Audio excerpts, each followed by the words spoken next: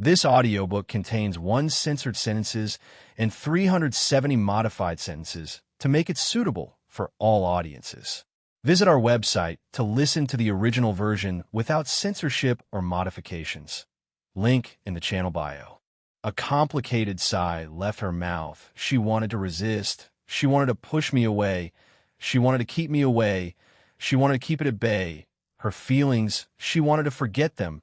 She wanted her brother to be far from her. She wanted her little brother to far away from her. So that she could keep herself at bay, she had promised to distance him. She had willed herself to be far away from him, to keep a distance. Yet why? Why did it only take a single hug from him to sway those thoughts? Chapter 134. Complex Family 2. Nora Lionheart. It's a name pretty relevant within the Babylon Academy. Being the eldest of a duchy and the future duchess, she plays a great role in the upcoming future of the world. If anybody's asked about her, the reply they would get is beautiful, powerful, amazing, and a future pillar of the Israel Empire. It's a foregone conclusion that she would be an amazing commander. There were several noble scions that wanted to court her, yet she remained stoic, not at all moved. In fact, she had even got violent when some of them got very pushy. Nora's not a powerless woman that anybody could touch. To the others, she's perfect and has everything she could have in the world. Yet no one knows that one thing that she actually wanted could never be hers. It was her brother. Nora desires a greater love from her brother. Nora's childhood was happy when her father was alive, but his death devastated her. At that time, it was her duty as the oldest to support her sibling, but alas, the death of her father was too much for a 9-year-old child, and it's then that Austin, her younger brother, became an outlet to her emotions. Back then it was out her anger and despair. She had pointed to her brother and screamed, shouting that it was because of him that she had lost her father. Back then her mind was messed up, and she didn't know what she was doing. It was only after saying that did she understood what she had done. She could still remember his pained face that day. Ever since then she carried the guilt of it. She thought that by staying away, it would be better, but that was only hurting her, and the one she loved more. Her memory was still vivid. The day her closed heart was opened once again by the very brother she had hurt. She could still hear his words of consolation. That was the day that she had finally gotten freedom. No, that day, she got a place to lean on, a place to open her heart. Strangely at times, she could feel like Austin was older than her, but somehow that only made her happy. Being the oldest, she had a lot of pressure to handle, so having someone to open up and just be herself was a relief. Soon her brother had joined the family that was almost broken. Finally, the happiness in Nora's life had returned. The days that followed were one of the sweetest of her life. Just pure happiness. She had undoubtedly gotten close to her brother. He became a place to rest her head on, an outlet to her worries, and a best friend. Back when they were alone, she could be willful, childish, playful, and there was nobody to judge. Nobody to say that she was being disgraceful. It was always strange or she felt like Austin was older than her. But she didn't care. She just wanted a shoulder to lean. Nora keenly understood that her feelings for her brothers were turning into something else. It was faint, but her heart would only ever be at peace when she was with her brother. It was only then. She doesn't have to be the amazing Nora, just the real Nora. Her heart would always lit up in happiness when she spent time with her brother. At first, she was confused of her feelings. She shrugged it off as she decided to spend her days in bliss with her family, but darkness struck again. Her memories were still clean. Even though she couldn't move nor speak, she had still understood what had been going on. She was the older one. It was her duty to protect her family and her siblings. Yet she ended up needing her brother. It was then that she had finally understood what she was feeling. She could remember it, as if it was yesterday. The scene of Austin protecting her with his back. The scene of him taking arrows to his body for her. The scene of him fighting to protect her. At that time, the feeling, which she was barely developing, bloomed to its peak at that time. She remembered her father's words of how he spoke about how he fell in love with her mother. At that time, she understood the sweet taste of love. Nora felt unworthy of her brother's love and protection. At that time, just the thought of his death broke her heart to pieces. She was playful, idiotic, willful, and she had hurt her brother. Yet he never resented her. He never shouted at her. He took it all in and loved her unconditionally. He didn't hesitate to risk his life for her.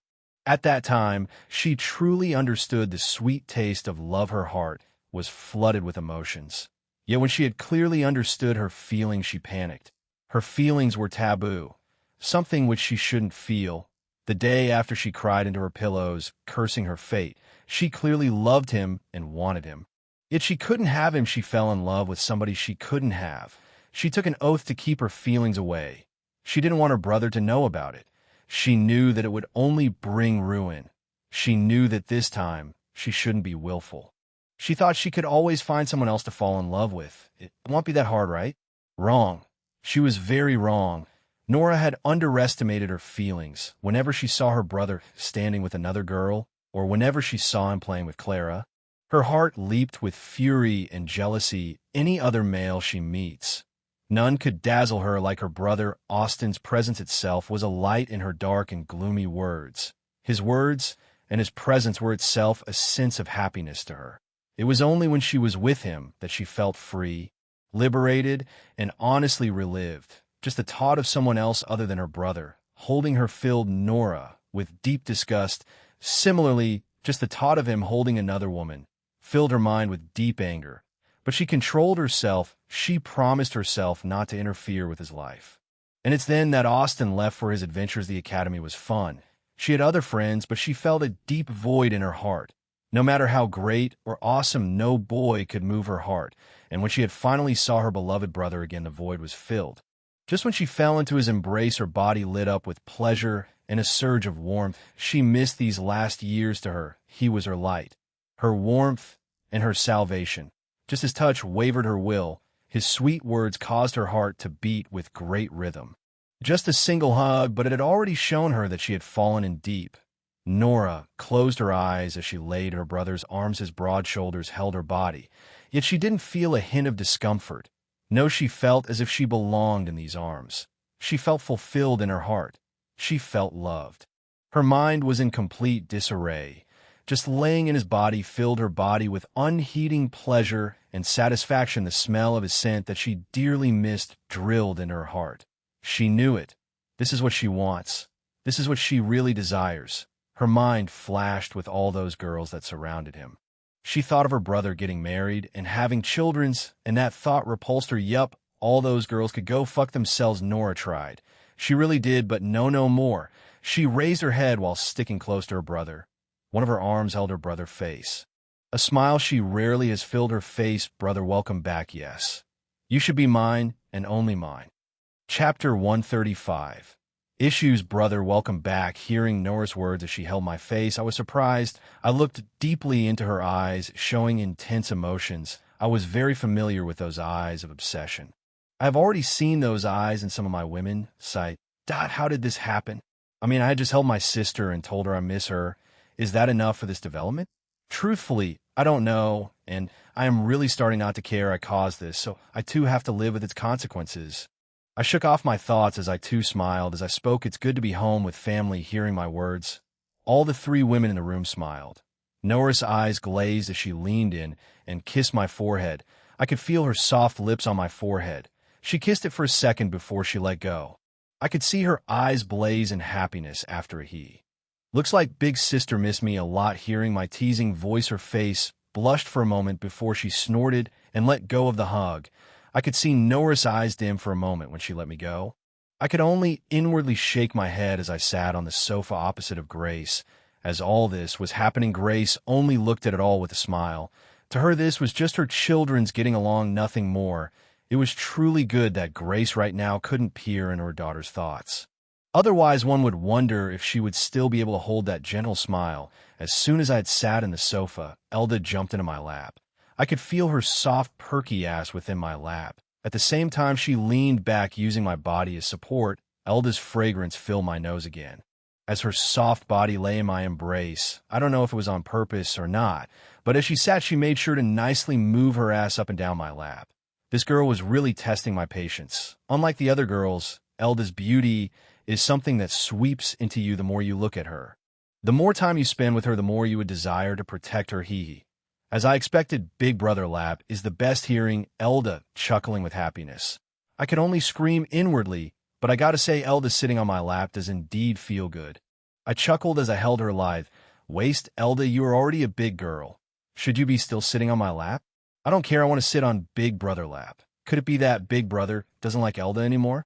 As Elda said those words, her eyes dropped as she held her head, done seemingly falling into despair. Any man seeing this would beat up the guy that caused such a pain to such a fairy. Looking at Elda's acting, I couldn't help but think that the past shy Elda seemed far away. How could I ever dislike my dear little sister? You are one of the most precious thing in this world to me, as I said that I hugged her body and pulled her into my embrace. Her soft body felt smooth. Elda smiled as she laid her head on my shoulder with a dreamy look. As soon as I held her, her tears disappeared and a smile took over it. I have to say, you really have grown up, my little Elda. I don't know what you were talking about, Elda replied back to me with her face still deep into my chest. I looked at both Grace and Nora, who was looking at this with a pouty look. They both seemed to have a look of jealousy as they looked at Elda. Those two really are alike, like mother, like daughter, is all I could think as I looked at the jealous look on these girls' faces. I wonder how you would feel when you get to know the problem Elda has caused for you. Problem? Hearing Nora's words, I looked at her in doubt. Not only that, I could also feel Elda tremble in my embrace. What did Elda do? It's nothing. She just declared to the whole academy that she would only accept the boy that beat her big brother.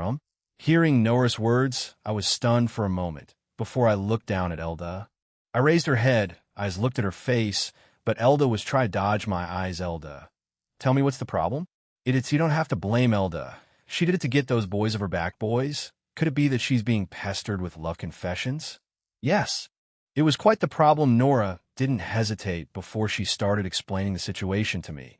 After she finished speaking, I couldn't help but feel that nobility is really a pain. Well, the issue is not big. It's just that there are several boys who fell in love with my sister. Elda's appearance itself is stunning. Her beauty is one in a million, and even I was charmed by it for a moment. It's not only that, there's also the fact that she has the fairy bloodline. Due to it, she also has the aura of a charming, gentle, poised, and well-mannered woman. Anybody will feel protective of her once they lay their eyes on her. Adding to the fact that she would be completely devoted to you once you marry her.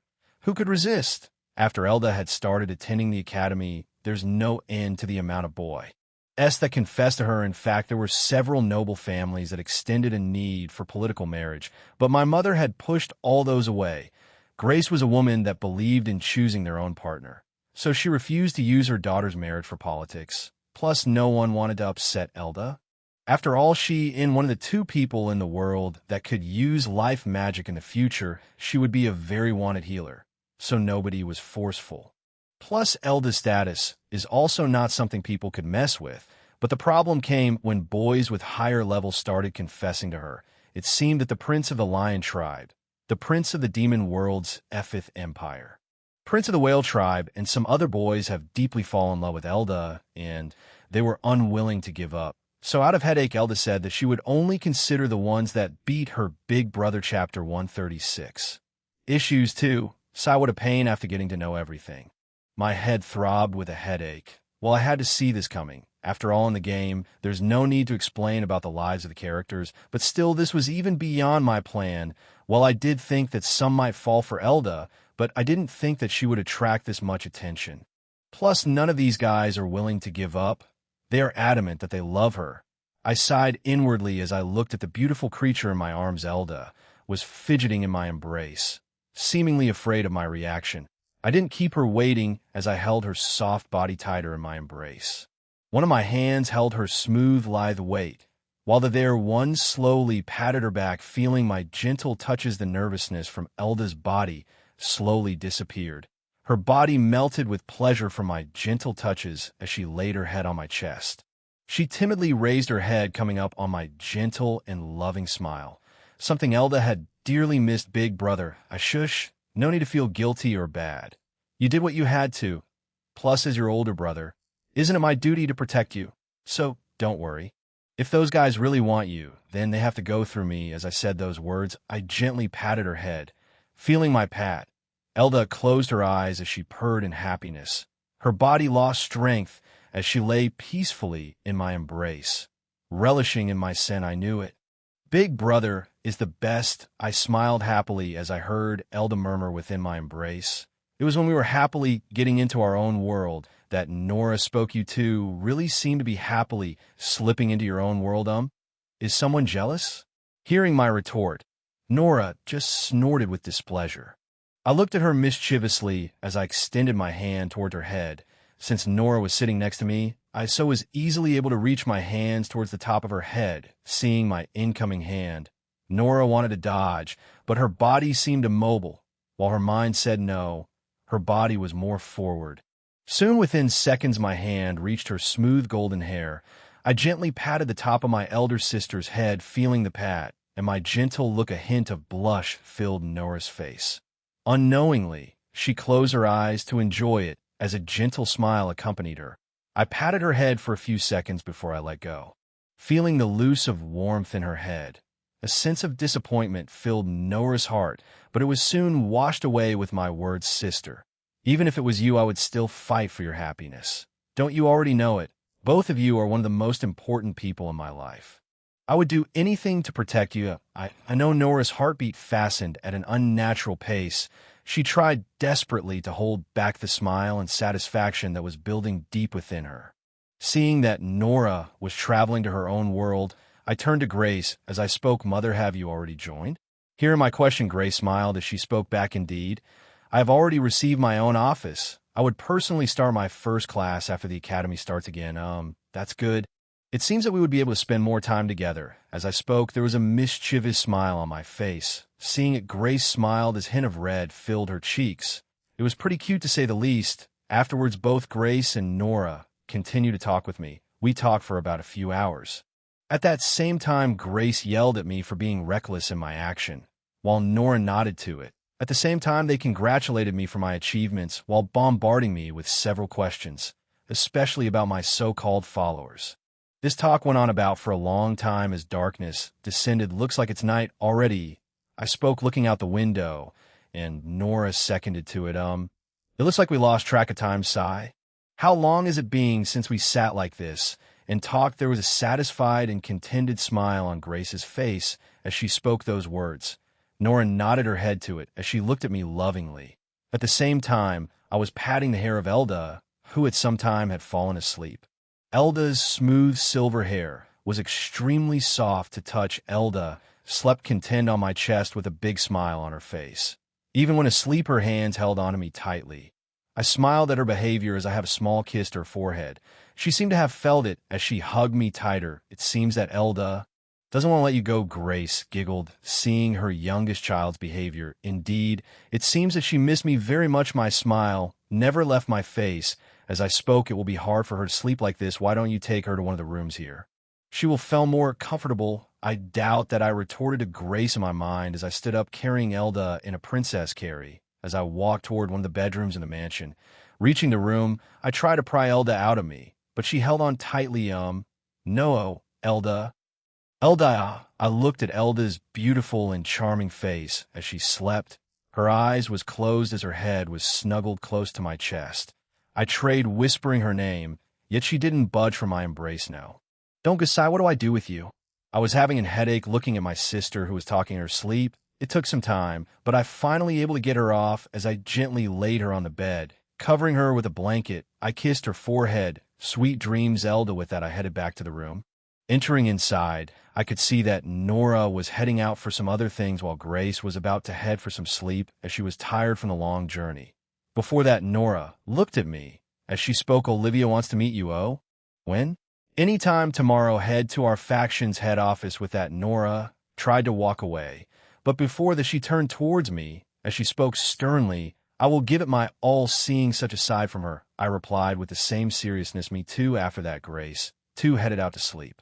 As she had to deal with many things, she was tired, but before leaving, she made sure to give me a secret kiss. Since we were in the Lionheart-owned mansion, we couldn't do anything romantic in public. With that, I was left alone. Looks like it's time to meet her. Smirking, I too walked to a certain direction. Chapter 137.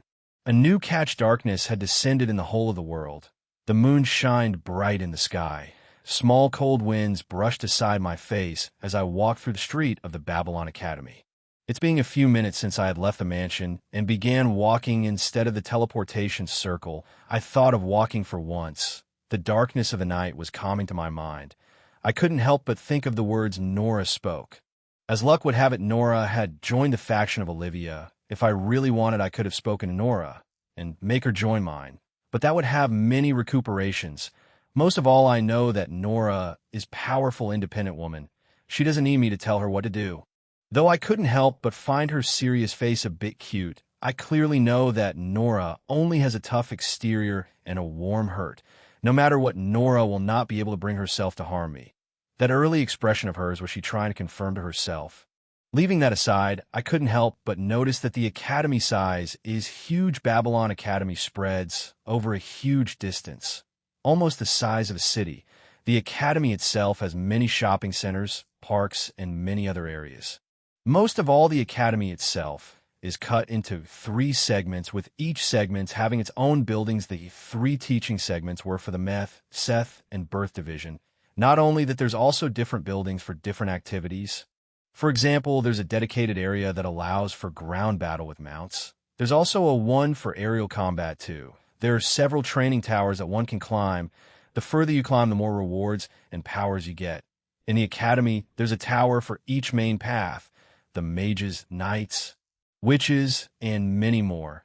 Climbing each tower represents the path you take in your occupation, plus the academy has training for other non-combat areas too.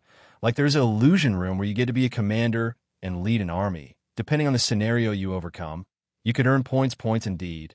It's one of the important currency of the academy. You can use these points for all the things in the academy, from renting a training room to renting or buying a mansion or a separate house in the academy. Of course, money too works here. But again, it would cost a lot of money if you want to use it in the academy. Plus, for the most important things, academy points are needed. The points can be earned in many ways. It can be earned by completing any missions the academy gives out, or by earning a spot in any of the leaderboard, but creating factions is not allowed. Only the ones that has won the rings can do that. But there are clubs, each one based on the occupation one chooses. They cannot fight for power, but they can gather together and show that their path choose superior. In fact, there is even an archer club, but it's at the bottom of the power pyramid. The archer as a single profession only rose up after Eleanor, so the number of people proficient in it is very small. But that's going to change soon. I hummed as I thought about my plans for the future. Before I entered the academy, Eleanor contacted me. Of course, even after we last met, we still kept contacts. Occasionally, I would even send her flowers and loving gifts. After all, you got to let them know you are there. Anyway, Eleanor only spoke a single sentences, show them the power of the bow. It might be simple to hear, but achieving it is very tough. But I didn't reject Eleanor. After all, I still love her, and most of all, she had given me a lot. It's time that I did something for this path, and soon in deep thoughts, I reached the male dormitory. Yep, that's right, the dormitory, as I said before. If you're rich, you can buy your own mansions at different places, but for those poor nobles who couldn't afford it, the academy provides its own services. So why am I here even though I have a mansion? Well, it's simple. Smirking to myself, I walked towards the room allocated to me. Reaching my door, I started opening it. Entering inside, could see that it was a huge room for 2, and in the hall I could see a cute boy. The boy had short green hair tied in a ponytail, while his eyes was bright hazelnut color. His stature was short, only reaching my chest, as his face was more ambiguous cute rather than handsome. Though he had small, well-developed physique, it's sure that he trains his body very well. If I didn't know better, I would have thought that he was a trap, but I do know better. Name: Shira Hillclode. Sex: female. Age: 18. Species: human. Talent: 910. Power: origin level 3. Title: The Hidden Girl, the one who overcomes love. 0. Description: a girl who had no choice but to dress up as a boy. Due to the circumstances forced upon her, even though she had been through a lot of tough shit, she still believes in her own self, doesn't care about anything other than bringing up her family difficulty. B. You gotta do what you gotta do. Yup, it's another capture target. Here's the cliche scene of having a girl roommate who hides that she's a girl. In truth, this room should have belonged to Leonardo, but when you have a doting aunt, nothing's impossible after using the excuse of wanting to feel a normal academy life. Mira gave me this room, though I picked it. Anyhow, the girl that stands in front of me is from Fallen Baron House. Her family is really in the brink of destruction, and the only way to save it was to find their family weapon, which is kept in the hidden world belonging to the academy. In truth, Shira's family was a famous household that had done meritorious deeds in the past. In fact, one of their ancestors is a hero, but sadly the sands of time had swept it away. Until Shira was born, she had inherited their family bloodline, but she lacked their heirloom weapon to bring out her full power. Moreover, her father's position was at jeopardy. It was only due to her that Shira's father could keep his position, and for that Shira needed to act as a boy. There are many complicated reasons for it, but Shira doesn't mind. This girl is a complete training maniac. She only cares about increasing her power and nothing more. Hell, I think she enjoys being about, because she doesn't have to deal with anything girly coming out of my thoughts. I smiled at my roommate. It would surely be fun bringing this girl that only cares about getting stronger to scream in pleasure. I really do love going to school. Chapter 138. A new time. Hello, are you my roommate? I smiled as I walked in and greeted Shira. Seeing me, her face lit up in surprise. It was normal after all. I have recently became famous, and even she was there when I had fought against the army. Technically, I had messed up the Seth hunt and had stolen the show from her, and the rest that had reached the last stage. Still, even they couldn't help but agree to it that I was strong. Shira soon regained herself. As she looked at me, suspiciously, what is someone like you doing here? Shira's voice was soft. In fact, it was androgynous. Not manly, and not too girlish too. Hearing his question, I reacted with confusion. Why can't I be here? Don't be dumb. Just with your status, you could own your own mansion, much less when you have a whole lot of dogs waiting behind you. Dogs? I asked back with a smile, but inside I was holding back the bloodlust that was brimming within me. My question caused her to sneer as she spoke. Why? What's wrong? To me, those that bend down to others are just dogs. To think at once I used to admire one of them, it just makes me sick. There was utter disdain on her face as she spoke those words. For a moment, I had seriously considered ripping her head from her body, even though those guys had swore loyalty to me. I have never once thought of them as a slave to me. Calm down, Austin. Calm down. Anyway, shouldn't those dogs have built a mansion for you, or anything? Well, that's right, you were from the Lionheart Duchy, right? I thought that maybe after your head's death, they would fall. Who would have, though, that your family will still stand? The disdain in her face became more apparent. She looked at me with a scrutinizing gaze. As she spoke, I mean, you have that stoic-faced big sister. I mean, who could even feel anything for that angry-faced woman? But I gotta say, your little sister is lucky. After all, she has all those guys to look after her. She's just lucky to be born beautiful. The more she spoke, the more the smile on my face widened. She didn't even hesitate to praise my mother, too. Looks like I have miscalculated something, Hearing my cold voice, Shira looked at me in surprise. At first, I had thought that Shira was just trying to make me angry, but looking at her, I could say that she has at most disdain for me. My family and the ones that I care about. It's funny that now I realized it. She doesn't even have the power to oppose them, yet she has such an arrogance. From what? Just because she has a bloodline of a fallen hero? Just because she thinks she will get stronger one day? It's funny what is. Shira asked back, flinching at my cold words. I held back the utmost anger that was boiling inside me as I asked this girl a question. Did you join a faction? Why do you care? Just answer me if you want to know. I have joined a faction belonging to the Rosalind Prince. I see. I nodded my head as I closed my eyes. From what I knew in the game, Shira didn't join any faction. Actually, I knew that Shira was arrogant. After all, I had already kept some tails and informants on some of the capture targets. I could only do this on the ones that have no huge backing or power. I really didn't give much to it. I had thought that I would be able to handle her arrogance. Maybe even twist her, but the moment she spoke, all those thoughts went out the window. During my travels, I found out my major flaw. That was having too many faces. I mean, if I showed different face for different girls, then what would happen when they all meet? That's why I thought of showing my true self with a few hidden sides. In truth, I won't give a shit if somebody I don't know dies in front of me, but I do not accept someone talking shit about people I care, even though at first I only took them in for my own use. I slowly accepted them as family, and now there's a girl calling them as a dog. In truth, I can easily control my anger and easily forgive her and talk to her, but would that be the true me? Would I be needed to lower my head and hold myself back to every capture target? Do I really need to be a goody two-shoes in front of this bitch? Just to appease her, in front of this bitch who doesn't even know to correctly rein in her arrogance. I am no saint. I lie and manipulate others, but I make sure not to hurt them or treat them badly in the future. Most of all, I desire them, and I did what I need to do to get them. I mean, I wouldn't care if she was evil or talk shit about others. After all, I am not a good person myself, but after she calls the ones I consider my family as dogs, am I to be loving towards a woman that taints my family? Hey, hello, are you still here?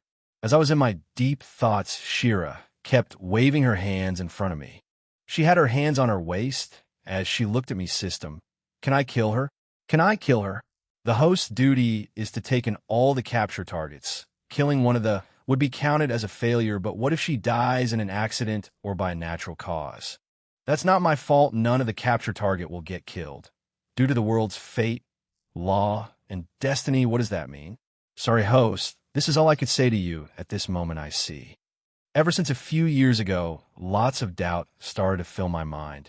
Did a god really just create a fantasy world just to torture a guy? Plus, each and every feature of the world is amazing. Moreover, what about the gods in this world? Are they weaker than the one who brought me here? And many more. Looks like there is a lot of secret for me to uncover. I closed my eyes as I took a deep breath. Currently, I am in a dilemma, and I need to decide what to do. Without even minding the girl who kept calling my name, I walked out of the room. If I stayed any longer, I would surely rip the girl's head of her shoulder. I walked out of the dorms as I looked at the night sky. Sigh. What do I do? I walked through the night sky, relishing in the cold wind that blew against my skin, calming my mind down. I mean, I could go back to her, talk to her, maybe even change her mind. If not, I could create a certain situation and make her fall for me. But after all that, would I desire that girl? I mean, she only looked down on people I care. It's not like she killed someone I cared about. I really am in a slump. System. Tell me, what should I do? This is beyond my... Stop. I am asking you as a friend and a partner who was with me from the very beginning. Not as your host, as your friend, I say that she does not deserve you. As your partner, I say that you should make her suffer. And as your host, I oblige you to follow the quest to save your life. Tell me, is there something you are hiding from me? Yes, should you be answering my question? Don't you have some kind of restriction and all? I do, but as a friend, shouldn't I at least try? Hearing the system's words, I smiled. In this new life of mine, I could say that the thing I know best about is my system ding. Shira Hillclode as being removed from a list. For the first time, I could feel a great deal of tiredness from the system. I could tell that the system had to pay a price. This is the first and last time that I could interfere. I looked at the moon at the sky for a few minutes till I spoke again. Thank you, no? Thank you, okay, for those who's worried there won't be any more girls removed. In fact, there's something special I am planning from this also. This was just a sneak peek into a reveal I am planning for the future. And as for Shira, there's something special for that too in the future. Chapter 139. The hidden problems. The day after Austin had caused trouble in the Seth hunt. In a room sat 4 women, each displaying overwhelming powers, beauty, and aura. Each of them sat in a table facing each other. One of them had long black hair and dark black eyes with a beautiful face, along with a graceful aura. Unlike her normal self, the current her was not wearing any veil to cover her face. Eleanor looked at the familiar women surrounding her, and she spoke. Sigh. Why did you call on this meeting, Naria? You know that we are all busy right now. The woman to whom Eleanor spoke had black and brown hair, mixed along with sparkling peach-color eyes that seemed to contain a deep wisdom. Her sexy body was hidden by her mage dress. She was Naria Williania, the current head of the Mage Tower and one of the leading mages in the world. She's also the master of Mira. Oh, relax, will you, Eleanor? You don't have to always be so stiff. After all, I heard about the things your disciple did, and I gotta say, I'm a bit jealous. The disciple of yours seemed to have brought back the talk on archers again. Hearing Naria's words, Eleanor didn't show anything outwardly, but inwardly she was glad and happy. Remembering her lover's face brought a hint of sweetness to her heart. Even though they couldn't meet all the time, they would still contact each other at times. Eleanor had never thought that falling in love would be so good. Whenever she was alone, Austin's image seemed to have filled up her heart and mind. Even before, she used to worry about him, but now there seemed to be something sweeter when she thought of him. Her thoughts about him increased every day, even though she stayed away from him. And whenever he's a bit late in contacting her, her mind would be a mess. This was the first time in her life that she had to go through so many emotions at once. Moreover, when she had heard about the things he had did, her heart couldn't help but beat in eagerness and pride. She had even secretly ordered the saved videos of his display, planning to watch them at her free time. Indeed, my disciples the best, even though Eleanor tried to be neutral. Unconsciously, her face had lifted to a loving smile while her voice was filled with pride, seeing it the rest of the women in the room were surprised. This was the first time they had seen Eleanor smiling full-heartedly. Normally, Eleanor always held a fake smile on her face. Looks like you cherish him a lot. The one who spoke this time was a 12-year-old. No, it would be more appropriate to say that she looked 12-year-old. The woman's body was small and petite with peach color hair and blazing red eyes. Her face was the definition of cute and adorable. The girl's eyes seemed to shine with wisdom as she looked mischievously at Eleanor. But she soon flinched when she saw the frosty eyes of Eleanor Zisha. Don't you dare try to do anything to him, otherwise I would make sure to fill your body with arrows. Geez. Cool down, will you, Hick? What's up with you all causing so much noise to Hick? You're all messing up my head. Hick, the one who spoke now, was a woman with golden hair and bright golden eyes. Her face was beautiful, while her body was slender and toned. She wore protective gear and a sword on her waist. There was a drunken look in her eyes. Sigh. What am I going to do with you, Valisha? For God's sake, you are a sword saint. At least act like one. You do know that people are now calling you the drunken saint, right? Neria spoke, clutching her head. Why should I care about Hick? What other Hick things about me? Ugh, you never change. Neria could only shake her head, looking at the gathering. The ones in this room are one of the few female Imperials. Yet two are in bad terms with each other, while the other is a drunk head. Neria could only shake her head as she got on to more serious issues anyway. I called you all to talk about the movements of the corrupt Republic. Hearing Neria's words, everyone in the room became serious. Soon the drunken look Valisha's face disappeared. What happened? Hearing Valisha's question, Neria continued, I don't know much, but you all must have noticed the several unrest these few years, right? Nobody spoke, but they all nodded their heads.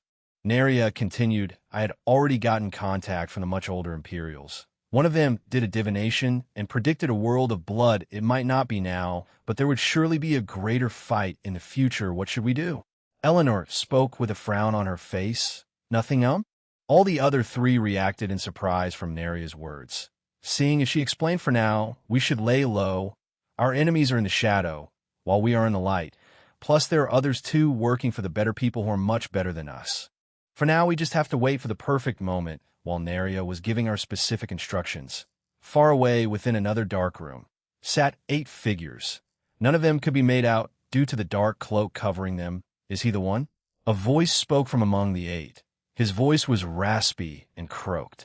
Seemingly his voice was unable to be identified. Yes, he's the one. We must make haste in this one. Another spoke with the same voice. It's good we found him out this fast. If it was later, more problems would have arisen. Indeed, he must be taken out. You can use one of our important pawns in the academy, but the job must be done. Consider it done. After the last one spoke, he looked at the image of the boy at the center of the table, and the picture belonged to Austin. Chapter 140. New ways now. That was a good rest. It was already morning, and I was walking through the streets of the Babylon Academy. It was the next day after what had happened with Shira. That night, I went for a long walk and slept in the mansion from before. After I woke up, I had breakfast with Grace and Elda before heading towards the meeting Nora spoke about. As for Shira, I already have a plan to keep that woman in her place, and it ain't going to be pretty. Now, since I don't have to care about her affection, I could do more extreme things anyhow, leaving aside Shira.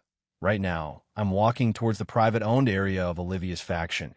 They themselves have a huge plot and a lot of powerful and talented students under their control. This also the reason that many don't believe in my success. After all, the coming competition for the King of Babylon is not just about strength. There are many other factors. Speaking of myself, currently my name is already spread far and wide.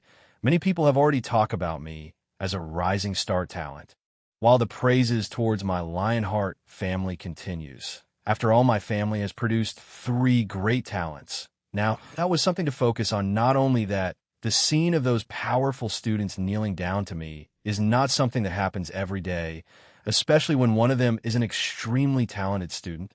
In other words, they will work only under me, ready for my any commands, while all the other factions have powerful students. None of them have given sworn loyalty, Moreover, these students are noble and future heads of their own house. Why would they lay down their lives? Meanwhile, I have a group of powerful students waiting readily for my command right now. All I am missing is to show my funds and a prosperous future under me. Thought it might not be easy. I shook my head to clear my thoughts as I reached the huge mansion, where students seemed to come and go, seeing me walk towards their faction head office. Many of them looked at me warily, but among them some had admiration. While many of the girls had stars floating in their eyes as I walked closer, I could see a familiar girl standing in the front of the mansion. Her long golden hair was tied in a ponytail. While she wore her sword and protectives, her skirt reached her knees, while she wore black stocking that accelerated her long legs.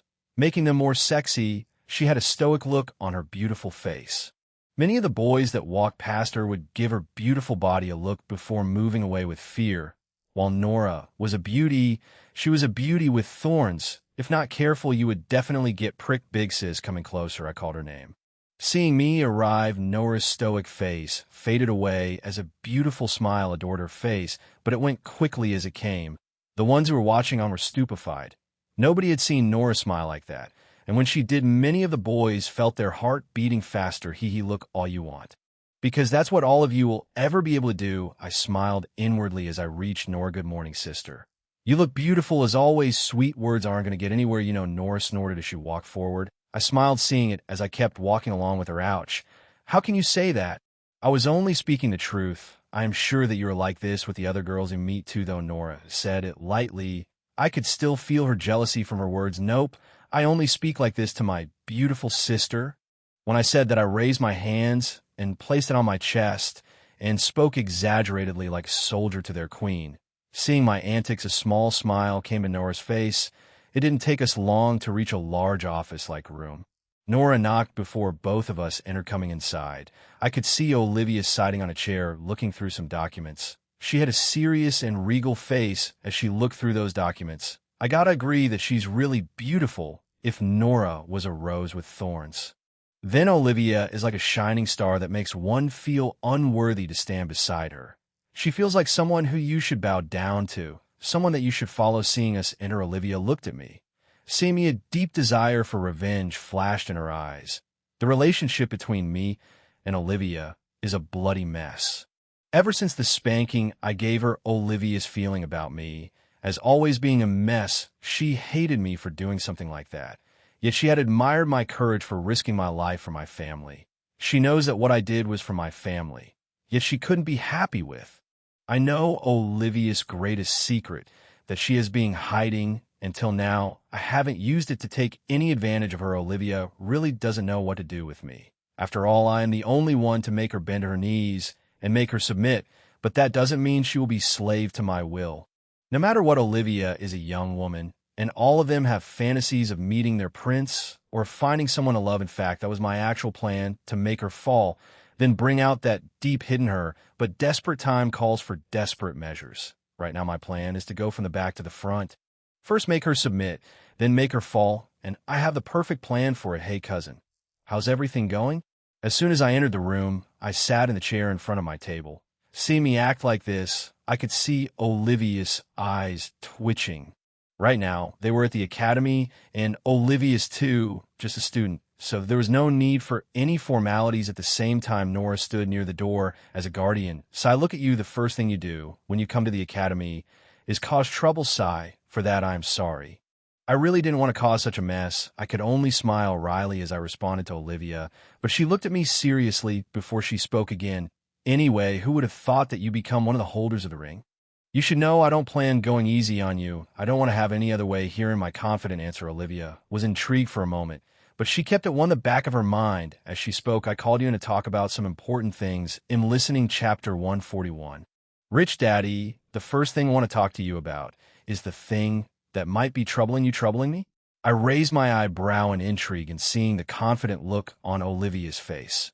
Seeing that it was a serious talk, I sat straight in a noble and serious manner. My eyes became focused as I looked at her. Indeed, I want to form an alliance. An alliance? Yes, an alliance of factions. Nobody knows how the upcoming matches for the title will be.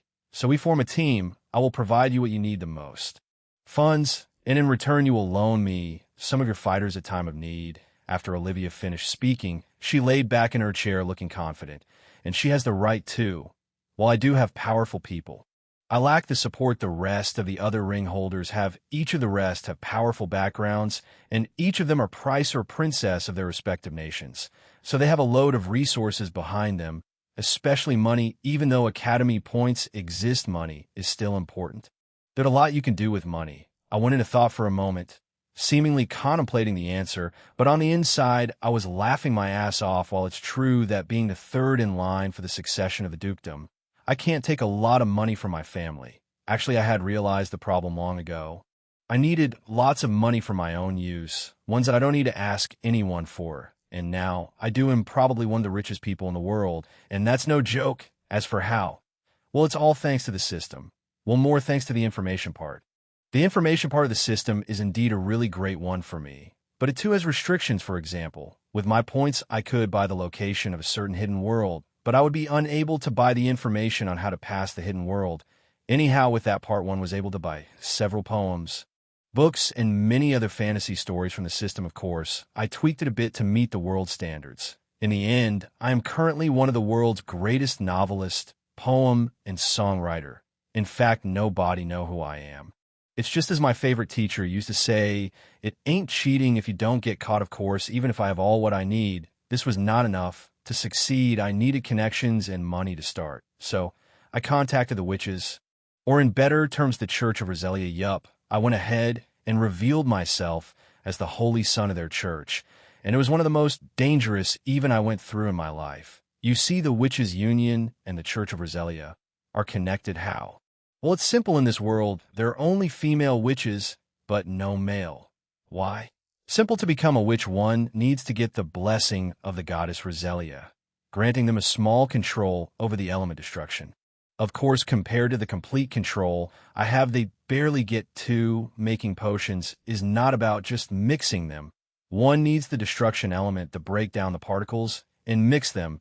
Hence, to do that, one must become a believer of Roselia.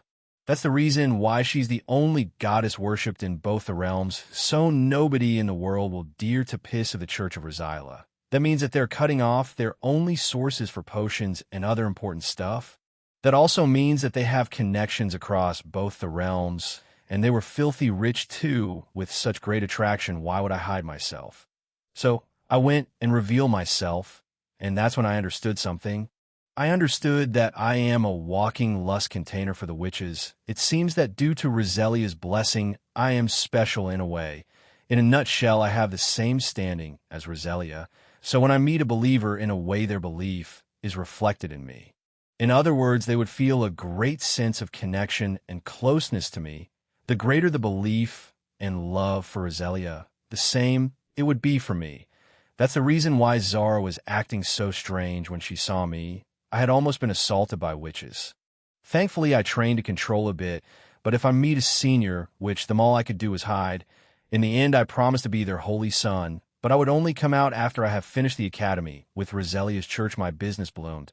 I also made a contract with the biggest magic tool creating company. I would sell them some magic tools from the system. Of course, only the ones that won't cause big ripples, locking away my memories. I looked back at Olivia with a smile. Your proposal's interesting. I will think about it. Olivia frowned, hearing the unenthusiastic answer, but she shrugged it off. She knows that I will come to her in the end. Olivia sat up straight as she asked me a question. Come to think of it, do you know Scarlet? Scarlet? I tilted my head in confusion. Well, technically, I don't know that Scarlet's Kevin until I meet her face to face. After all, I have been living on the move, so it's not strange that I don't know Scarlet. Oh, do you know a girl with ash-colored hair? Oh, you mean Kevin? Kevin? Hearing my reply, Olivia became even more confused. She, though, of leaving it aside for no. Just as Olivia was going deeper in her thought, I spoke. Hey, Olivia, can we talk in private? Indeed, it's about a certain recording device. Olivia's face twisted from my words, but she soon regained her calm. She stood up from her seat as she walked to a certain room. At the same time, she looked at Nora. As she spoke, Nora, we will be moving for some private talk, boo. Don't worry, sister, it's nothing serious. We would be back in a jiffy. Nora wanted to protest, but we both told her that it would be fine. With that, Olivia took me to her private training room. where nobody other than her could enter, and as soon as we were alone, her smile faded as an ice-cold look appeared on her face spitted. What do you want? Chapter 142. Subduing the Princess spitted. What do you want? As soon as we had entered the room, the warm smile on Olivia's face disappeared. Only a deep, cold look appeared on her face. The room we had entered was closed off from the outside world. It was a huge training place, a place fit for a fight. I grinned as I looked at Olivia. Well, I wanted to give you a chance to take it back, Chance. Take it back. Olivia was confused, but I didn't keep her waiting as a recording orb appeared on my hand, and in a very clear scene of Princess spanking was being played. Seeing it, Olivia's face darkened. A seething anger raised deep within her eyes, but at its depth a small desire too burned. Olivia's mana burst outwards as a huge pressure filled the training room. I remained unfazed in such power. It took few seconds, but Olivia calmed down. She took deep breaths as she spoke. What do you want? I liked you better when you were moaning in shame. Hearing my reply, a blush covered Olivia's face, anger filling her from looking at my face that was filled with disdain for her. The sadistic side in her fought with her other side, desiring to bring me to her knees. Tell me what you want. This time Olivia was using more of her mana, trying to pressure me hard. I stayed cool as I raised my hands in defeat. Okay, I just wanted to give you a chance for a revenge chance. I didn't speak as I took a parchment from Space Ring and threw it to Olivia. She caught it, and she could feel a certain divinity in it. Olivia's eyes was furrowed as she opened the parchment. Soon her eyes widened in surprise as she read through it. The more she read, the more her breathing seemed to rise in excitement. Seeing it, I smiled inwardly. The parchment I threw to her is the Contract of Death. It's a special contract made by the Church of Death. The Contract of Death is simple. It's that you sign it. You sign it with your life on the line. If the contract is broken, then the one who broke it will die, and there's no way to stop it. The contract is completely in the control of the Church of Death. This is normally used by people who don't trust each other. Hence, the Contract of Death is only used in very secret and important business. Of course, no one can use this contract to make a person who's not interested sign. It only works if you sign it with your own will, and no one can use it to make another person their slave. Without him agreeing to it, completely leaving that aside, the one I gave her is simple. Both I and her would fight, and the loser would become the winner's slave for a certain period of time. Of course, there are other rules in it too, like you can't be asked to kill or die. You can't ask things about the Empire. You can't ask to betray, and many others. Basically, I wrote those rules to rein in Olivia more. In this case, the winner would have full control of the other's body, and that's only what I need. Plus, I made it that I can't look down on her when I am with her subordinates, and I can. Rule over her during the programs for the King of Babylon, and that's mainly the reason the Olivia was hesitating. Olivia's inner sadist was fighting with her logic. The reason was simple, because the contract was too good to be true, and moreover me giving this opportunity means that I have confidence in winning. Olivia read the contract again and again, looking for any loophole. In the end, she knew that the contract would be good for her if she won. She raised her head and looked at me. Seeing my smug smile, she got more irritated, but she held it in.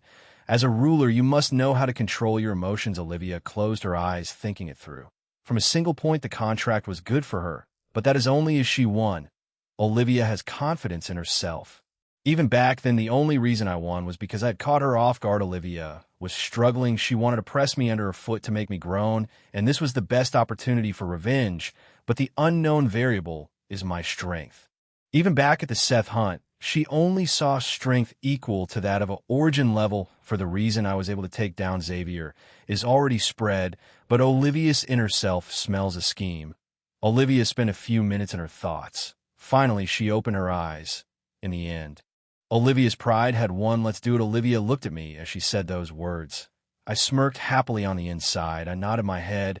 Olivia pierced her finger as she dropped her blood on it. Then she tossed it back to me. I too did the same. Soon a black smoke rose from the contact and flew into both our bodies. Now I could feel the sensation of the contact. Now, shall we start? There was a smirk on my face when I said that, but I was not the only one. Olivia too had one on her face. Sure, let's start. After that, Olivia walked toward a certain area and activated the protective mechanism of the room. With this, we could go all out. Well, anyway, I was planning on winning this match barely.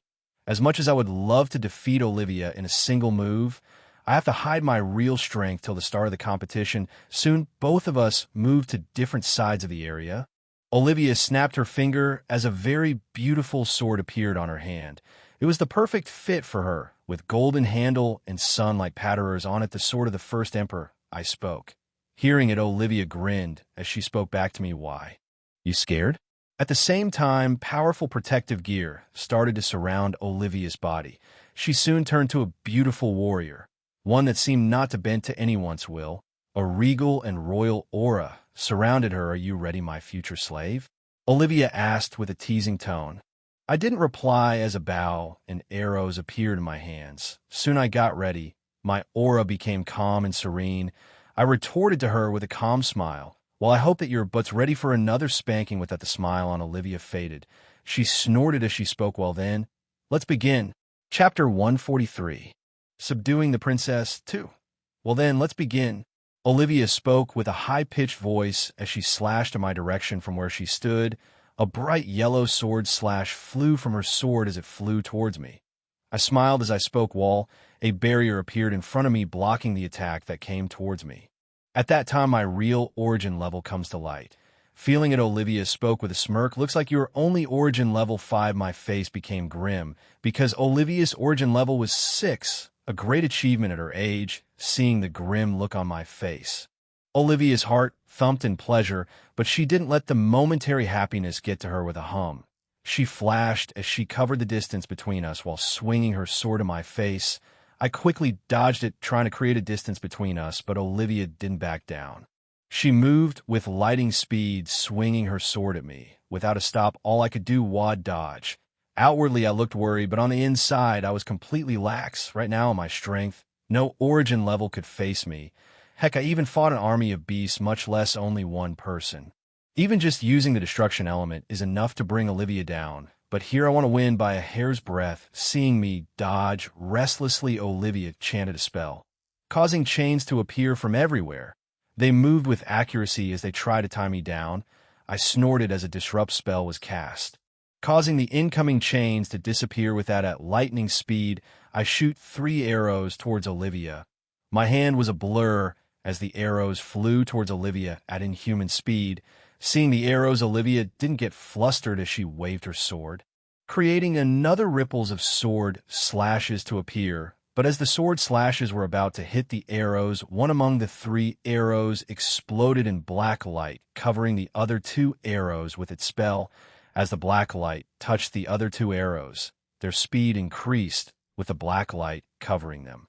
They easily moved past the sword slashes, arriving in front of Olivia in a blink. At the same time, Olivia didn't lose her calm as a golden light covered her body from the equipment she was wearing. Both the arrows hit her, causing Olivia to fly away, but there was not a scratch on her TCH. It must be great to have a living protective armor. Hearing my rambling, Olivia, who was pushed away, smiled. She didn't reply to me as she waved her hand, causing hundreds of bright hot arrows to fly towards me. Seeing it, I shot a single arrow that split into hundreds that blocked the light arrows Olivia shot. At the same time, I shot 3 more arrows behind it. The first one I shot easily blocked the arrow of lights, while the other 3 I shot started to crackle as lightning surrounded it.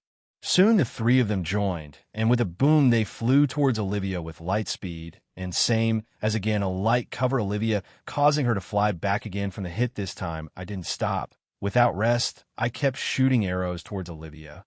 Blasting sounds still continued to be heard as my arrows continued to hit Olivia again and again, but the golden light in her equipment seemed to protect her. It was not a problem, as the golden light seemed to dim more as I kept shooting. As she kept being hit, Olivia's eyes furrowed as a golden light burst from her body.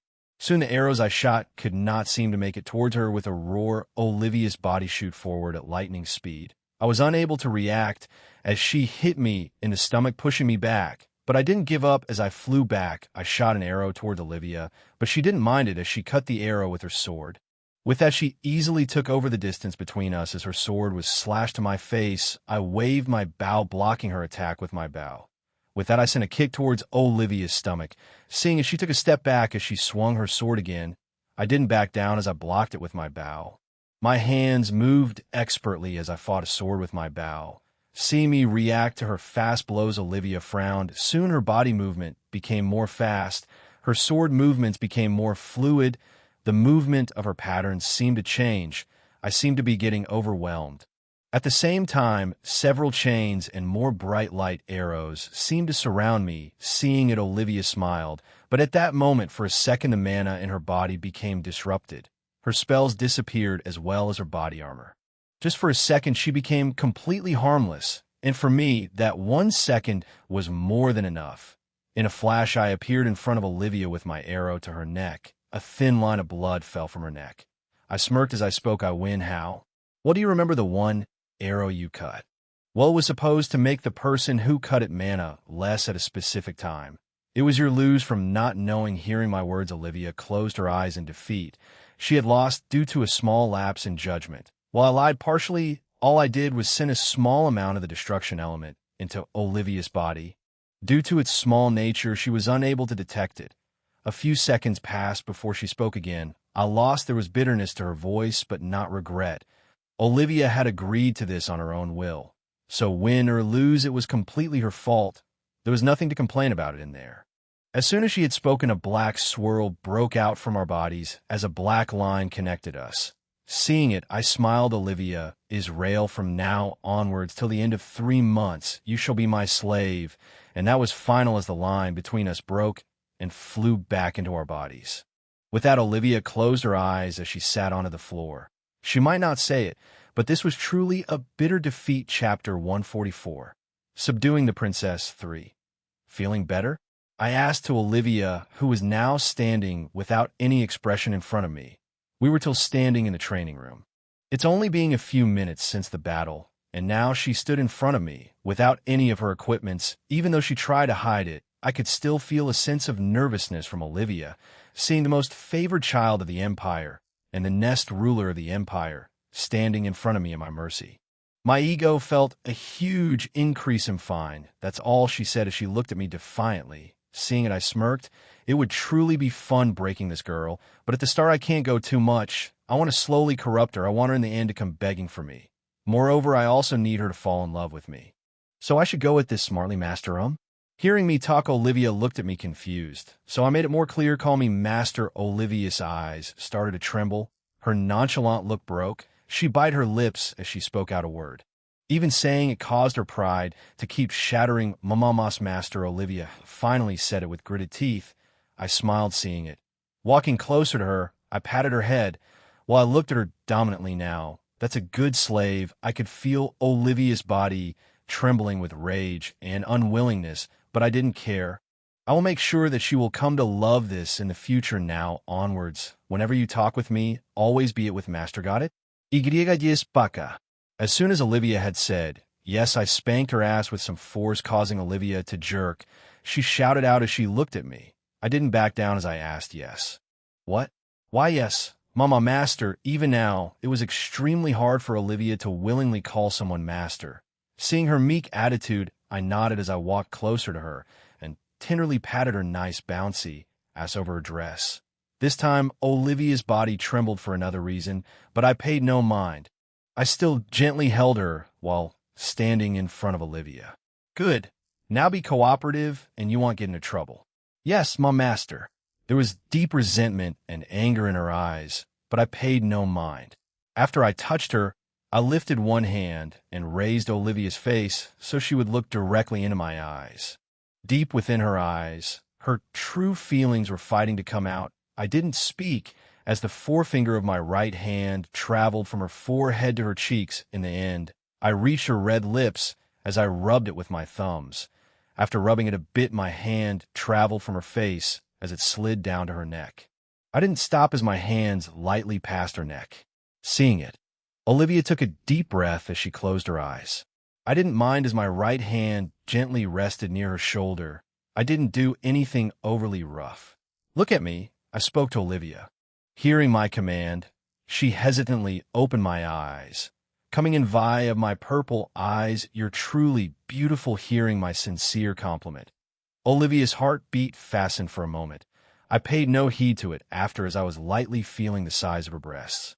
Just as Olivia's body was heating up, I left it, causing a sense of disappointment in Olivia's eyes. Turn around, I spoke to Olivia, who couldn't resist. With a bit of fearful eyes, she turned around, giving me a view of her back. At the same time, my eyes lightly lit up in both gold and black light.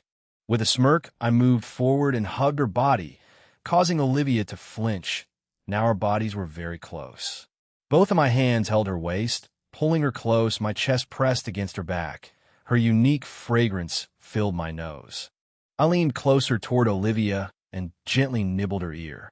"Hey," she responded softly, and I continued to whisper close to her ear, "Wow, you smell amazing. I'm so hungry right now."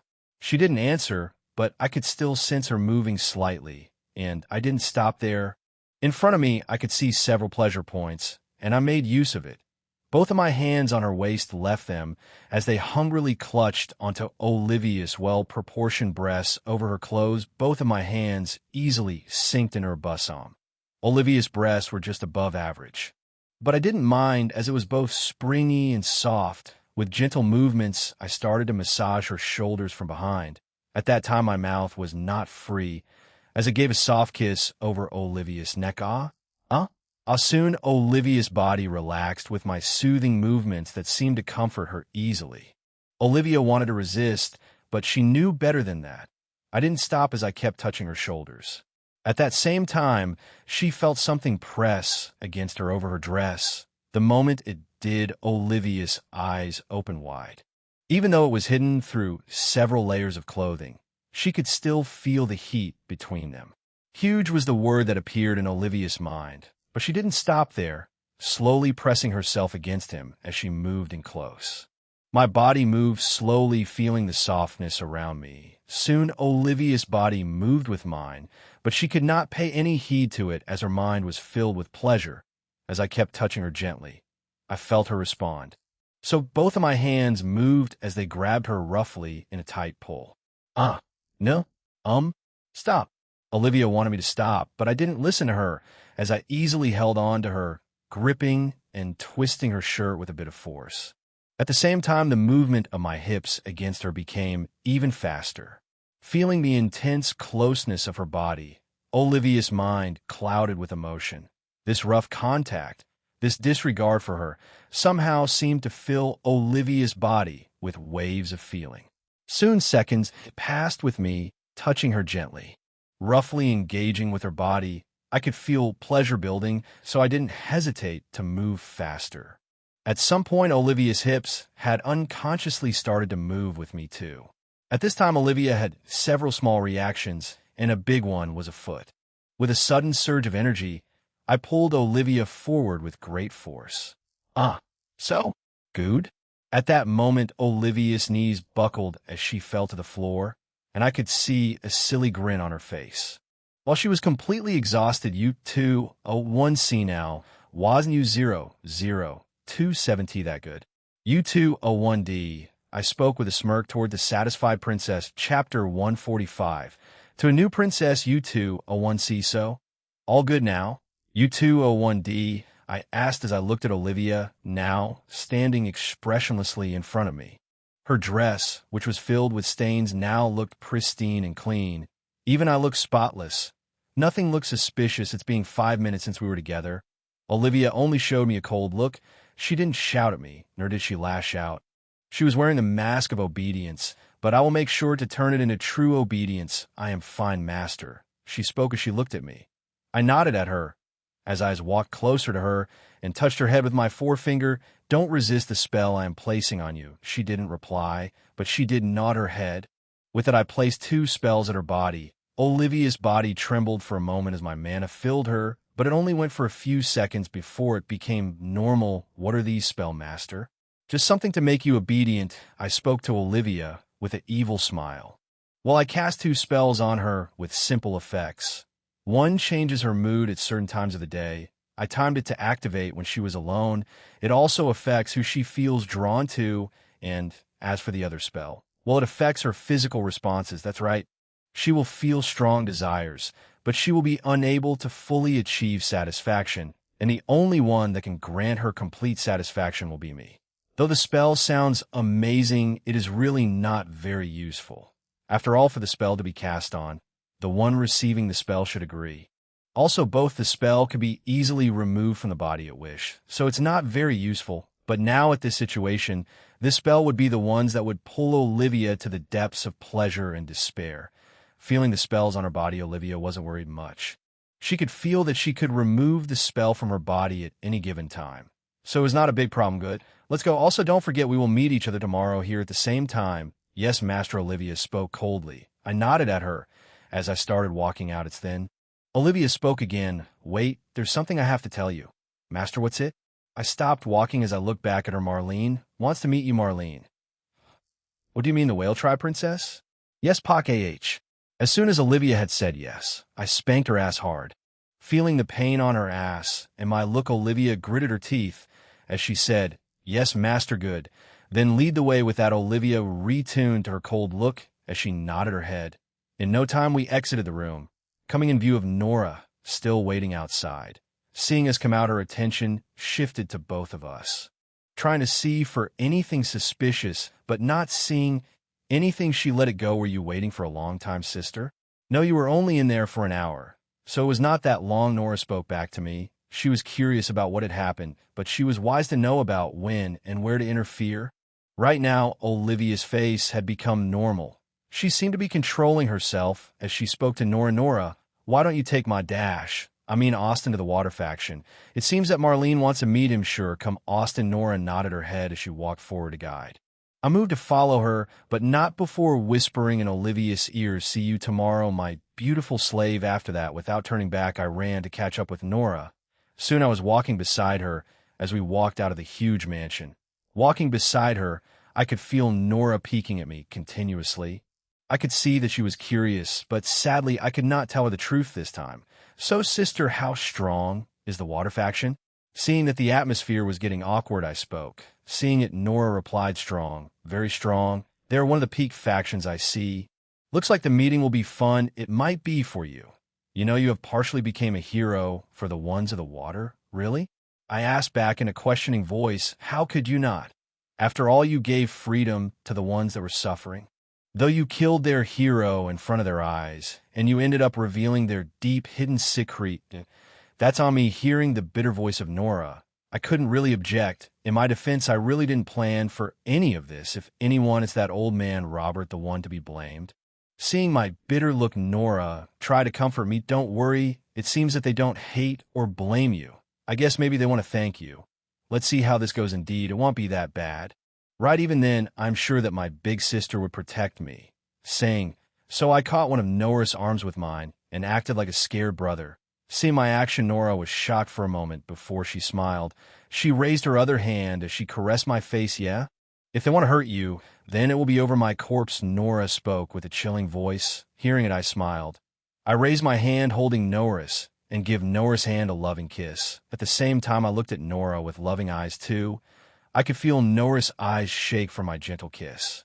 Right now, we had walked a fair distance, and there wasn't anybody nearby. After kissing her hand for a few seconds, I let it go as I spoke to Nora with loving eyes. It's the same for me, Nora. If anybody wants to hurt you, then they would have to walk over my corpse too. My voice was gentle and loving. Hearing it, I could see a red blush covering her lovely face. Her eyes became erratic, and her breathing seemed to increase. With a quick movement, she took my arms and started walking forward. Seeing it, it smirked. After that, I followed her as we walked in silence. Strangely, the silence between us right now was very warming. Chapter 146. The Sea Faction, I am back. Well, technically I didn't go anywhere, but still. And to any of you interested in a novel about cultivation, then try out my new book, Heavenly Opposers. Nora was quite as she lead me to the water faction area.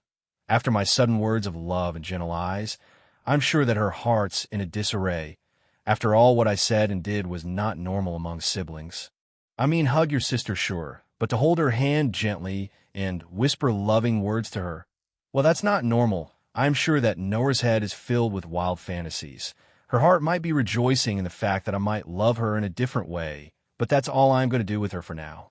I will slowly leave hints and make sure that it's Nora that takes the initiative. Sis, are we heading the right way? It's only after Nora heard my words did she break out of her trance. She shook her head and looked at me intently, trying to find somethings to prove her theory, but sadly for her, I only gave her a happy, loving smile. Seeing it, a blush came on Nora's face as she looked aside. Oh, of course, we are heading the right way. Her voice was a bit more high-pitched, probably trying to hide her embarrassment. I was really tempted to give her another kiss, but I held myself back.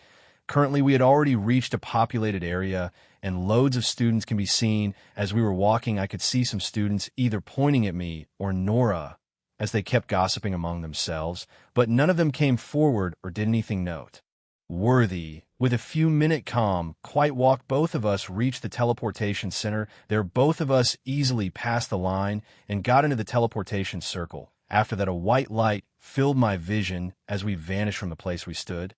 Soon the lights covering my eyes disappeared as I arrived in another room identical to the one we were in before. As soon as I opened my eyes, the calming smell of the sea filled my nostrils. I soon noticed that the students in the room were more of the ones belonging to the sea. I could see students from the turtle tribe to the Celian tribe roaming around, plus I could feel an abundance of water particle mana in the air. This was surely a good place for those that come from the sea.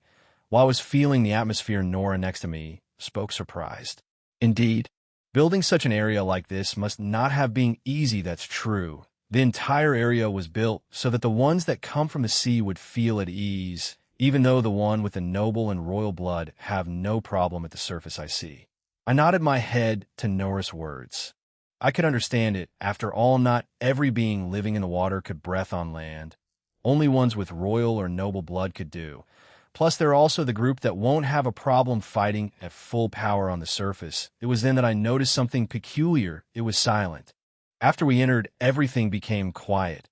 I could see that most of the students belonging to the sea were quiet as they looked towards us. No, as they looked towards me, I could see some looking at me with admiration, some with gratitude, while other had dislike, hate, or some negative emotions towards me.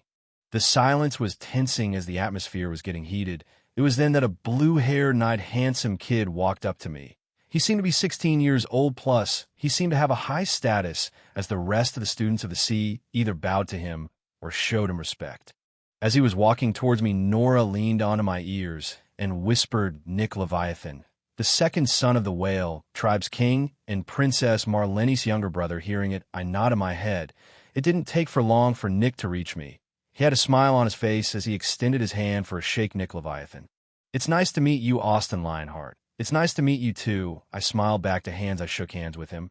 Overall, as I looked at him, I get a kind, princely feel, and I could tell that he was well respected from the gazes that the rest were giving him. It's a pleasure to meet the hero of the sea.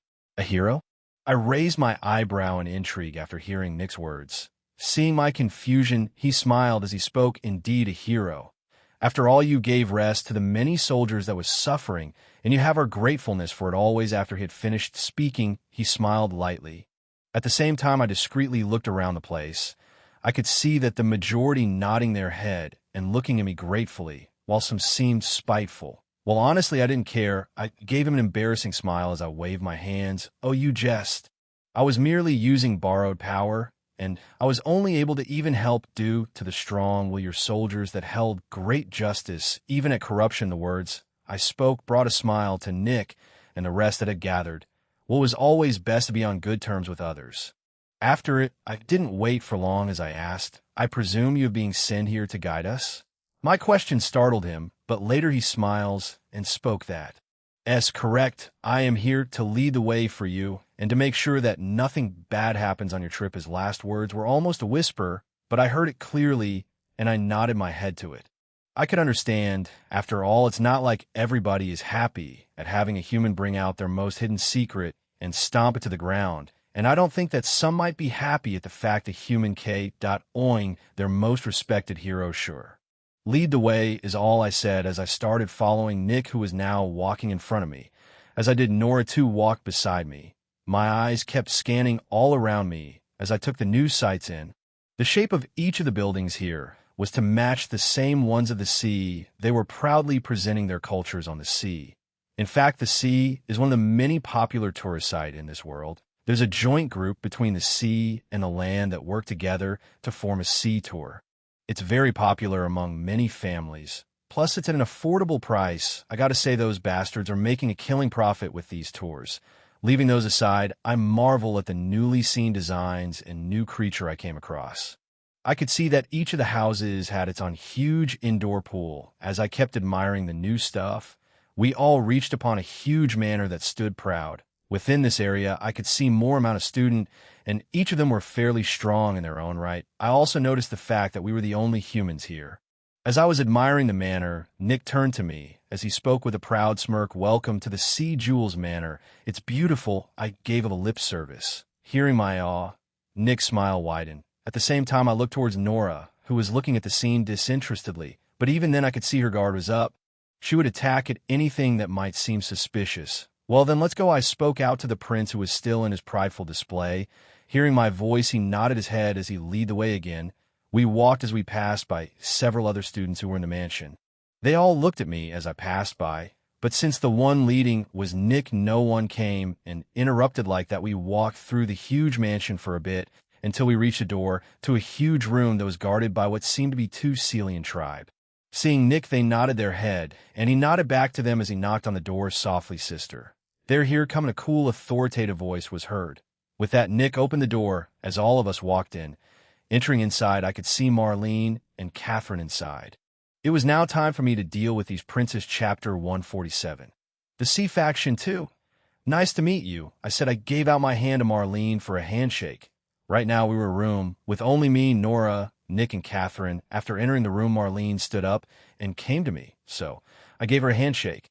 Looking at Marlene close by, I could see that she was more of a cool beauty. Her azure blue eyes seemed to contain the sea and a deep pride that drew anyone in.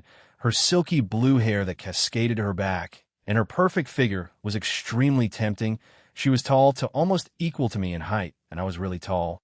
Her eyes traveled to my arms as she shook it. "It's good to finally talk to you, too." Her voice was calm and cool. Unconsciously, one might even follow her lead if ordered.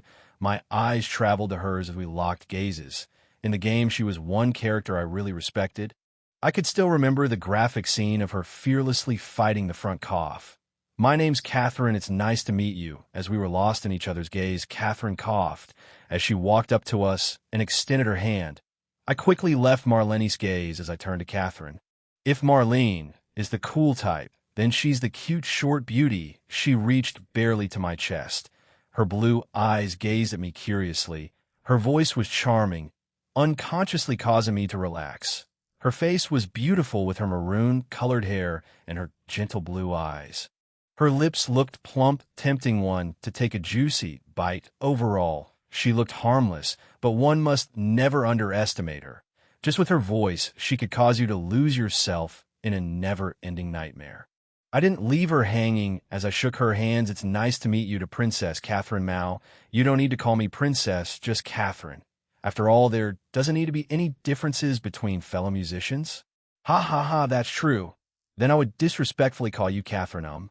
"That's good." Finally, Catherine's pout faded away as a playful smile filled her face. While she might not look at this as her final year, it means that she's 24. So yeah, looking at her attitude, one might think that Marlene is the older one now. "Why don't we all take a seat?" Putting on an elderly face, she took the lead for the talk. With her calming voice, the situation started a good atmosphere. Soon all of you were seated with me and Nora on one side, while Marlene, Catherine, and Nick were on the other side. "So what did you want to talk with me?" I asked as I looked at Marlene. She looked at me as she spoke with a higher tone. "First of all, I would like to thank you for what you did," saying. So not only Marlene, but also Catherine rose up as they gave me a bow of gratitude. Seeing it, I was surprised. Not only me, even Nora and Nick were the same. I quickly waved my hands to dismiss them. No, I didn't do anything big. All I did was with the strength that was given to me by your soldiers. Even still, I want to thank you in behalf of those of the sea." Marlene spoke as she sat back at the couch along with Catherine. Truthfully, I didn't expect for her to do something like this, but nonetheless it did increase my impression of her. Then I shall accept it with pride. Maybe I could go around boasting about it. I am sure that I could break the hearts of the several male seamen. My tone was joking, causing the rest to laugh along with it. My father would like to meet you and award you in person. Marlene spoke with a light smile that took her face. I was surprised for a bit before I spoke back. By your father? You mean the king of the sea? That's right, he said that he wanted to meet you. I acted like went into deep thought as bows furrowed. But truthfully, I would love to go there, especially after I had got the special perks after receiving Xavier's blessing. After a few seconds, I spoke. Sure, I don't mind meeting him at the academy trip to the sea. What? Hearing my words, Marlene and Catherine were shocked. How did you know about it? Though Marlene's words were vague, I still understood. After all, the trip to the sea for all the students of 18 and above is still in discussion and not decided. Seeing Marlene's suspicious look, I smirked as I placed a finger on my lips. Now, that's a secret. Hearing my words, both Marlene and Catherine frowned. Seeing it, I could only smile wryly. Well, I couldn't say that. Of course I know. It's the arc where I will make you fall in love with me, right? Both Marlene and Catherine were silent as they observed me. If at the beginning they had mild interest, now it had become bigger. A few seconds of silence prevailed between us as both Nick and Nora kept looking between us in doubt. You surely got more interesting in my eyes, Mr. Austin, please. Call me Austin. Sure, Austin, both me and Marlene smiled as we spoke, but deep down, both of us were slowly plotting against each other. After that, all of us just had some small talk before I talked about leaving. Then, shall we heading out? I spoke out, and Marlene nodded her head, while Catherine came forward and caught my hand excitedly. Hey, Austin, we should definitely once play some music together. Seeing the excited smile on Catherine's face, I really wanted to pinch her cheeks, but I held back. I nodded my head and spoke. Sure, I would love that. With that, Nick lead our way again back to the teleportation room. We bid farewell to him as the light of the teleportation circle filled my eyes, and with that, both me and Nora came back after our short trip. So, what are you going to do now? I asked Nora, who was beside me. I will be heading back to the mansion. I have a lot to deal with, sure, but are you free next week? Maybe. Why? I just wanted us to spend a few hours along with each other. You know, like in the past, hearing me talk about the past time together. Nora's eyes glazed over as she smiled. She quickly shook her head to clear her thoughts as she spoke back to me, hiding her excitement. Sure. I will be free next week. It's an outing then, I spoke. With that, Nora nodded her head, trying to hide her happy smile as she walked away. I looked at Nora's departing figure and thought. I stood there for a few seconds before I moved again, heading out to deal with some stuff. Meanwhile, back at the room, Austin had left. Catherine looked at Marlene as she spoke with a questioning look. So, how is he? Strong. Marlene spoke with a frown, causing Catherine to be surprised. For Marlene to say that someone's strong means that he's really strong, as Marlene is one of the strongest students in the whole academy. How strong? Catherine asked, but this time Marlene didn't reply to her directly. She looked troubled with her face furrowed.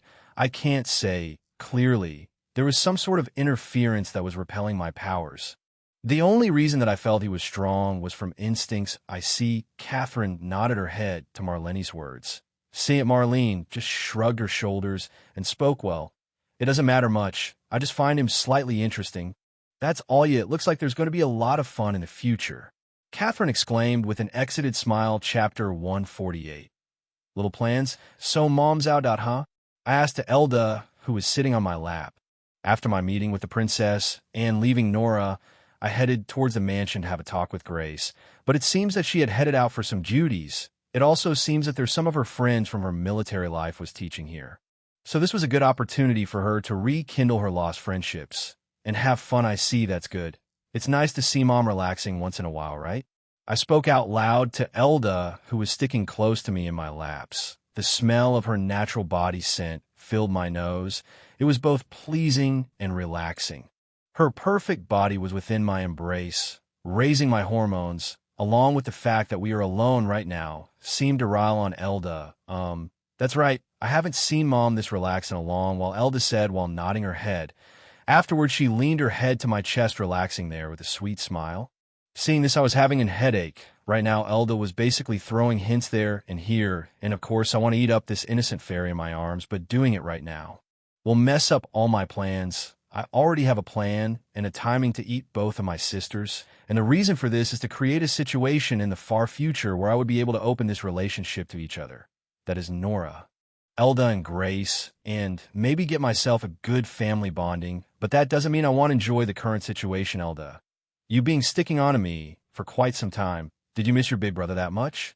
Hearing my question, she raised her head and looked at me with her beautiful green eyes.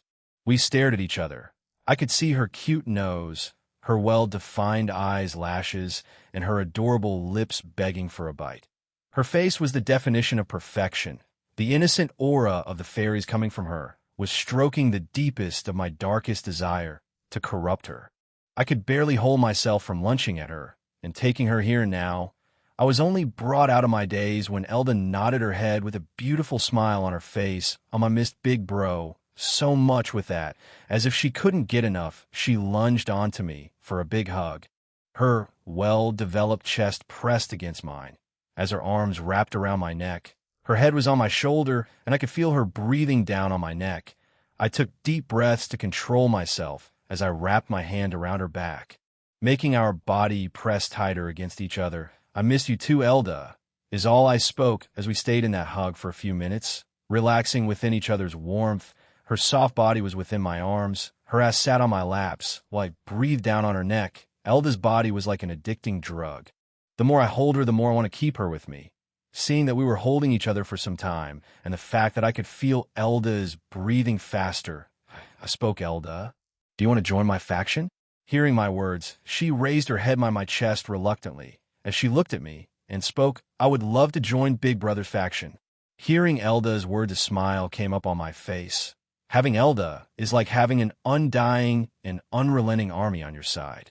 Life magic is special in the way that, unlike normal healing, where only your injuries are healed, here in life magic it restores everything, from your injuries to your mana to your stamina. It was basically a cheat for armies. That's good. Now, why don't we head to my faction head mansion?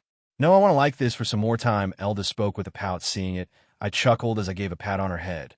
Receiving it, she closed her eyes and smiled while wriggling in my embrace. She felt just like a cat. After patting her head, I spoke with a smile. "Come on, Elda. You do know that your brother has many things to deal with, and I would love for you to be with me during those times, okay?" Hearing my words, she finally relented and agreed. Reluctantly, she rose up from my lap, feeling her heat leave my body. I too felt a lose, but there's a lot of time to do a lot of things in the future. With that, I just stood up as both of us headed for the mansion we were in. The good thing was that as we walked, Elda didn't try to show any inappropriate actions in public. As we walked side by side outside the mansion and reach a more populated area, I could feel tons of eyes on me, but this time majority of the gazes traveled from me to Elda. I could see several of the gazes from boys on Elda. Many went into daze looking at her. Seeing this, I asked her, "Looks like you have a lot of admirers, my little sister." So yes, it's annoying at first, but I got used to it. Moreover, once I said that I would only think of someone that beat you, I got more leeway from these guys. When Elda reached the part about using me as a shield, her voice became low and was tinged with guilt. I shook my head at it as I spoke to her. "Don't worry about it, little Elda. I am your brother. It's my right to protect you, and that hasn't changed in the past. Now, or in the future." Hearing my words, Elda went into daze for a moment. Memories of what happened in the past played in her mind. She could still vividly remember the scene of me protecting her with my back to her. She quickly shook her, and a dazzling smile came to her face. "I know that you would always be there for me." With that, she held her hands to her back and skipped forward. I, who was dazzled for a moment, looked towards the crowd, especially the boys that were now having a love-struck expression on their faces. I shook my head at it. All they could do in their life would only be to imagine. They would never get Elda for themselves. Shaking my head to get rid of my thoughts, I walked faster as I caught up to her. Walking beside her, who now kept a smile, I asked, "Can I think of it? Do you have any friends?" Yes, though not a lot. I made friends whom I treasure in the academy," Elda said with a chipper voice. "Oh, then I will surely like to meet them, sure. I am confident that Big Brother would get along with them." Elda spoke with an eager expression. I nodded my head at her words. "I am sure that I would get along with them nicely." Chapter 149. Surprise? "So this is Big Brother's mansion?" Elda asked with a questioning look on her face as we had reached towards the mansion that would be used as the future head office of my faction. It was a huge one, and it was in the more secluded area, but the beauty of nature beside it created a unique scenery that calmed one's mind. Elda, naturally having a fairy bloodline, felt more at ease with the nature.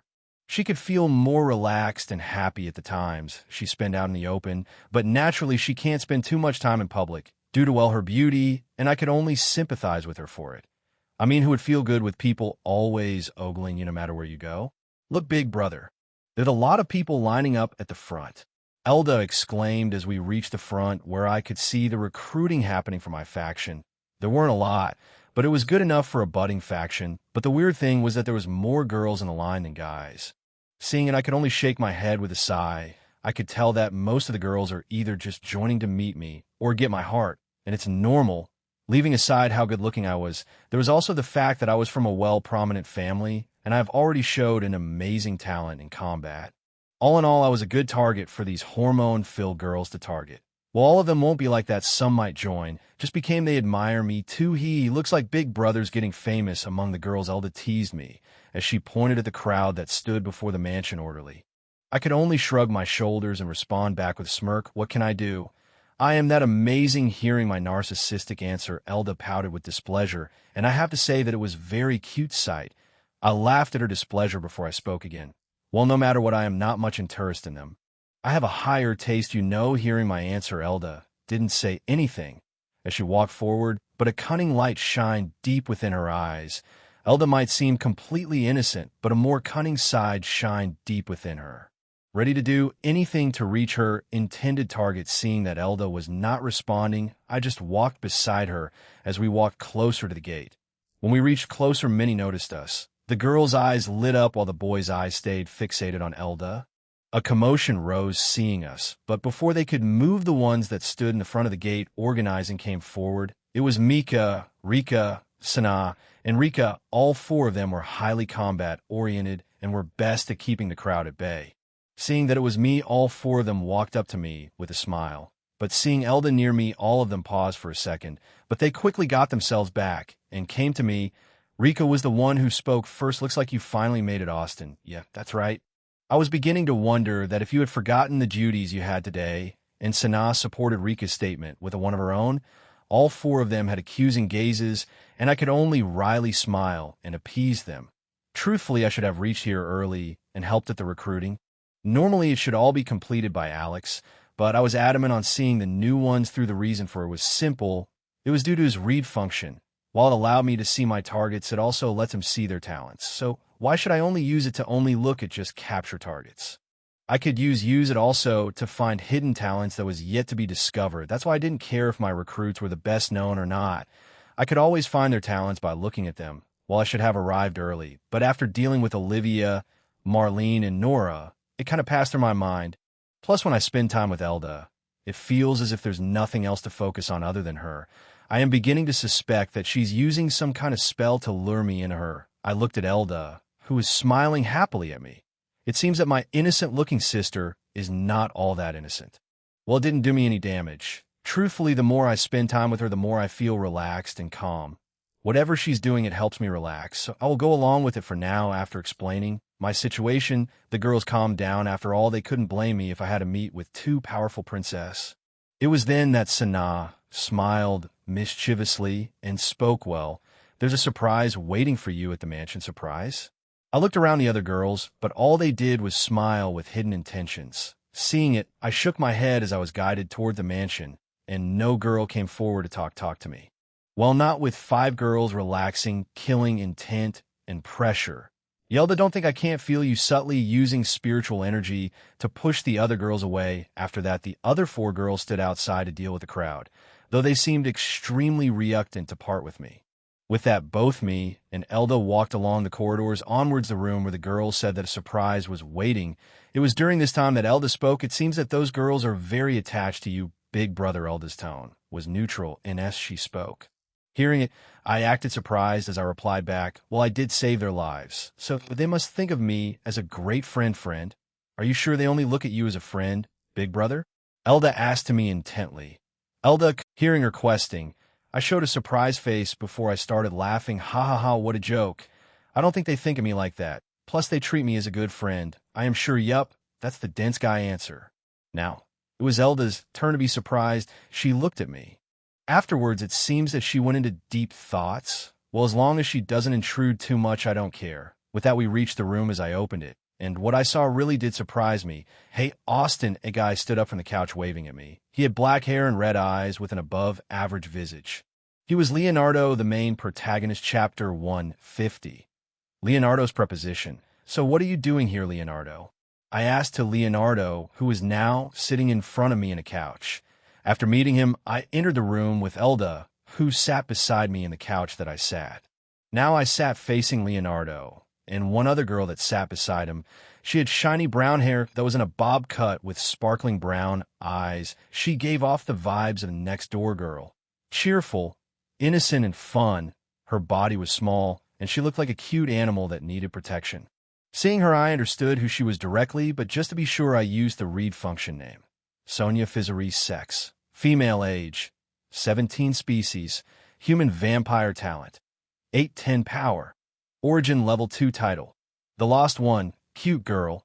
The one who wants to protect love. 0 description. A girl with the blood of a noble vampire flowing through her, but doesn't know it has a crush on Leonardo, but too shy to do anything.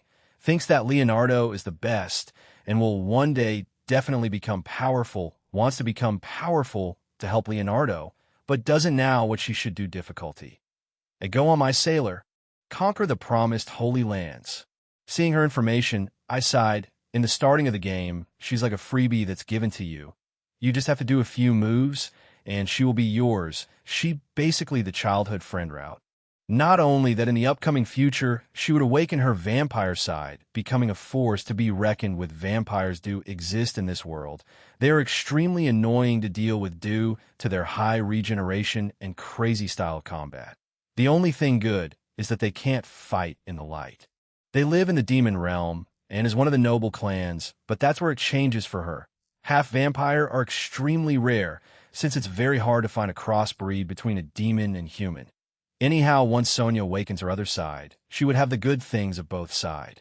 She would have all the abilities that vampires have, and she would be able to walk in the sun with no problem, something only a few noble vampires could do. Looking at the shy Sonia was having a small headache. In the game, she's easy to conquer, but now she's a big obstacle I have to overcome. The only good thing is that Leonardo's too dense to realize her feelings and only thinks of her as a good, dear little sister. Well, good for me. I might well as take this cute thing for myself, I thought as I looked at Sonia, who was shyly sitting beside Leonardo and sneaking glances here and there. Whenever her eyes met mine, she will quickly avert it like a scared rabbit. I couldn't help find it cute. Well, after having a quick look at her, I turned to Leonardo, who was kept staring at Elda in daze ever since I entered, and he had a look at her. His face was like he met his dream girl or something. At first, a blush took his face, and he kept looking at her in daze. Elda saw it too, but she was used to it. But now it's been a few seconds, and he's still in daze, so all I could do was cough and get his attention. Cough. Have had enough fill of watching my sister? No, I just thought that she was really beautiful. Flustered Leonardo quickly waved his hands with a blush. At the same time, I took notice of Sonia's reaction. I could have sadness and bitterness flashing through her eyes as she looked at Leonardo. I hid my smirk as I nodded my head to Leonardo's words. Indeed, my little sister is beautiful. Elda, who was unmoved by Leonardo's words, unconsciously smiled with happiness after hearing my words. The smile again brought him to daze. Seeing the situation, I quickly spoke again. So, why are you here? And who's this little beauty beside you? While I spoke those words, I gave Sonia a natural, charming smile, which quickly induced a blush on her face. This was good time to earn some brownie points. First, there's no girl that doesn't like a compliment, and mine came at the exact time she was down from comparing herself with Elda. So I quickly earned a good rapport. Sorry for the sudden meeting, but I wanted to speak with you. Oh, and the one sitting beside me is Sonia. She's my childhood friend, and she's like a sister to me. When Leonardo spoke about her just being a sister, I could see a disappointed look on her face. Even Elda, sitting next to, could notice that Sonia wanted more with Leonardo. Well, one might think about how someone like her, without any background or great talent, could enter the Babylon Academy. Simple. It's because her vampire side is known to the higher-ups, and they couldn't just let go of such a future powerhouse. Hence they hid it among themselves, and is just waiting for the other side to awaken. As for why they are sure she would awaken, well, I have no idea. It was jet like that in the game, so what's it that you wanted to talk about? Oh, it's simple. I want to join your faction. Why? I asked, surprised. In the game, he really didn't join any faction. Well, technically, it was the player's choice. He would become like a mercenary who would work for any faction that paid him. That's how he started to be acquainted to all those powerful girls that paid him. Hearing my question, a powerful flame lit in his eyes, because I became your fan after I saw that fight during the Seth hunt. You were really amazing. I was really moved when I saw you fight to save those soldiers. It was really heart-moving. I wanted to come and talk to you afterwards, but you were not free. I got a lot of offers, but I think that joining your faction is the best choice for me. Plus, even Durendal agrees that the path I am taking is good with that Leonardo. Stopped talking as he waited for my answer. Well, after hearing him, I went into deep thought as I leaned backward. What he proposed was tempting. If he joined me, not only would I have a powerful ally, but I would also be able to keep tabs on him easily. But that would also mean that the future troubles that he faced would want to me too. There's a lot of pros and cons. Plus, if he joined, Sonya would join to making it easier for me to lay my hands on her, and seeing her response to Leonardo's sudden interest in Elda, I might have a plan to get my hands on this cute and shy girl. So the question is, to accept or not to accept? Chapter 151. New members sure. I don't mind you joining. Finally, I spoke my answer, agreeing to Leonardo's proposal. His proposal has a lot of pros and cons, but ultimately the pros outweigh the cons. First, I would be able to make Leonardo work for me. While I reaped the rewards of his hard work in the game, there were many scenarios where things got tough for him, but he overcame them, causing him to get generous rewards. So that's what I would do. I will make him risk his life for those rewards and wring him dry of those same rewards. Since there's no player that controls him, I will become that player's second. It's a foregone condition, but I will be able to lay my hands on Sonya. From what I know right now, she's a shy, innocent, and not so outspoken girl.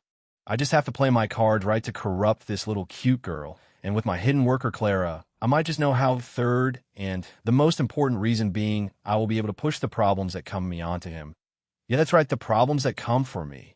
I am not to believe that I won't be targeted. This is not the game world, where it only focused on the part of the Academy arcs, but a real world with its real-world bullshit problems. I won't even be surprised if there's a group out there planning my demise. I mean, I had shown something that no others could even show.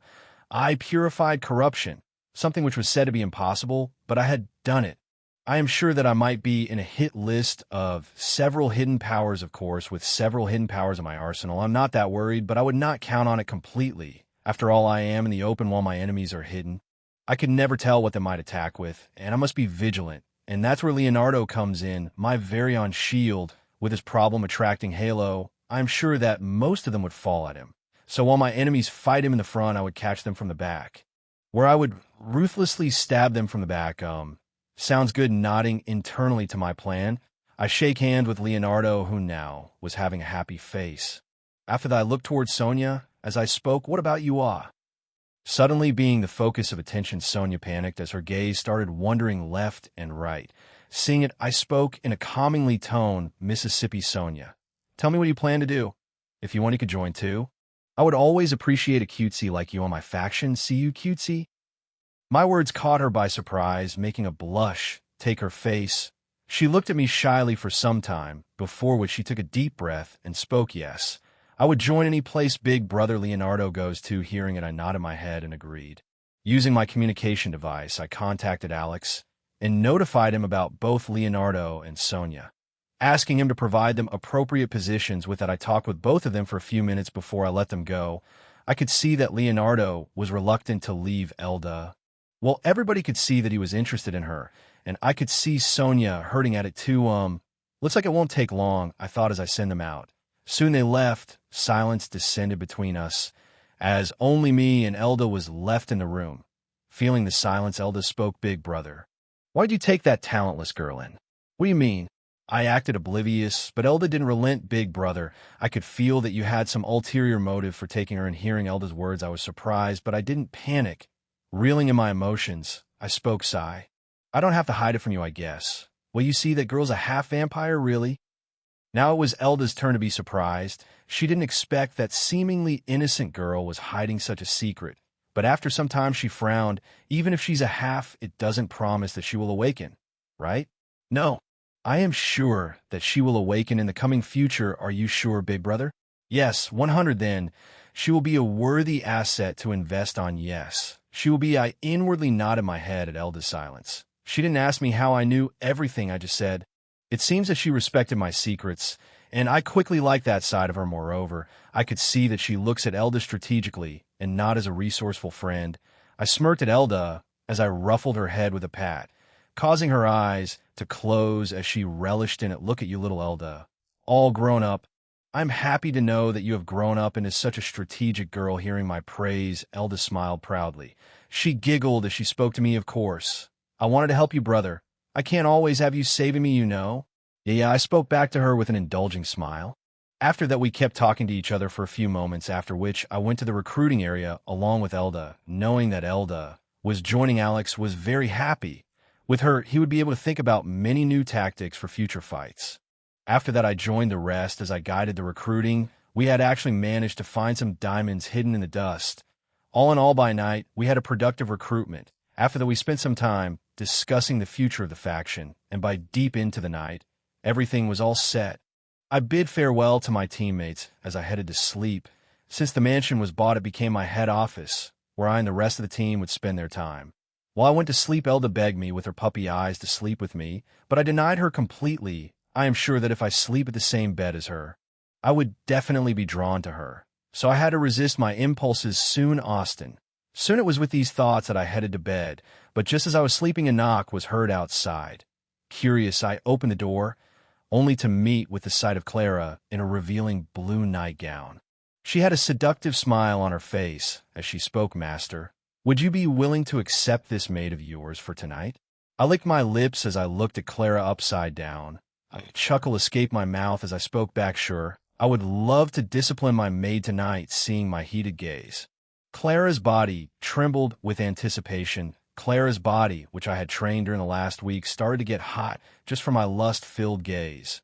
With her body hot and her mind and heart filled with love, Clara sexily swayed her body as she entered my room. Chapter 152. Planned to trap an innocent rabbit. I closed the door just as Clara had entered the room. Along with it, I activated the room's magic lock and the silencing spell in the room, so that my little night raid won't be disturbed. Just as I finished, I turned to Clara, who was looking at me with affection. I walked up to her and lifted her up, and she happily wrapped her arms around me. No words were needed to be spoken between us as we came forwards for a wet and hot kiss. At the same time, my hands roughly played with her bottom, squeezing them, roughing them, and playing around with them like they were toys. My hands sunk into her well-rounded ass. We kept kissing each other as we walked towards the bed. Sitting down, I placed Clara on my laps with her facing me. We broke the kiss as a strand of saliva connected our lips. Just when we caught her breath, Clara was about to die for more, but I stopped her. Seeing me stop her, she pouted, but she relented.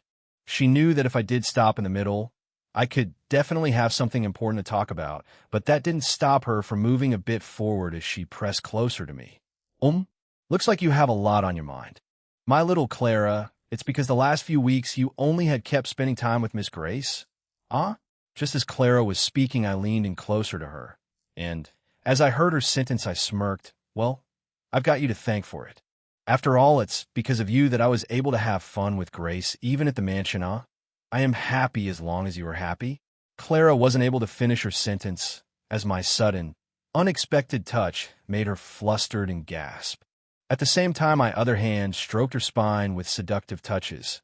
Now, even without my special eyes, I could tell Clara's exiting spots. As I kept playing with her body, Clara moved forward as she kept grinding against me at a faster pace. Unable to hold back, she moved closer. Our lips met each other again in a passionate kiss. The intimacy filled Clara's body with pleasure that spread from her core to her breast to her back, overwhelming her senses. And soon she let out a soft gasp and trembled against my lap. Finally, after a few seconds, she took deep breaths to regain her control, a small part of her excitement receding as she got some clarity back. Are you satisfied a bit now? My tasty maid huff. Huff, yes, but just a bit. Clara spoke with a smile on her face. I didn't say anything, but a loud sound resounded in the room. Slap. I slapped Clara's ass, which was on my lap, causing her to cry out in pain and pleasure. Feeling it, Clara started moving her lower body again, but I spoke seriously this time. Clara, I need your help. What do you need? Seeing that I was serious, Clara became serious too. I looked at her face as I spoke my words. I need Sonia to just be with her.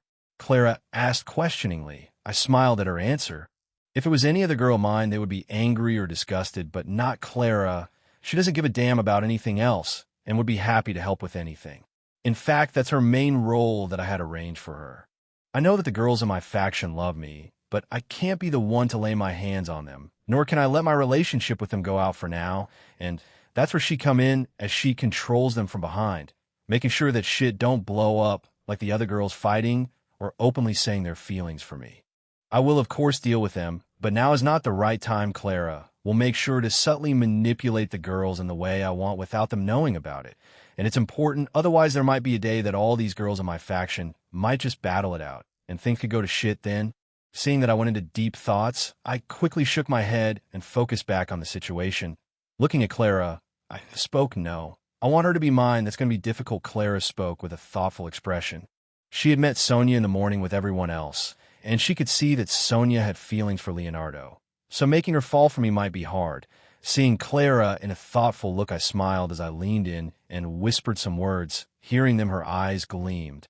As I finished, her eyes danced with mischief. It's quite ruthless, but I like it. Well, as long as you can get close to her, the first step is basically complete. So you up to it? Sure, it's going to be fun. That's my girl. And with that words, we dived back into each other's embrace. My hands moved skillfully as I started removing Clara's clothes. She too didn't hold back as she helped me out of my own.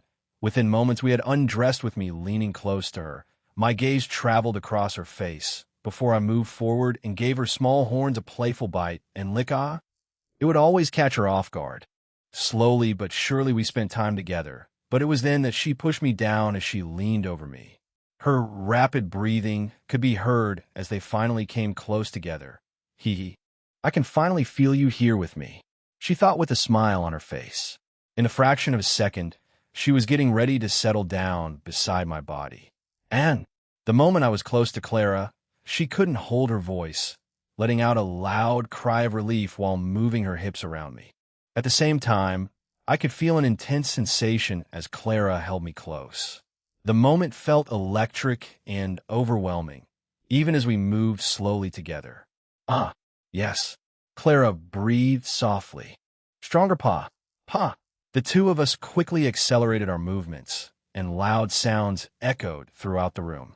By now, both of us were completely sweaty, and a strong smell filled the room. Coming? And while the two of us continued our vigorous movements, Clara reached another peak of excitement that night as her body trembled with emotion. At the same moment, my body responded with an intense release. After we both finished, I stood up and passionately kissed Clara's cherry lips. Running my hands over her, the air was cool, and each time I touched her, she trembled softly. My hands moved over her body, and meanwhile, his body was still close to Clara's.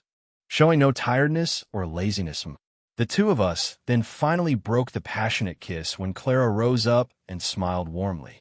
See, now I am completely happy, Clara spoke, and then bit her lip playfully for minus. Well, then I must make sure to keep you happy. After I spoke, Clara didn't wait any longer and started to kiss me softly, wiping away every trace and sharing a tender moment. Clara did this for some time, and when she finally finished, she held me close. She then positioned herself on all fours beside me, looking toward me with intent. She said, I want you to come here. Seeing this, I couldn't help but swallow.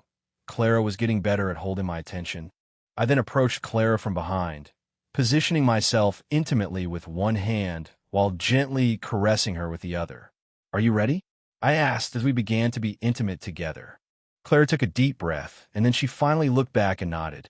She was overwhelmed with excitement, and just thinking about what was coming next, Clara couldn't help but sigh in anticipation. Seeing the look of anticipation in her eyes, I couldn't wait and slowly began to make my next move. When Clara felt me push all the way in, she almost rolled her eyes, letting out a heavenly moan, which if it weren't for the isolation array the room has, then the entire mansion could end up hearing it.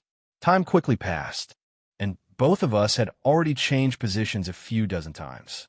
The two of us continued into the night, being intimate while satisfying our most primitive desire. When we were finally finished, both of us were tired and had satisfied expressions, as if we were drunk with pleasure. Clara and I spent the evening together, and afterward her body was flushed and warm, with a few love marks on her neck and some red impressions on her back.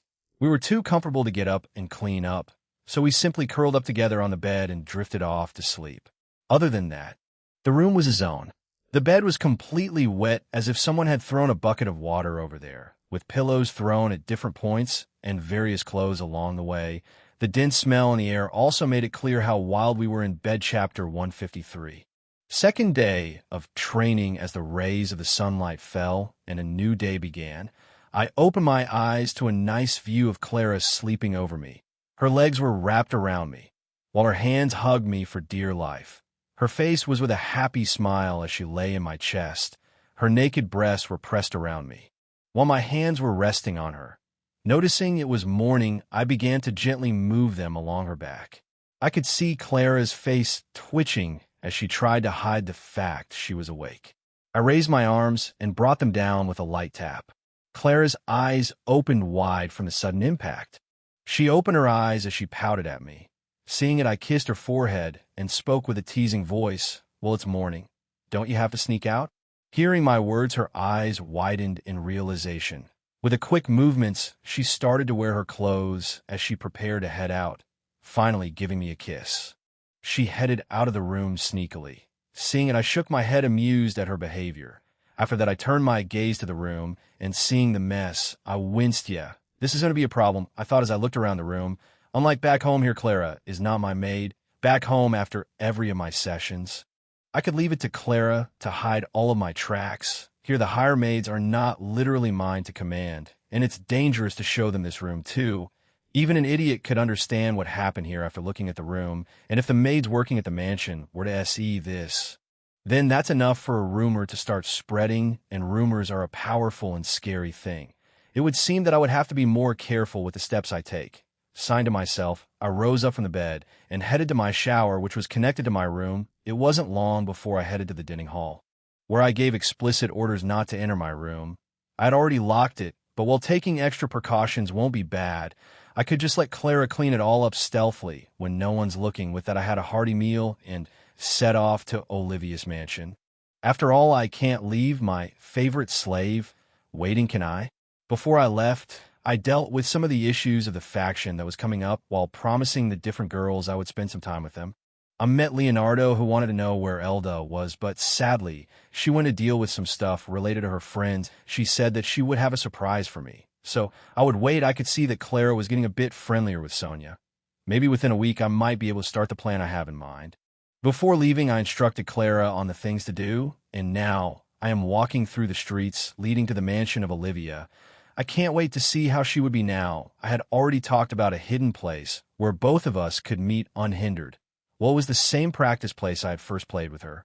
It would seem that there's a hidden entrance I could use to enter it unnoticed.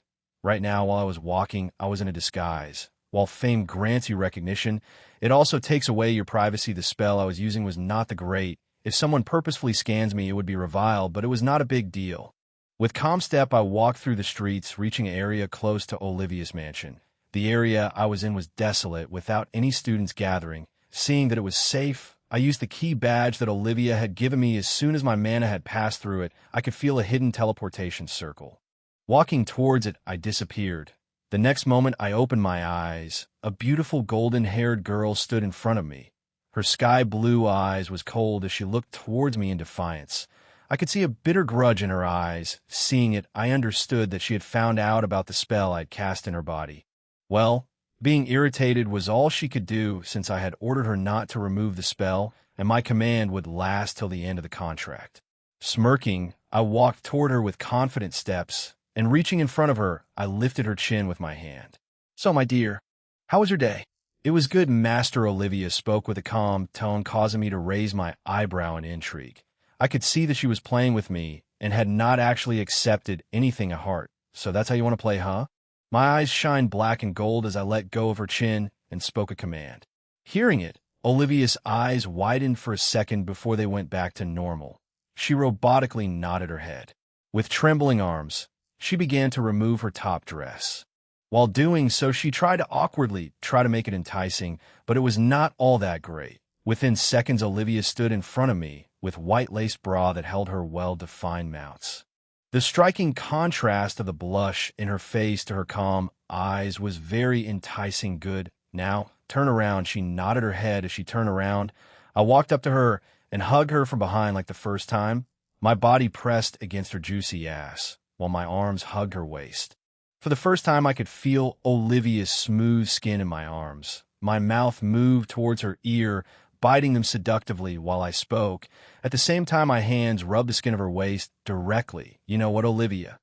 You're so sexy, I just want to eat you. Can I? My words and my gentle touch brought a tremble to Olivia's body. My movements were slow and tender, which was quietly deepening the intimacy between us.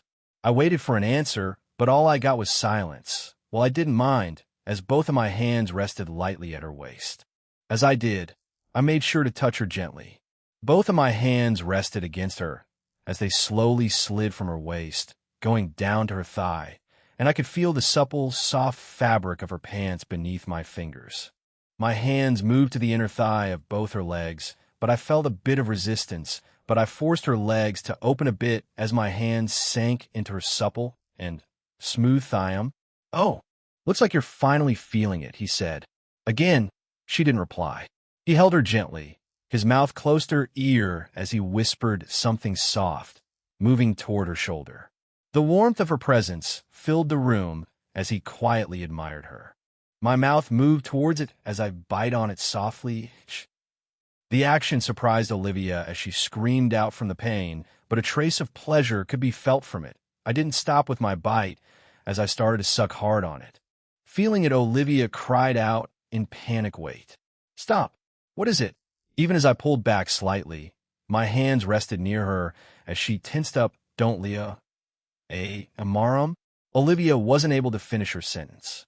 Able to speak properly as my hands massaged her inner thighs and my mouth licked and sucked the neck. I don't care. You are mine and I will mark you. It's your problem on how to hide it with it. I dived back in her neck, kissing and gently nipping her neck. No. Hearing my reply, Olivia could only give in to my advances as her body began to respond with excitement. Chapter 154. Continuation of the second day. My hands, which had moved along her legs, kept pressing against Olivia's body with soft, affectionate touches. My mouth was hungry as I held Olivia close. All Olivia could do was close her eyes and accept it. She tried to fight it, but it was impossible. The longing she was unable to release last night was building in stronger waves within her body. My hands moved gently. My right hand moved and slowly touched Olivia in a slow motion from bottom to top. And that's all it took, a gentle touch, and her body began to react like there's no tomorrow. The tension she was unable to release came out in a bang. No. Olivia's body weakened from the overwhelming sensation. Since the spell had taken hold of her, and she couldn't shake its effect, finally breaking free of it left her trembling, her legs seeming to weaken, but I didn't let her fall completely. I caught her and lifted her as I carried her to the table. It seems I had looked down on how much the spell must have tormented her body. I could see that Olivia's body had weakened. Looking in her eyes, I could see that they were hazy. Plus, there was a fresh red mark on her neck. Thinking of the trouble she would have to go through to avoid it, I laughed inwardly and gently placed the now delirious Olivia on the table. She was in a daze, and I made sure she was comfortable and safe, taking care of her until she felt better. Her size was a bit above average AH.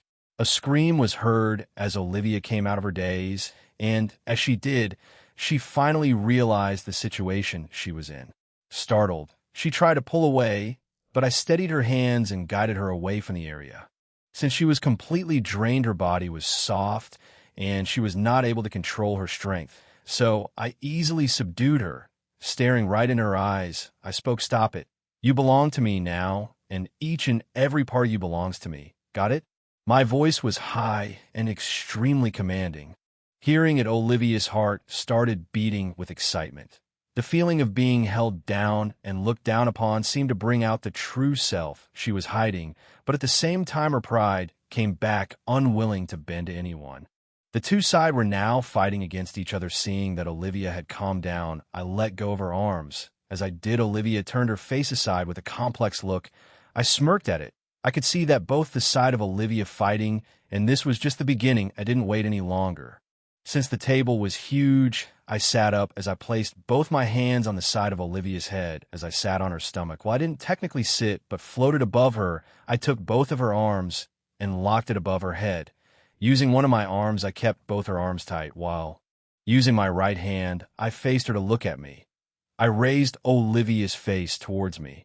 I could see confusion, sadness, desire, excitement all together filling her face. Even some tears had gathered in her eyes. Seeing it, I was mesmerized for a moment. Olivia's the princess of one of the most powerful emperors in the world. A woman that is desired by many men, and lastly, a sadistic woman that always never seemed to bend, but right now her face was the some look of a vulnerable woman. It was the exact opposite of the real her. Sighing, maybe I could relent to her a bit, controlling myself. I looked directly into Olivia's eyes that was filled with struggle. I put on a gentle smile as I rubbed her eyes, wiping the tears away. Seeing my sudden change, Olivia was surprised. I didn't give her time to think as I spoke. What is it, Olivia? Why are you cry? Why?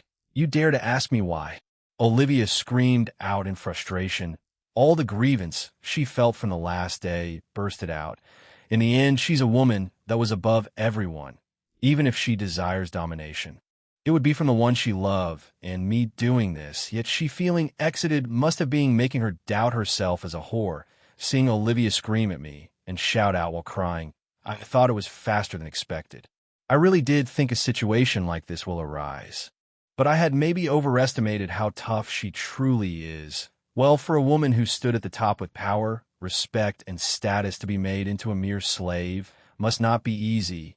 It's true that she craves intensity, but that side of her hadn't fully developed yet. Sure, she noticed some hints, but her adventurous spirit had yet to be awakened, shaking my thoughts. I spoke to Olivia calmly. Yes, that's right, I am the man responsible for you suffering, but what was I to do? I really wanted you, Olivia. Wah. A confused expression filled Olivia's face, and her body trembled. I quickly activated my Yander mode. While after dealing with a lot like them, it was easy for me to imitate it. My hands that held her face slowly moved around her upper body. That's right, Olivia. From the first moment I saw you, I wanted you. I wanted to hold you close and keep you near so that only I would be the one who sees you. I wanted to keep you all to myself so that nobody else could have you. You ARR mad. Olivia's eyes enlarged and her body trembled from excitement. Looking at my dark and lifeless eyes filled with obsession for her, Olivia's body felt hot. She could see my desire to own her. Make sure that no one else touches her, to make her mine, and that's all she needed. As her body trembled and she gasped. She pressed her lips together to hold it back, but I saw it. With a predatory, obsessive smile, I moved forward and whispered in her ears, "Oh, will you look at that? Did you just react like that from my words?" Olivia's eyes trembled as she spoke back to me. If you liked me, why are you doing this? Why don't you just tell me, ah?" Olivia wasn't able to complete her sentence as I pulled her closer. She bit her lips as she looked into my possessive and commanding eyes that made her heart beat in excitement. My hands left her nipple as it trailed her midriff. Why? Well, it's simple. I wanted to own you. Chapter 155. Falling slowly. Why? Well, it's simple. I wanted to own you. Hearing my reply and seeing my obsessive eyes that were no longer hiding my desire to possess her mind, body, and soul, Olivia could feel herself responding to the utter domination in my eyes, which was slowly bringing out the hidden side within her. I didn't relent as I held both her arms and looked into her eyes directly. I spoke. That's right, Olivia. You mean everything to me, and I intend to stay by your side. I will also kill any other man that dares to lust over you who belongs to me. Feeling the killing intent from his words, Olivia's heart started beating faster and faster, while her body grew warm with a mix of fear and devotion. Holding Olivia's chin, I spoke, "Just you wait, I'm going to mark all of this as mine," after saying I left her arms, but Olivia didn't make any move as she could only accept her fate for now. I moved down as I sucked on the skin of her neck while kissing it. It seemed so gratifying to taste her skin. The smell of her shampoo and distinct flavor filled my mouth. Olivia could only close her eyes as she gave up and indulged in me, pleasuring her. I licked and kissed all over her neck before moving down. I dipped my tongue into her exquisite collarbones and bit on it.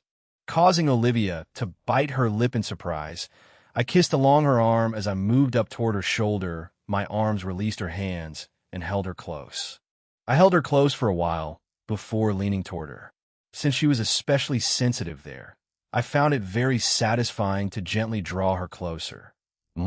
More? Olivia, who was hesitant at first, slowly began to feel comfortable. Slowly but surely, she seemed really into me paying close attention to her. So I started giving the other side some attention too, and playfully nipped on.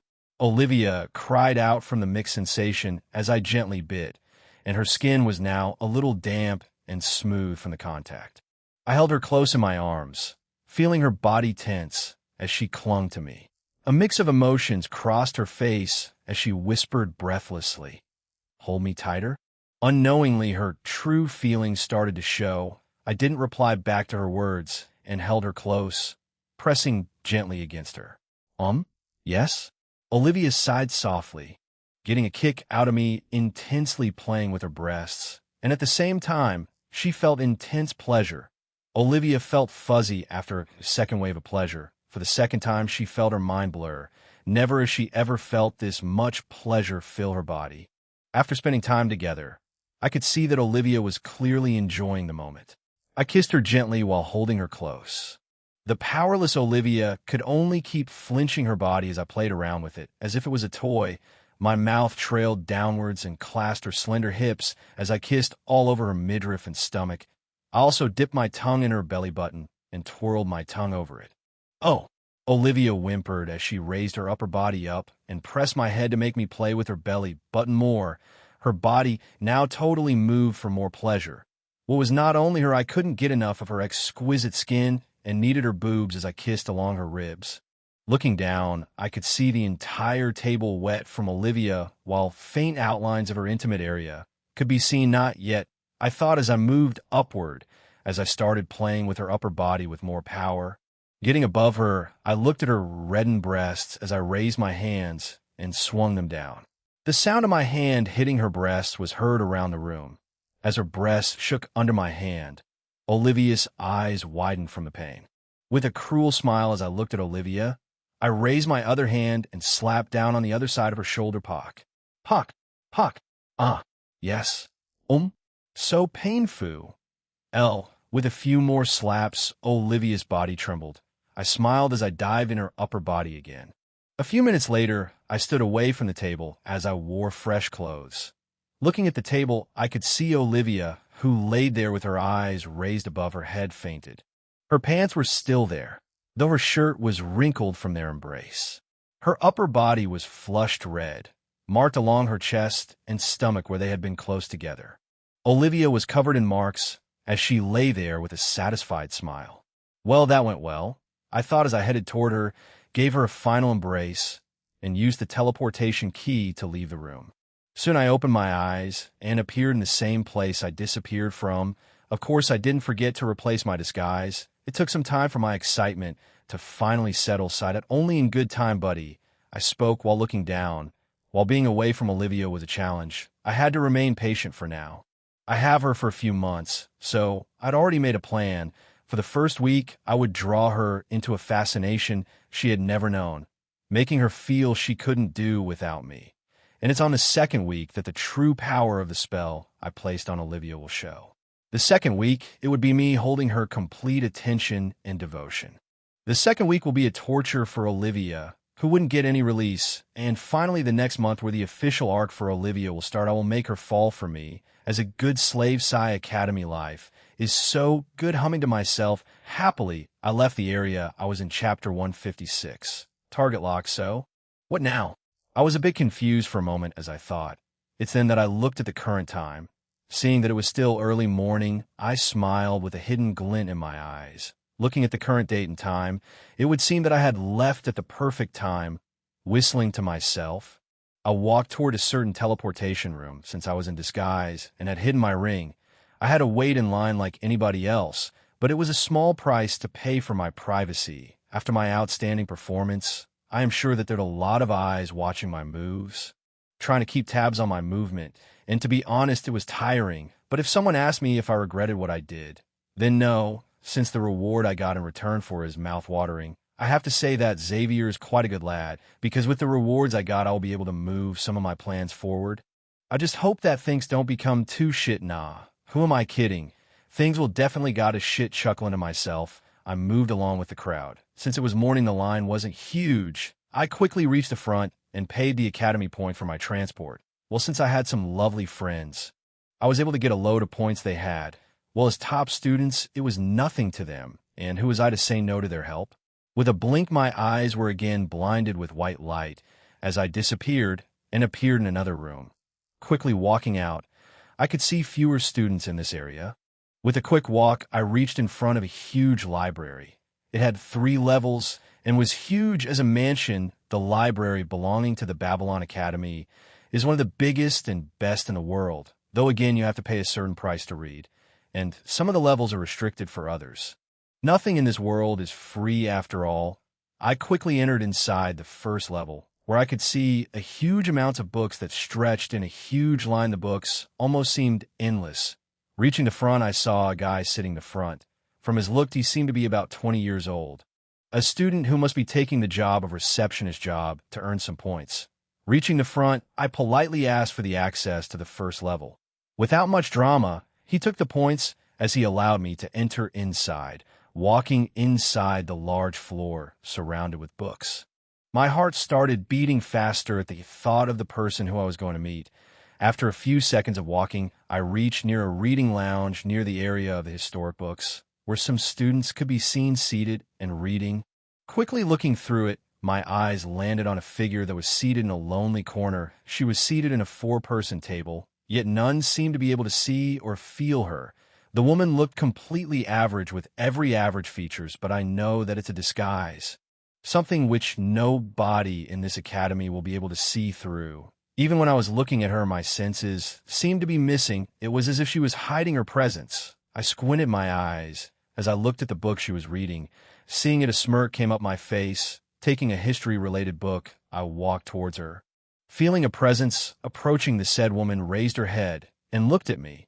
For a moment, a sense of surprise flashed through her eyes. Not minding anything, I walked towards her area while carrying a book about a certain king's biography and sat in front of her. And as I did, I activated my read function. I have to be sure after all. Name: Celestina Graciers Creen. Sex: female. Age: 21. Species: dragon. Talent: 10/10 power.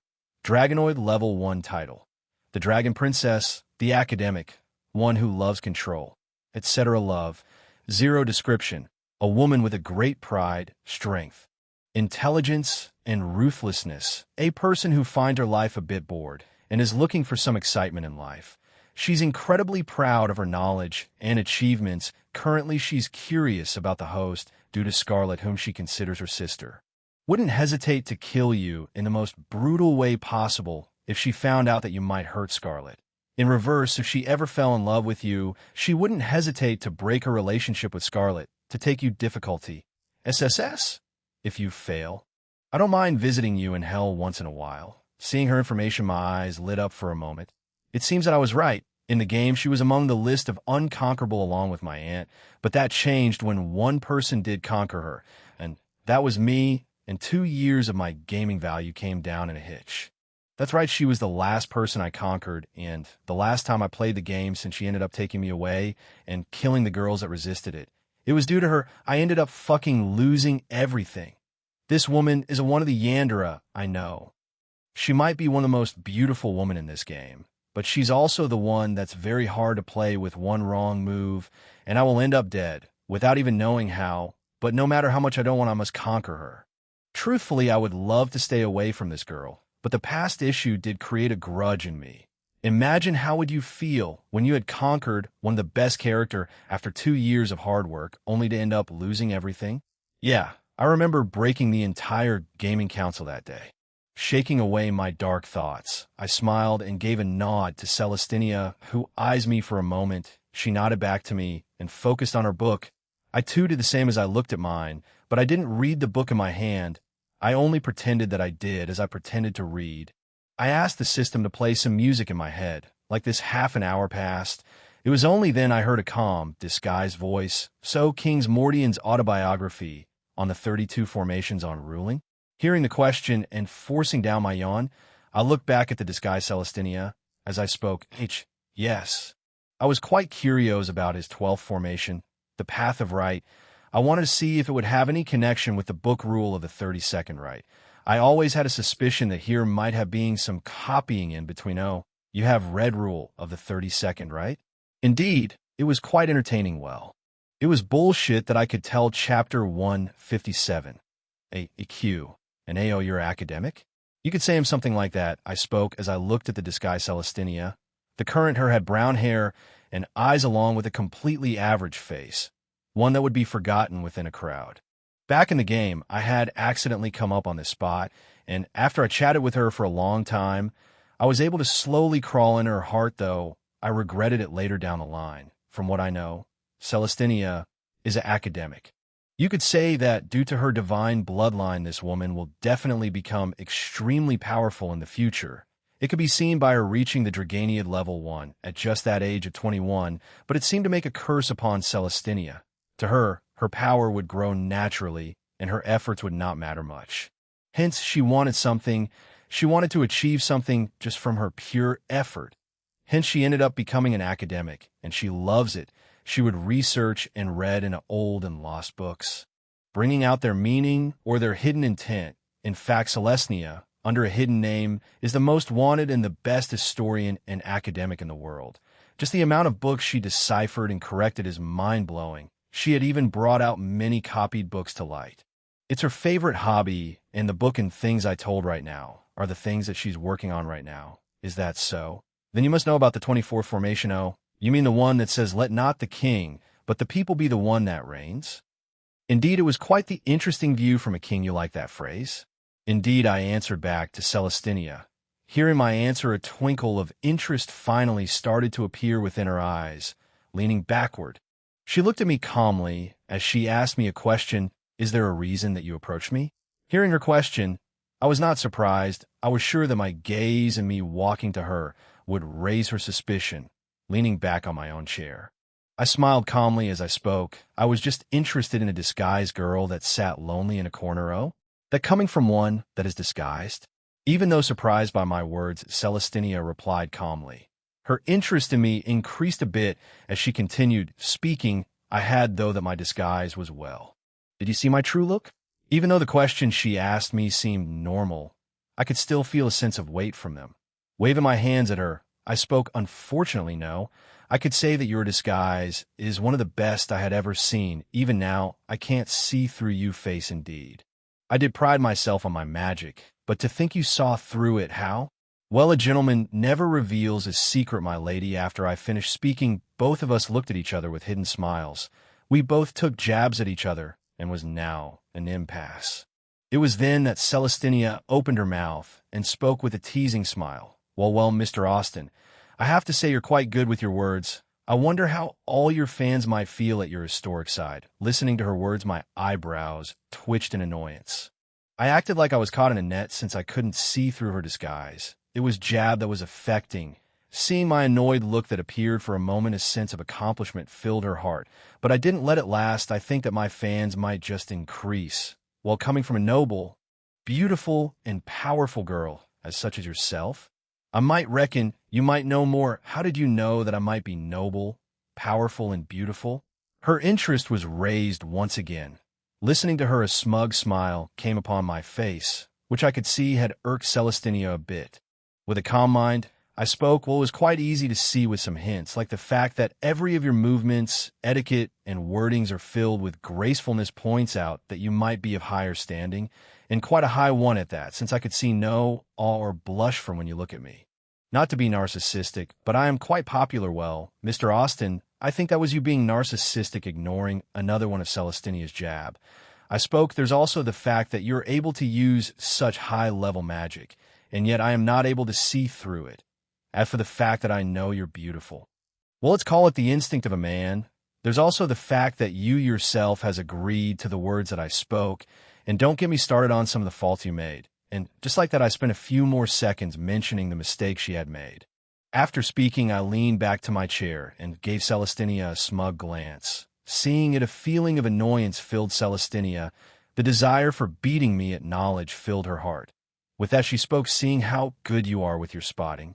I could presume that you know well about everything else.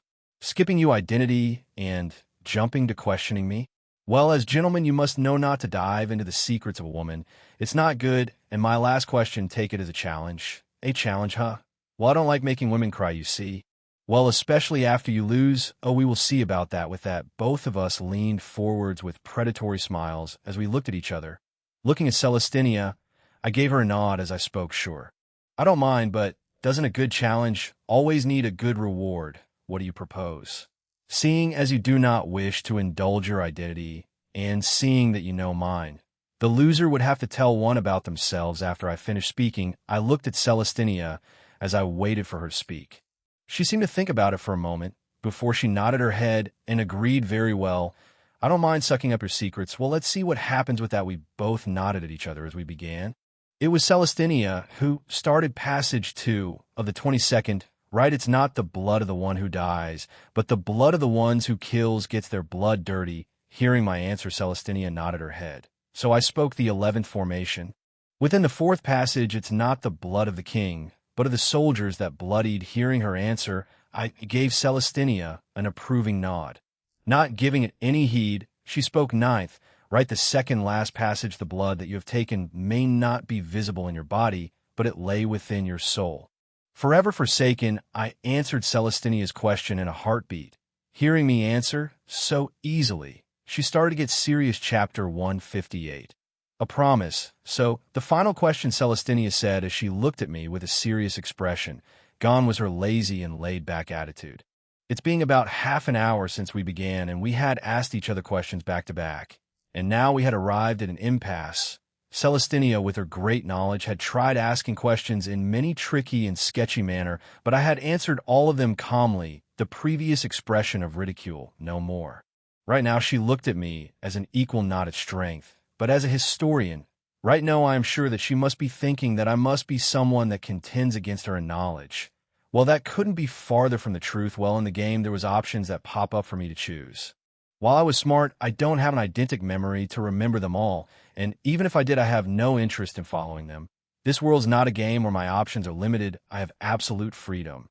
And the path I take to make those girls fall in love with me, too, is different. I mean, as a small nerd, I did research into the fun details and history of the world when I played the game, but to read some boring biography about some dead king, I ain't that free. Well, as for how I am answering her question, well, dear old system truly is a good place to store, buy, and see information. Leaving those aside, I focused back at Celestina, who took some seconds to think over before she spoke. Zinger Jinch, Blanker's Wrath, Miley's Wishkeers, and a Holy Rees salt. For which of the forgotten blood formation are these ingredients used for? The final question was tricky, so I acted like I went into deep though for a moment. Time ticked away. It took a few seconds later. I smiled at Celestina as I spoke. It was quite the question. Mississippi Mysterious. The Holy Rees salt is not part of the formation. It's for the king ritual of wrath. The correct one would be Holy Rees milk. After I finished, I leaned back to my chair as I looked at Celestina. She too leaned back as she closed her eyes for a moment. A few seconds later, she opened them back with her usual calmness. She looked at me. She spoke a tie, huh? Indeed, I nodded back at her. Just getting a tie was more than enough for me. In fact, that was my goal. Celestina peered at me for a moment before she spoke again. Truthfully, I never thought I might find someone at my level at my age. It's truly a surprise. I have to agree with you on that. I had thought that only the great historian Celine would be able to compete with me. As I spoke about Celine, my voice was tinged with admiration. Hearing it, Celestinia's eyes rose in amusement. After having a tie with me, her mood was not all that great. In a way, her pride was slightly wounded, but hearing me talk about her hidden name, she looked at me with eyes hidden with amusement. Her voice stretched as she spoke to me. Oh, seeing your knowledge, I would have thought you think that none would be able to beat, I'm not at the level of Celine. I do admire reading into stuff and studying them, but in no way would I be able to deal with such a huge amount of deciphering. I would truly love to meet him or one day. When I spoke the last words, it was filled with yearning. Hearing my words, a bit of happiness grew in Celestinia's heart. Receiving genuine compliment for her effort from another academic does truly make her feel a bit more accomplished. She smirked as she spoke back to me. Truly, I would also like to meet Celine. She's also like a hero to me. Hearing Celestinia's words, I had to control myself so that I won.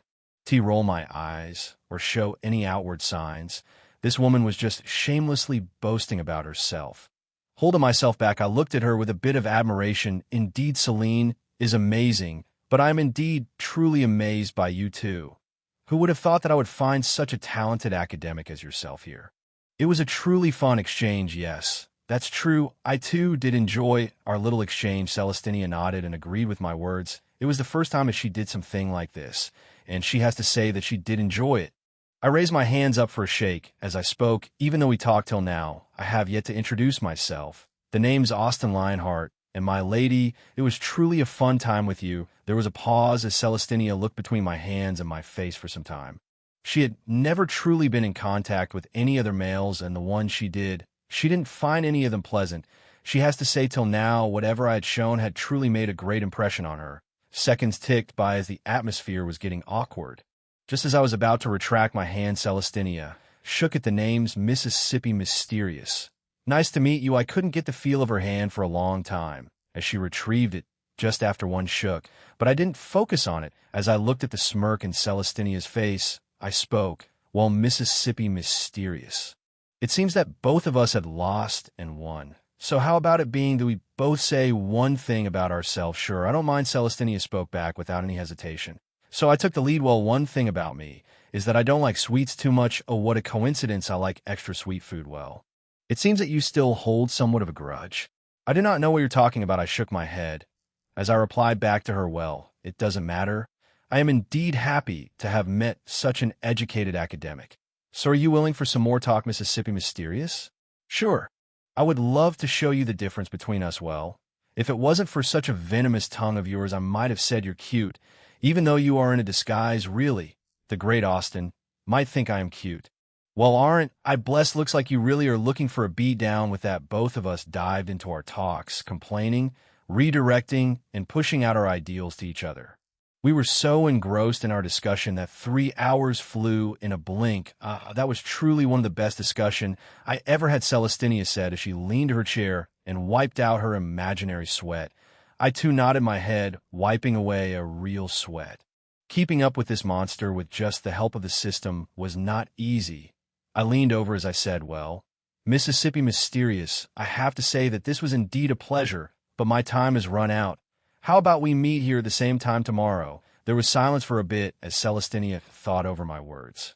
She had indeed enjoyed arguing with me, and it was not every day that she finds someone that was able to talk to her like this. So she thought it over as she said, sure, the next time I will definitely beat you, then I shall anticipate that day. Chapter 159. Act the heart. Wow. Now, that was intense. I spoke as I walked out from the library. The game with Celestina went better than I imagined. Though there were some close calls, I was still able to survive. With that now, I had way into her heart. The only problem is how I would make her share me. Yeah, I thought about it, and in the end I gave up. I couldn't really think of a way. Well, at least now, I don't have to be worried of being kidnapped. Well, not by Celestina anyway. I have a Yander goddess and a divine beast with me. Even if Celestina has the potential to become a divine beast, she's still not there yet, and she will never be able to grow to contend against Roselia. But then I have to be wary of Roselia. I haven't heard from her after my first meet. I had thought that she would appear when I came to her church or when I turned 18, but still nothing. Yeah, that is making me extremely nervous. I won't be able to do shit if she appears in front of me. All I would be able to do was let her have her way with me. Well, in way, that doesn't sound bad. Well, for now, I could only roll things as they go. After all, even the most well-planned execution might have its own problems now. I guess I might head to Mira. Now, recognizing my next plan, I head towards the dean's room. With my not-so-good disguise, it didn't take me long to reach towards the main building for the teachers. There I quickly changed my appearance to my original within a hidden location. After all, not anybody could walk into the dean's room unannounced. Well, I am only among the few who could walk in like that. As everyone knows that Miris my aunt, so it was not that hard to enter towards the dean's building. As I walked, I had met with Miris' secretary that was a brown-haired beauty. Seeing that it was me, she didn't question much as she let me into the dean's office with a few seconds of walking. I reached Miris' office room. As I kept walking, I started transmitting my anxiety, happiness, and my eagerness. Reaching close to Miris' room, I knocked softly asking for permission. Aunt, are you free? Yes, a few seconds after I had asked my question, a soft, smooth voice was heard from the room. Hearing it, my feelings of happiness exploded as I entered the room. Coming inside, I was met with the beautiful sight of Mira working on her papers. Sitting on a table, her beautiful purple hair cascading to her back, while her shining silver eyes stayed on the paper she was dealing with. The expression of pure focus, along with her beautiful face, was a delight to be watched. I was memorized for a moment as I entered. My feelings of awe was greatly transferred to Mira. The frown on Mira's face receded as she raised her head to look at me. Coming upon my goofy, happy look at her, instead of the normal annoyance Mira felt. This time she only felt a sense of accomplishment deep in her heart, but it went as quick as it came. With a desire to tease, she spoke, "What is it, little Osti? Were you mesmerized?"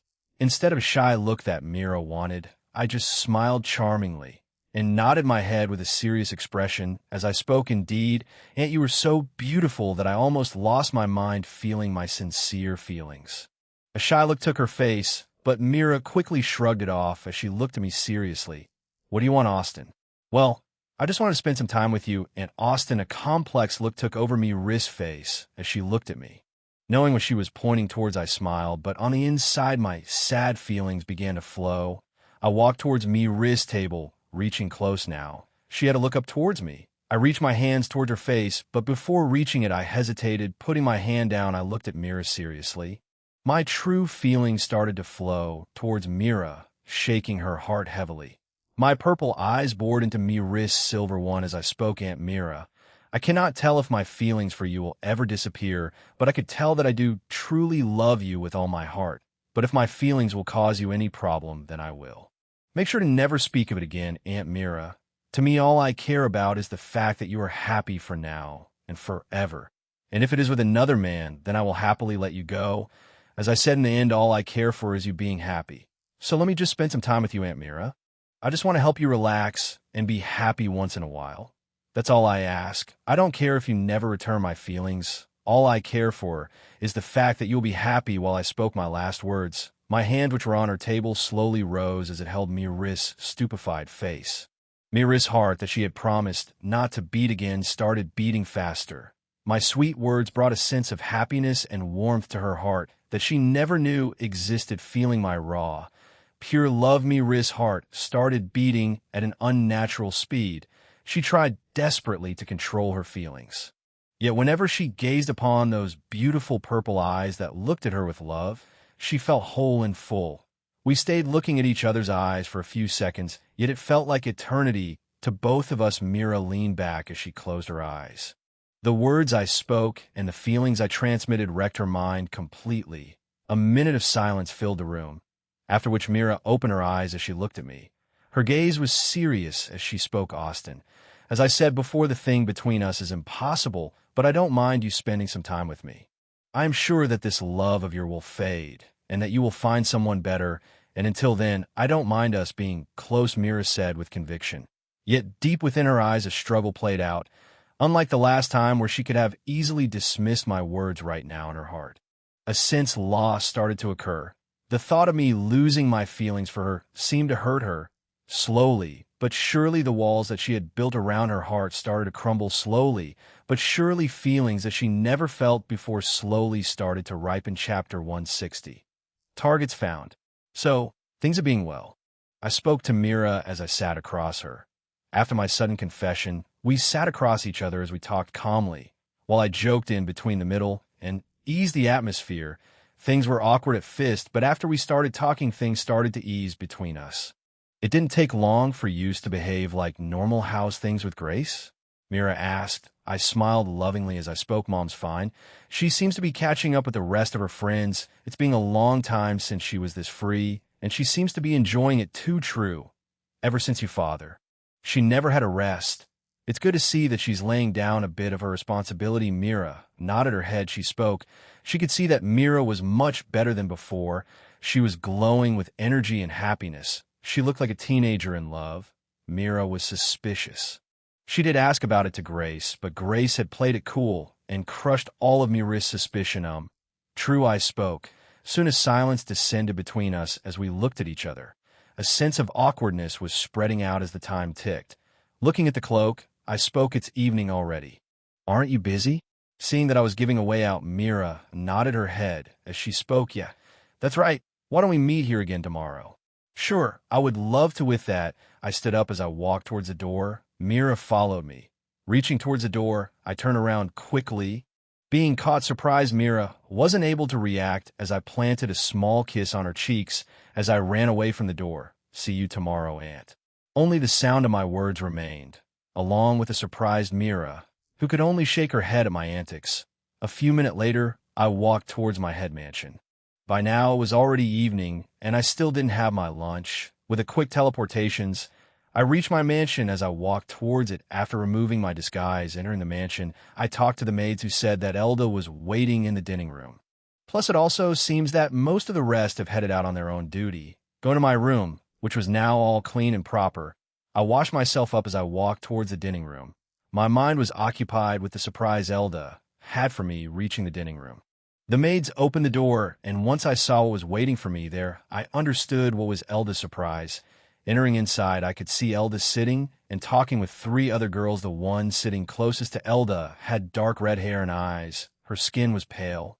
Seemingly, it seemed to not have seen sunlight in a long time. The girl's age seemed to be 16. Her face was charming, with her reddish burning eyes that was filled with loftiness and a hint of arrogance. The girl's body was well developed, as faint outlines of her body could be seen from her red dress whenever she opened her mouth. Her sharp vampiric fangs could be seen. Seeing her, I didn't have much information on her, as she was not a capture target. Well, I do know her status, Nyla Dracula, the youngest child of the Vampire King, and the most doted child. I did learn about her when I was studying about important characters. My eyes now turned to the other girl sitting beside Elda. The girl had light blue skin with hazelnut color eyes that shined with enthusiasm. She, even though young, had very defined proportions. From her head grew two goat-like horns. She was quite a beauty with her glowing blue hair that gave her a fairy-like appearance. I recognized that girl, as she was a capture target, albeit a minor one. I didn't have much info on her. The only thing I knew was that she's from the demon realm, belonging to a reclusive group of demons. In the game, I didn't try for her, so I was not able to pick up much about her. The only thing I am clear about is the girl's name. Lenora Maltiver. My eyes moved again as it landed on a shy young girl that sat close to Nyla. The girl, too, seemed to be about 16, with green and blue hair that matched with each other. Her hair was let down to her waist as they seemed beautiful. Her eyes were black in color. Completely black in color, while she had a third eye in her eyebrow, which was crimson with a hint of black. The different arrangement on her didn't make her look bad. No, in fact, it added a sense of disharmonic beauty. Plus, the cute, shy look on her face was always a welcome. Her body was more slim and petite. With a touch of exotic beauty, she was another capture target. Unlike the other one, she was famous for being unconquerable. The reason being, well, she's scared of men and won't talk to them. It's that simple. In the game, whenever someone came close to her, they would be pushed back and won't even be able to talk to her. There were many complaints to the gaming company saying that it was unfair, but no response was given. In the end, everyone just gave up on this exotic beauty. For what I understood, her name's Nathalia Beffuries Malaz. Her status, well, it's unknown. In the game, it was not given, and even here, her real identity is a mystery. No one truly knows what her real background is. Well, I do have a hint on her real background. Right now, it's a suspicion, but I am 70 sure that I am right. Now, I just have to see how they turn out to be. As soon as I entered the room, the girls had stopped talking. For me, it only took a few seconds to look at all of them. As I entered the room, all the four girls' eyes were focused on me. Seeing me face to face for the first time, some had surprise while some had greater reactions. Elda's face lit up in smile, while Nyla turned her gaze towards me. Her lofty eyes looked at me with interest. Unconsciously, she sniffed out loud and licked her lips while looking at me. Lenora's eyes turned exited as she looked at me upside down. As for Nathalia, while she had the most interesting reaction, the shy girl that barely looks at a boy was now looking at me with all her 3 eyes wide open. Her face seemed mesmerized as she kept peering into me, looking as if she was lost. Well, this would be interesting, I thought as I walked to the dining table. Chapter 161. New targets to... Oh, this is a pleasant surprise, I spoke as I walked towards the 4 girls that sat on the table. As I walked toward them, my eyes slowly focused on Nathalia. Since the moment I had entered the room, I had felt my bloodline boil and get attracted to her. It would seem that she was a bloodline member finally. I spoke internally as I held my tears back. Up until now, I had only met 2 who had a connection with me, with both of them being Laura and Vina. Both of them were married, and to tell the truth, both of them had something wrong in their head. If I had found another married woman, I would seriously start to consider changing the name of my bloodline. While all things aside, this is a good thing. At least I don't have to worry too much about getting her heart.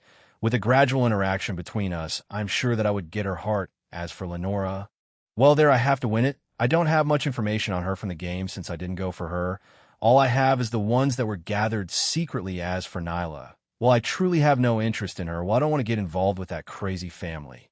Well, I do have crazy women, but I really don't want to deal with an almost unkillable family of bloodsuckers. Well, she's not part of the capture targets, so it's not much. As long as I keep my distance, I'll be fine, and I hope. Surprised, big brother? Elda spoke as she ran up to me and gave me a hug, meeting in my embrace. She closed her eyes as she kept her head on my chest. I didn't refuse as I too hugged her gently. Seeing Elda's behavior, I was surprised a bit. Even though she acts spoiled with me, it's only when we are alone or when we spend time as a family. Elda clearly knows when and where she should show herself. Holding Elda, I looked toward the other 3 girls, seeing a surprised expression on their face. Well, I might not know it, but Elda's famous for always having a noble and calm front, not matter which situation. And as her close friends, all 3 of them had never seen Elda show such a contented and happy face. They knew that she was a bit of a bro-con from the way Elda always talks about me, but seeing a face that they had never seen from Elda, they began to think that the level of kinship she has with me is very high, since I am someone that's very important to Elda. All of them turned their face towards me, scrutinizing me in every way. While for Nathalia, she has a lost face as she looks at me, and when her eyes met mine, her face flushed as she averted her eyes. Greeting all of them with my eyes, I turned to the little fairy in my arms as her soft body melted in my embrace, seemingly having found its destination.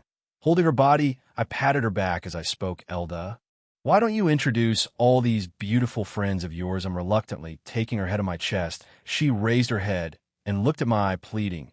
Seeing it, I smiled as I softly patted her head. The bliss from the pat caused her to close her eyes and smile happily, causing the other 3 girls to be dumbfounded again. Never expecting Elda to make such a lack of noblins. After getting a satisfactory pat, Elda pulled me and walked towards her friends to introduce them. She went behind Nyla, holding her shoulders. Elda spoke to me. This is Nyla. I met her a few days after I came to the academy. She's a battle maniac that kept challenging all those she saw. In fact, she went ahead and fought many seniors too. Long story short, we fought, and we became friends.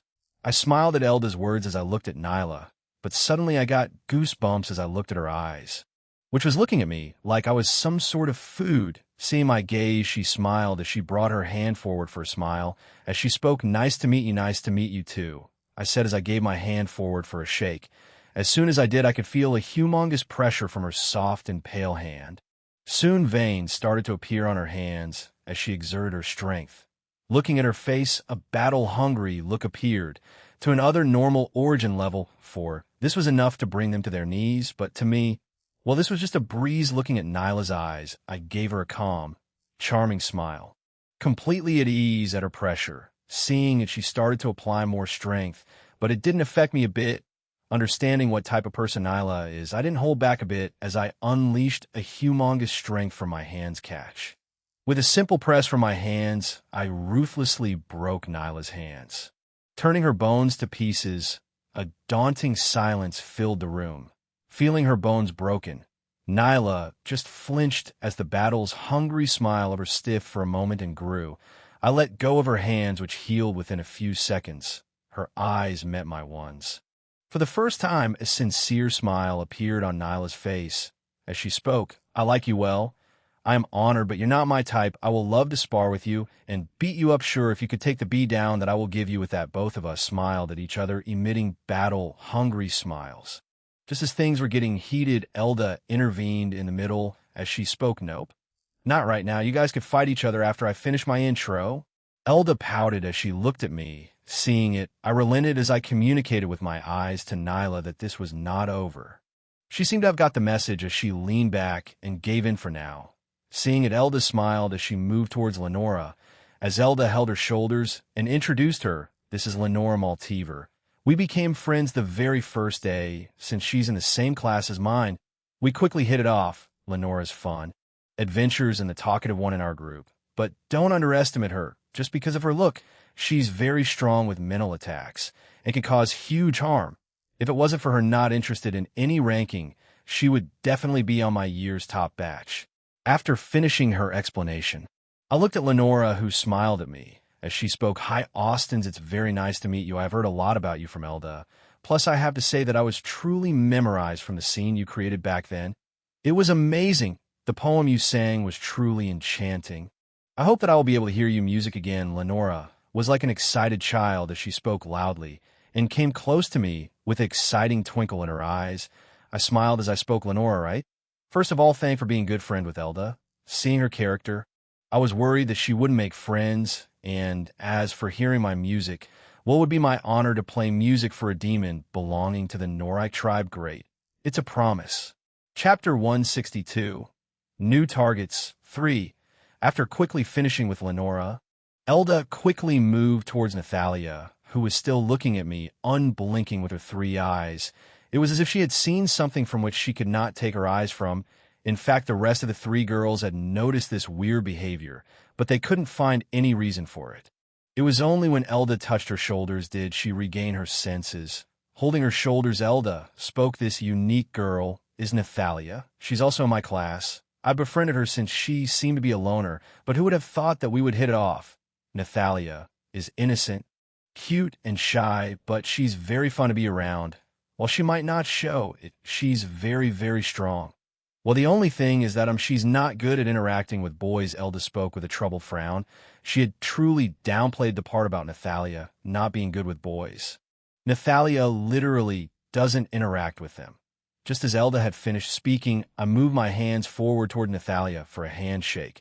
Seeing it, the rest of three shook their heads at my wasted effort, but this time they were foretold to be disappointed, because under the three girls' stupefied eyes, Nathalia quickly extended her tiny, cute arms as she shook my arms tightly, while clutching to my arms like they were some sort of divine treasure. A deep purple blush took over her fair face as she looked directly to my eyes. "And my name's Nathalia. It's nice to meet you." If before the three girls were stupefied, now their brains shut down completely. Within all the years these four knew each other, it was the first time they had seen such a look and reaction from Nathalia. It didn't take a genius to figure out that she was interested in me. Feeling Nathalia's hands, I shook them lightly with a charming smile as I spoke. "Nathalia, right?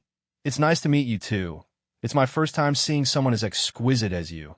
I am truly awed." My words were light and smooth, causing Nathalia to smile and blush purple stupidly.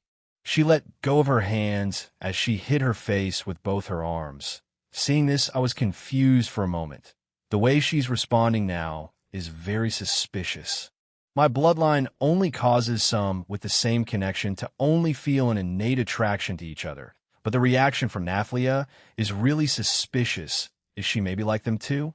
I thought as a terrifying conclusion came to my mind. I was talking about Vina and Laura.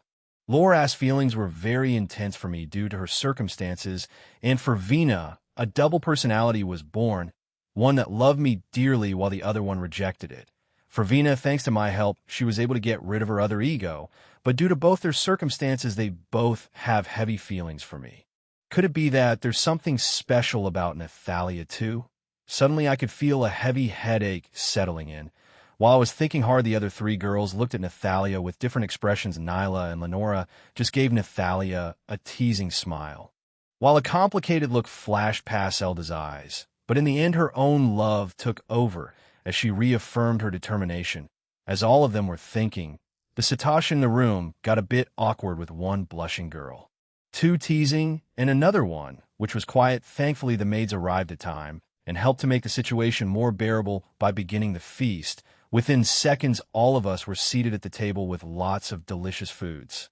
Soon all of us were digging in, while Nathalia just kept looking at me and smiling like a fool, causing me a headache. This woman was basically displaying her interest in me. No matter how dense I act, I can't go that far and act like I can't see her feelings for me. Then I would be just plain stupid, and I know that my sister doesn't think I'm such an idiot. Sigh. Lots of problems, so. Elda, why did you introduce them to me? I finally asked after eating a bit. Hearing it, Elda ate her food calmly as she smiled and spoke. It's because I want all of them to join your faction, big brother. I was surprised a bit when I heard this, but not much since I had expected it. After hearing Elda's words, I looked at the other three girls. None of them seemed to be surprised when they had heard Elda's words, which means that they must have known about it. Cleaning my mouth with a napkin, I put on a serious face as I looked at the three girls. Seeing the sudden change in my expression, they were surprised. Let me get this straight. Do you want to join my faction because you want to, or just because Elda said so? Seeing and hearing my serious face, the other girls understood that the current me was talking to them like the leader of a faction. So they showed equal seriousness as they spoke. The first one was Lenora. With a refreshing smile, she spoke at first. I just came because Elda said so, but after seeing you I have decided to join. We the members of the Norite Demon Tribe respect those that play music that warms the heart, and your music has truly been heart-moving. Hence I recognize you worthy of following. I hope you treat me well. In the end, Lenora gave a wink as she spoke. I put on a smile on my serious expression as I gave a nod, and spoke. Then I would have to thank you and welcome you to my faction. I hope we have great coordinations in the future. After speaking with Lenora, I turned to Nathalia, who blushed when I looked at her and fidgeted nervously in her chair. To tell the truth, the current her was very charming. I had to hold myself back from not patting and papering her. Looking at her seriously, I spoke. What about you, Nathalia? Well, I would love to join where you are. It was only when Nathalia had finished speaking did she realize the meaning of what she spoke. She blushed as she looked down, but in between her eyes traveled nervously to me. Seeing such a cute reaction, I smiled as I spoke. Then it would be my honor to have you. I truly hope we get along in the future. My words brought her to bliss as she nodded her head furiously with a smile and a hint of relief. After dealing with Nathalia, I turned to the most hardest one to deal with, looking at Nyla, who had battle-hungry smile. I spoke. Let me guess, I have to fight and defeat you to prove I am better than you? Yup, that's right. At first I had no interest, but seeing you and knowing how strong you are, I want to fight you.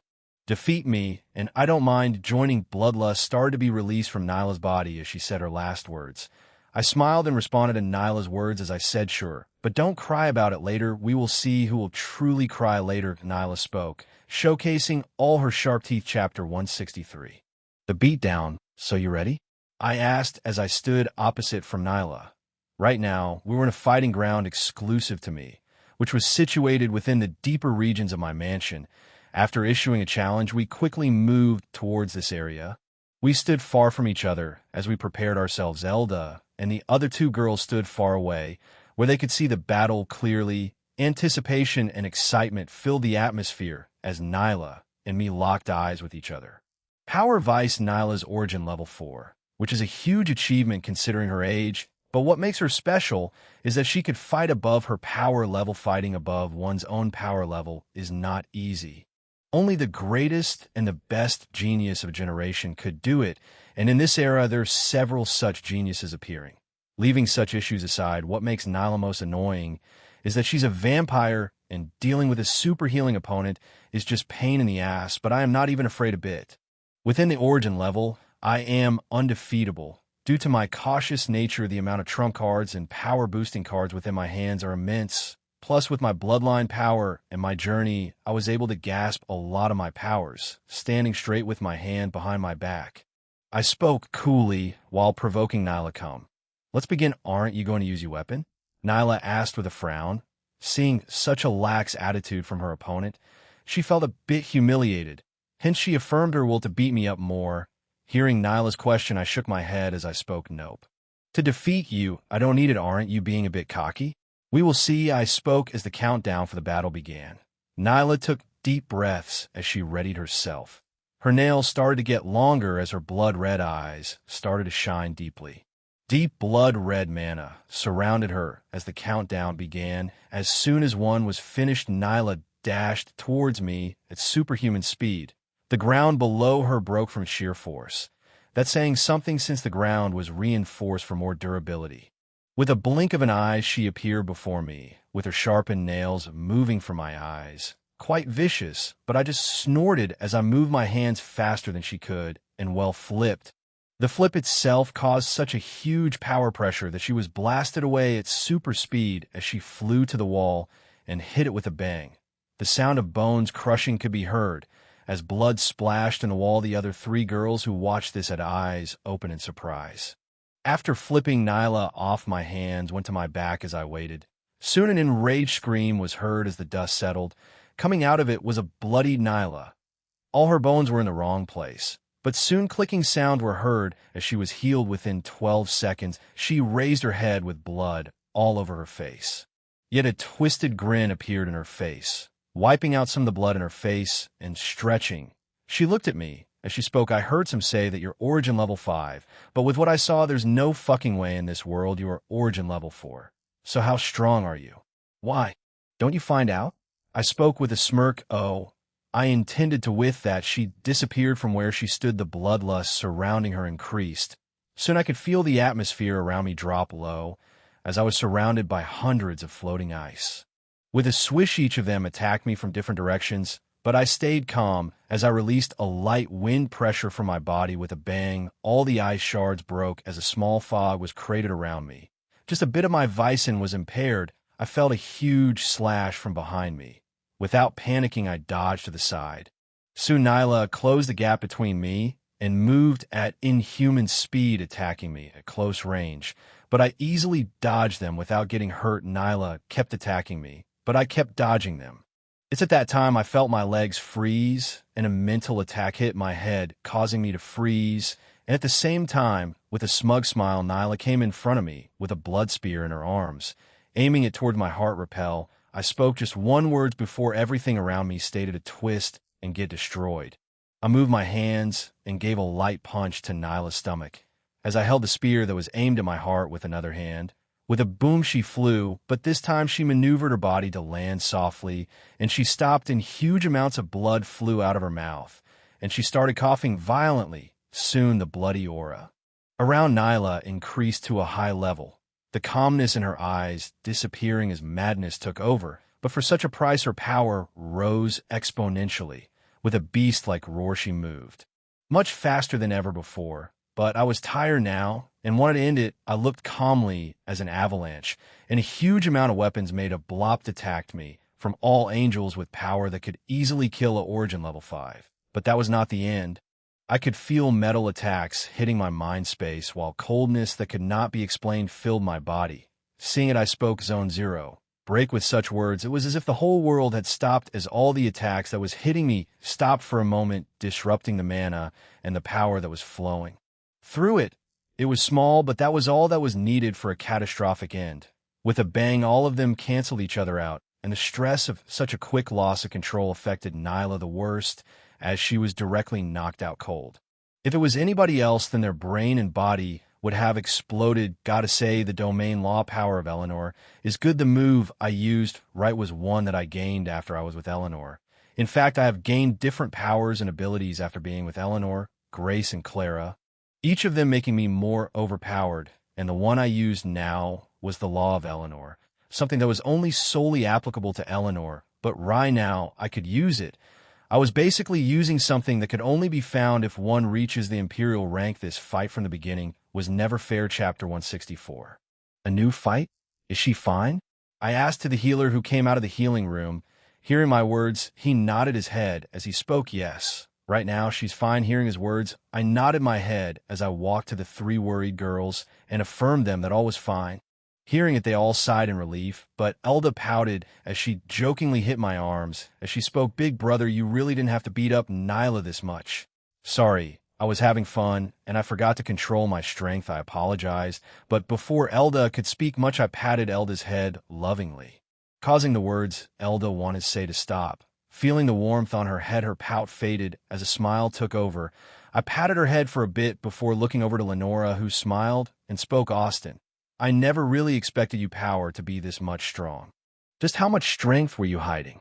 "Mao, big brother, you even hid your strength from me," even before I could answer Lenora. Elda looked at me aggrievedly as she spoke. Seeing it, I chuckled as I spoke. "Well, I just wanted to hide my strength. I am not a big fan of getting too much attention. Well, not more than I have right now. So, I would appreciate it if you could keep this a secret, sure. My mouth is sealed." Lenora spoke in a high volume, as she waved her hand to her mouth in a zipper notion. I nodded at her as I looked at Nathalia, who had a purple blush at her face. While all her three eyes looked at me shyly, she looked in my eyes as she spoke. "Me too. I won't tell about this to anyone. Thank you." I nodded my head in gratitude. At the same time, I turned to Elda and gave her cute nose a small pinch as I spoke. "As for you, Elda, how could I not know that once I spoke to you about my strength that you might go around parading about a humph?" "That's not true," Elda spoke as she flinched my hand from her nose, but then she snorted as she looked away. I smirked as I teased Elda a bit, who blushed. Truly, the blush on her beautiful face was an art piece. Any of her unconscious actions was truly beautiful and heart-moving. After talking with them a bit and telling them to contact Alex for further instruction, I left telling that I wanted to meet Grace well. I truly did wanted to meet Grace, as it was truly a bit lonely from not seeing her. The last weeks we literally spent our time with each other, with me sneaking in her bedroom, or she in mine at night. Of course, it was only possible due to some help from my dear maid, who helped from behind the scenes anyway. From the last few weeks, we got close.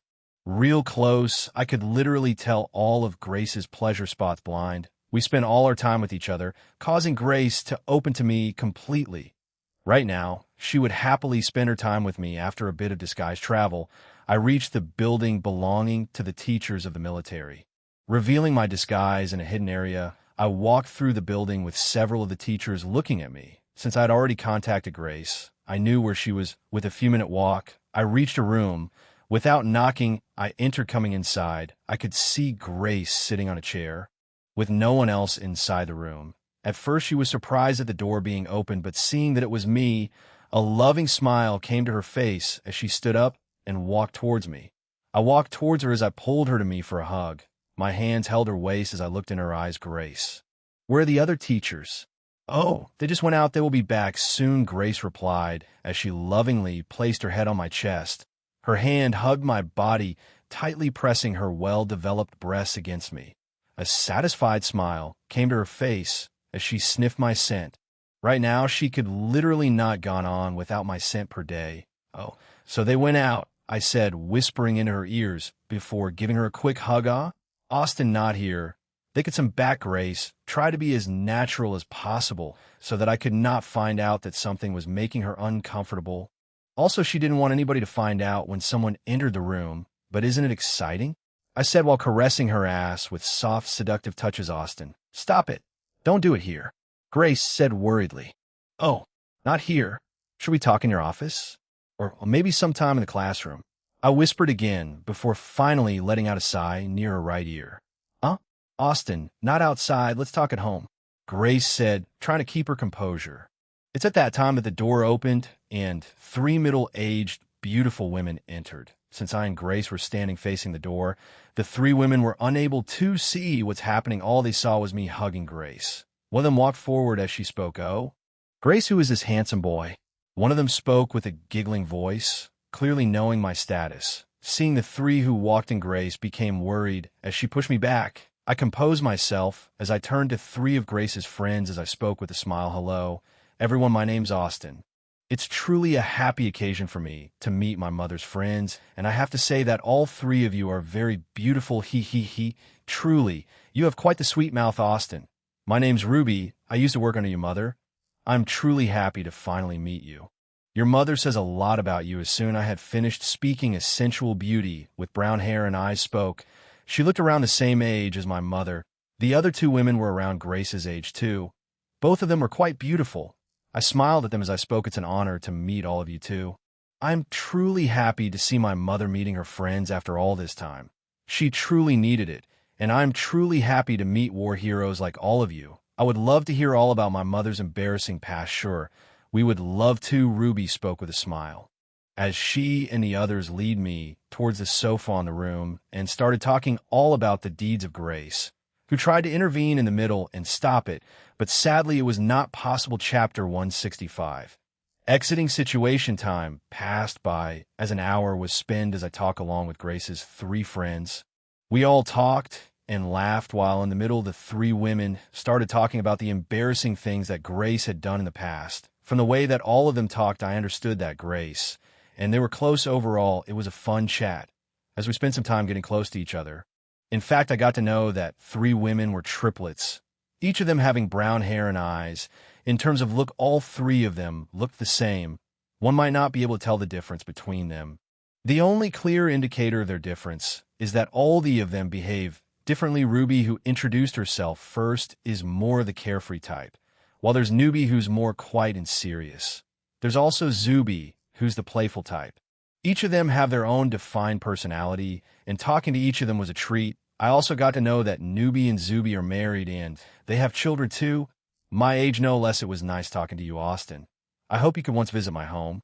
I would surely love for you to meet my daughter. Ruby spoke with a teasing smile.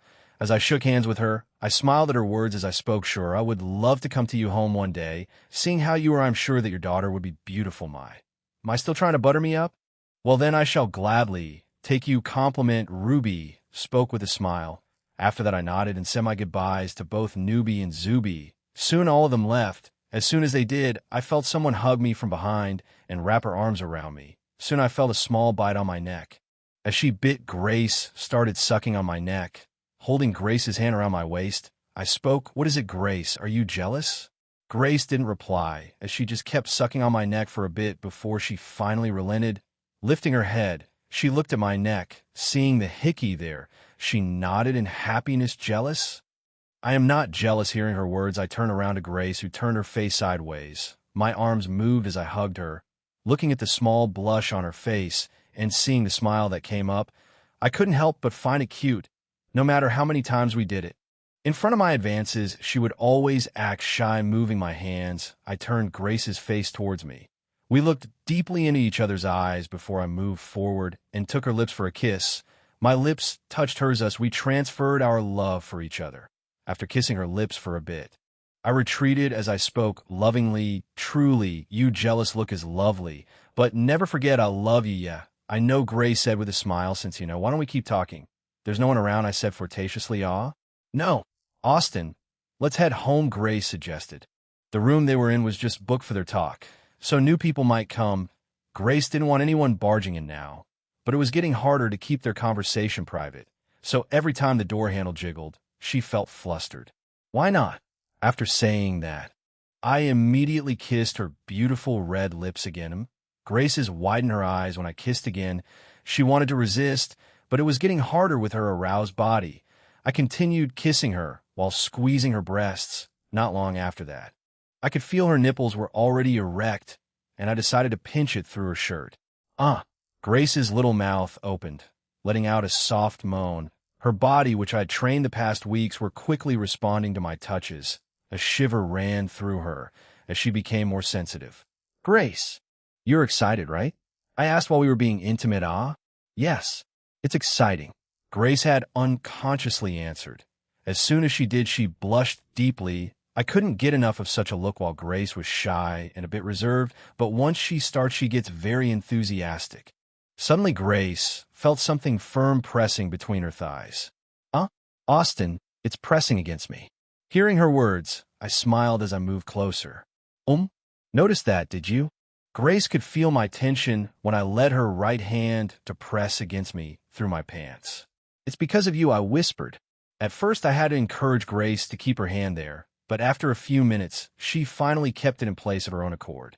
At the same time, I kept touching her in a way that made her breath catch. Along with my warm words and kisses were quickly disarming her. Not long after that, Grace felt her legs become weak. My hands moved as I felt Grace's reaction, realizing that she was already aroused. I smirked.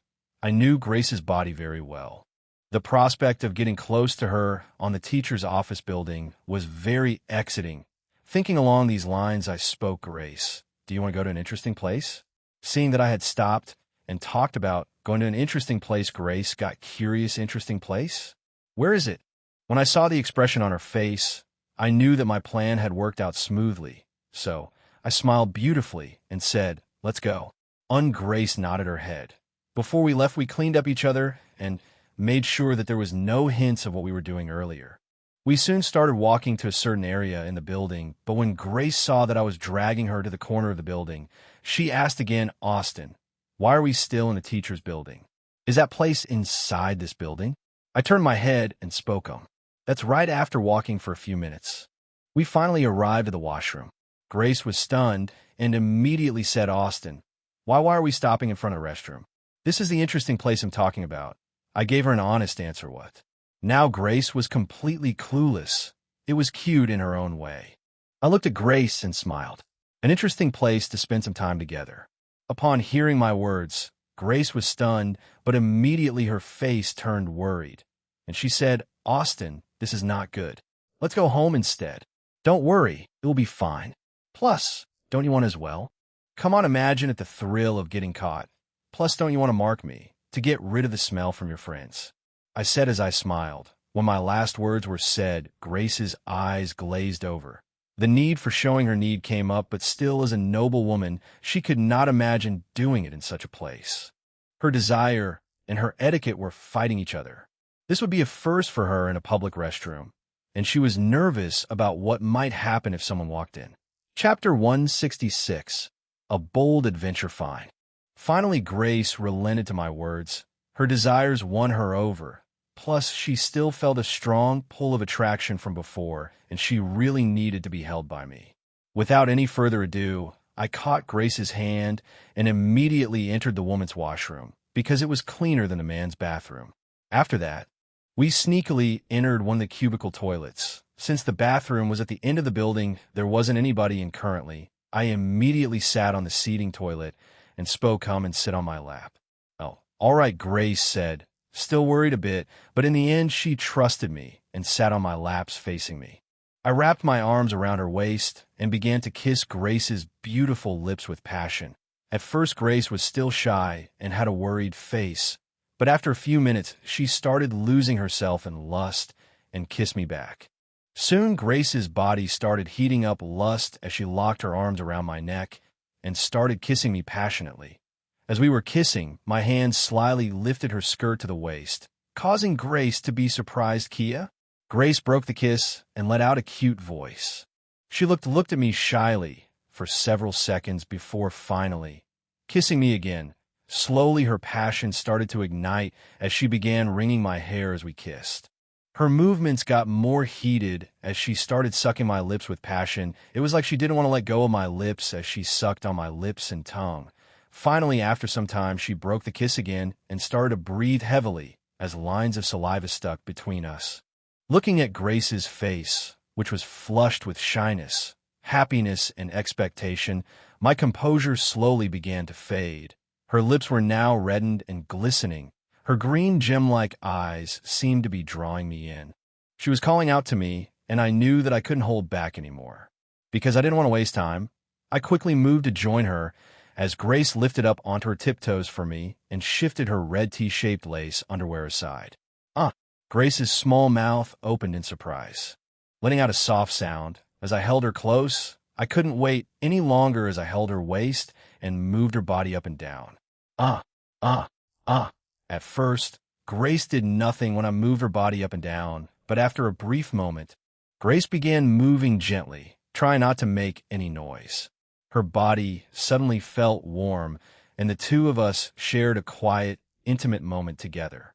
Grace called out my name in a small voice because she was afraid that someone would hear her voice. Right now, she kept shifting her weight slowly. Suddenly, the sound of footsteps entering the cubicle toilet next to us could be heard. Grace's face immediately looked at me worriedly and in panic as she spoke in a low voice. Austin, there is someone in the cubicle toilet next to us. Let's stop first. After that, we can continue again. I pretended to hear nothing and kept going, but when Grace realized I did not intend to stop, she bit her index finger to keep quiet. However, her efforts were in vain, and she let out a sound. Upon hearing Grace's moans, the person who was in the next cubicle toilet immediately said, "Miss, are you all right?" The woman who was in the next cubicle was surprised after hearing Grace's moans, which she mistook for pained grunts. Grace was shocked after hearing the woman's words. To make sure no suspicion arise, she tried to be as natural as possible as she talked, but that failed miserably. "Yes. HM? It just MM? My stomach hurts so much, Grace immediately looked at me and gave me a sign to stop moving my hips until the woman left. However, I didn't stop moving my waist. Due to this, Grace had no choice but to try her best not to let out a sound. And like before, her efforts were in vain when his movements kept catching her off guard, creating a sense of pain and pleasure. "Miss, are you really all right? Do you need any help?" The woman, who was in the cubicle toilet, asked again. "No, I'm fine." Thank you," Grace said as she paused. "All right," the woman who was in the next cubicle toilet said. At this moment, Grace took a deep breath and tried to compose herself. "This woman, whoever you are, please leave as soon as possible. Please." She was getting more worried. I couldn't hold it anymore. It's too much. Someone I don't know will know that I'm in the public washroom with my son, Grace thought to herself. Luckily, the woman in the next cubicle finished using the bathroom and left. Finally, Grace was at her limit. Click. The sound of the door being closed could be heard in their ears.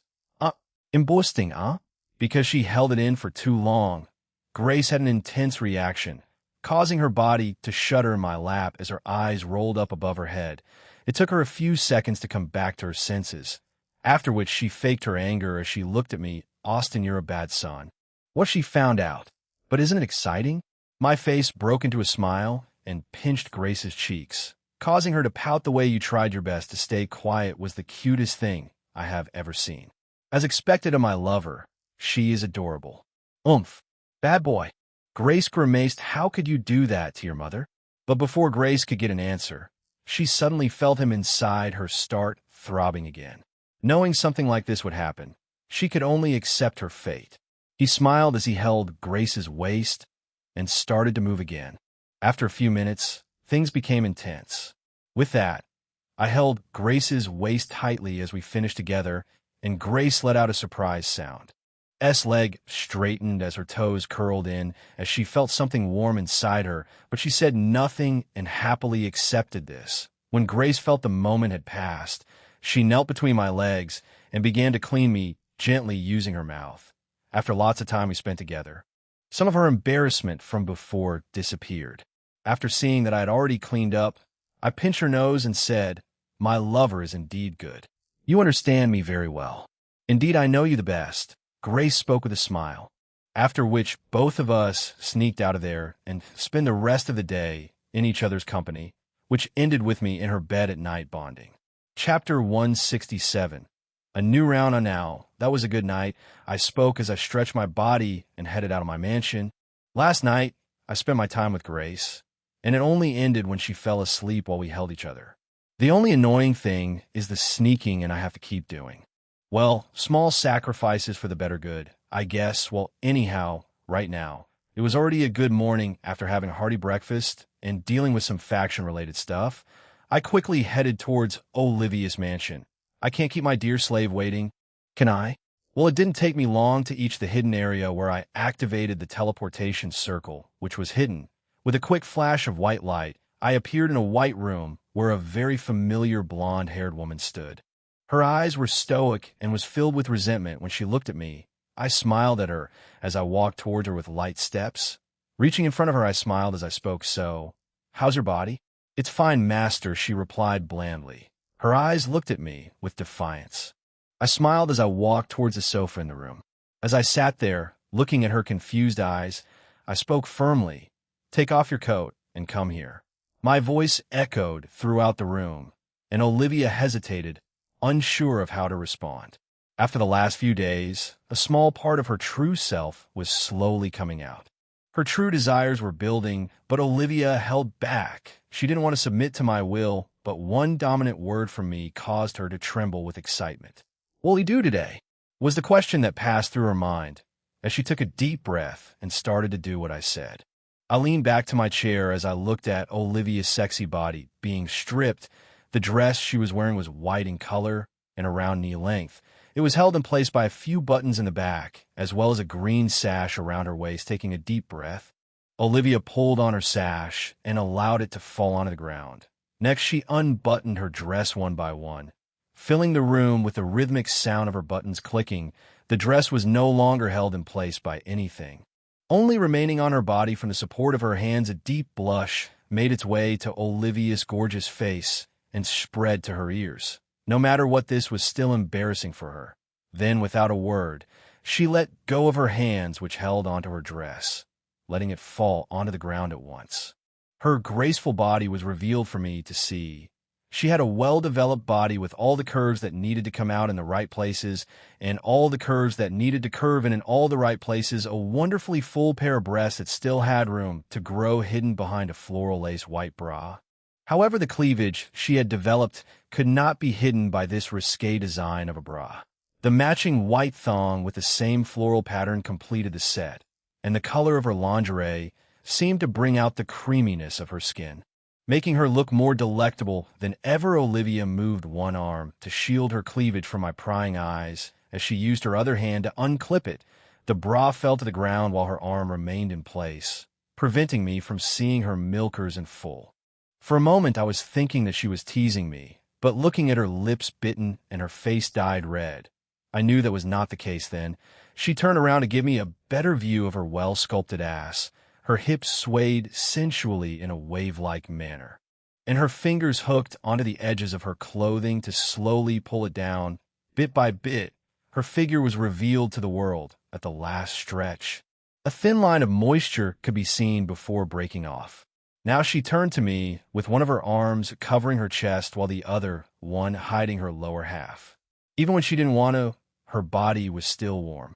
Due to my spell, she was overwhelmed yesterday and was still unable to recover herself.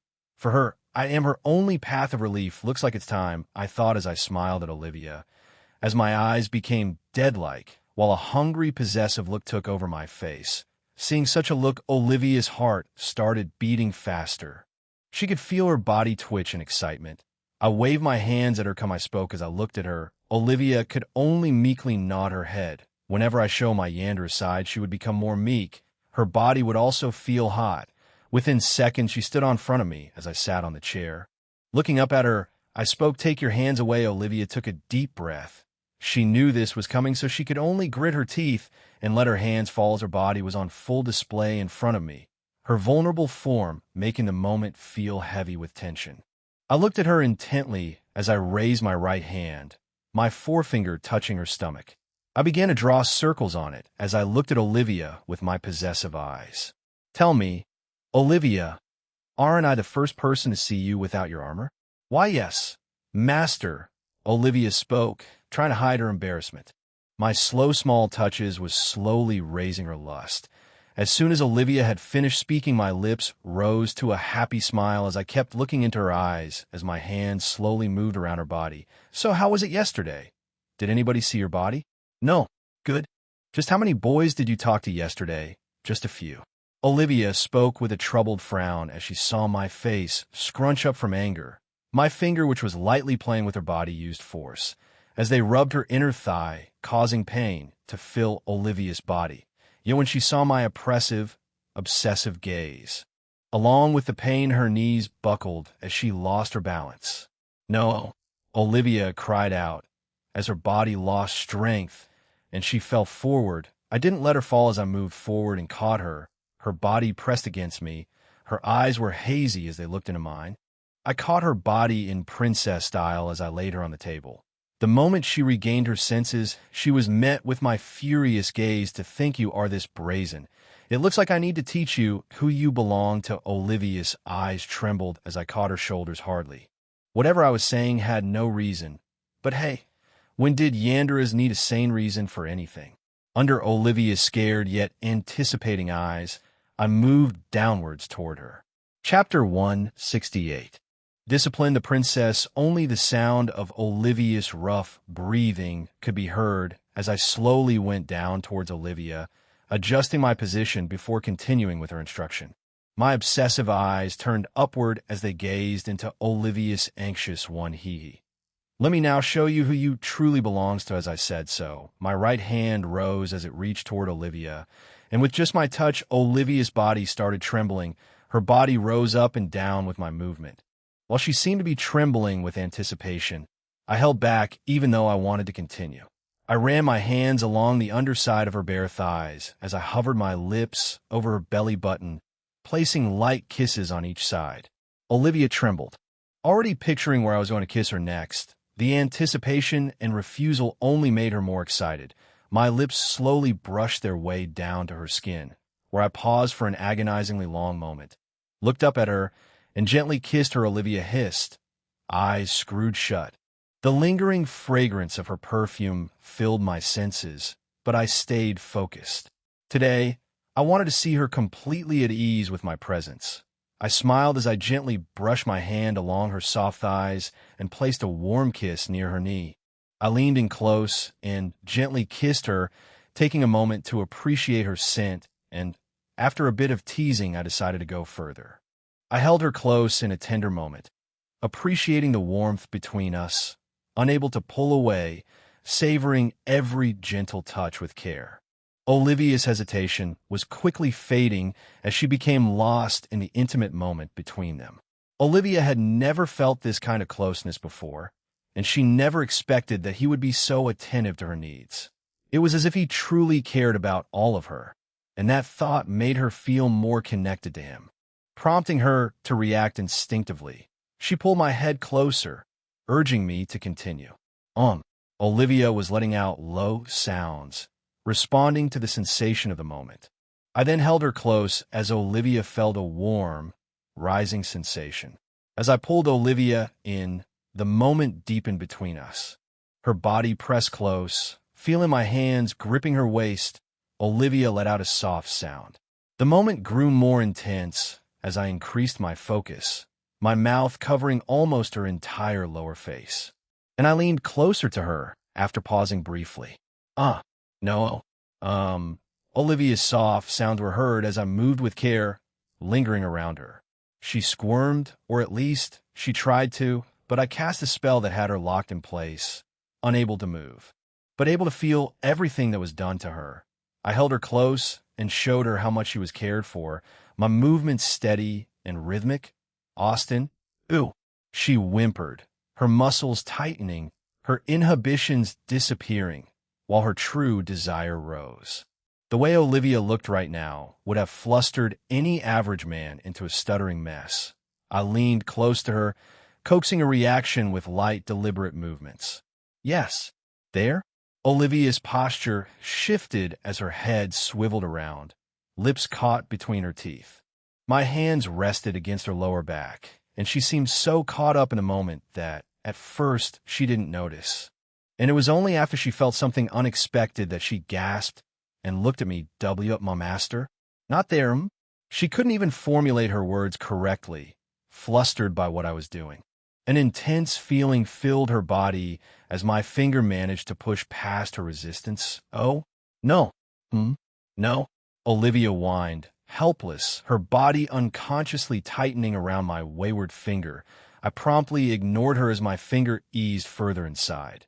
Meanwhile, I pressed my mouth gently against her, the stimulation making her jaw go slack and her words fade into soft moans. I pulled back, giving her a few seconds of reprieve, then pressed in again. The sensation was like a tight, warm, velvety pull. It clung tightly to my finger, making soft noises when I attempted to draw back. Out of curiosity, I applied a bit of pressure, and I immediately noticed the result. Olivia squeaked so hard that I thought she would burst. But no, her voice pitch was getting higher and higher, though. Obviously, she was extremely close to an emotional peak, and all it took was me adding a slight sensation with my tongue. Therefore, I put a bit more effort into it, and watched as Olivia's face shifted with surprise, her mouth hanging open, her eyes lolling around. She was completely lost in the pleasure I was giving her, and as a result, I had a considerably easier time, and her excitement had reached its peak. And I sensed that, so I leaned in slowly and carefully, making sure she felt supported. "Oh yes, so good," Olivia cried out, toes curling. "Master." Her body trembled with emotion, eyes squeezed shut as an overwhelming wave of feeling washed over her.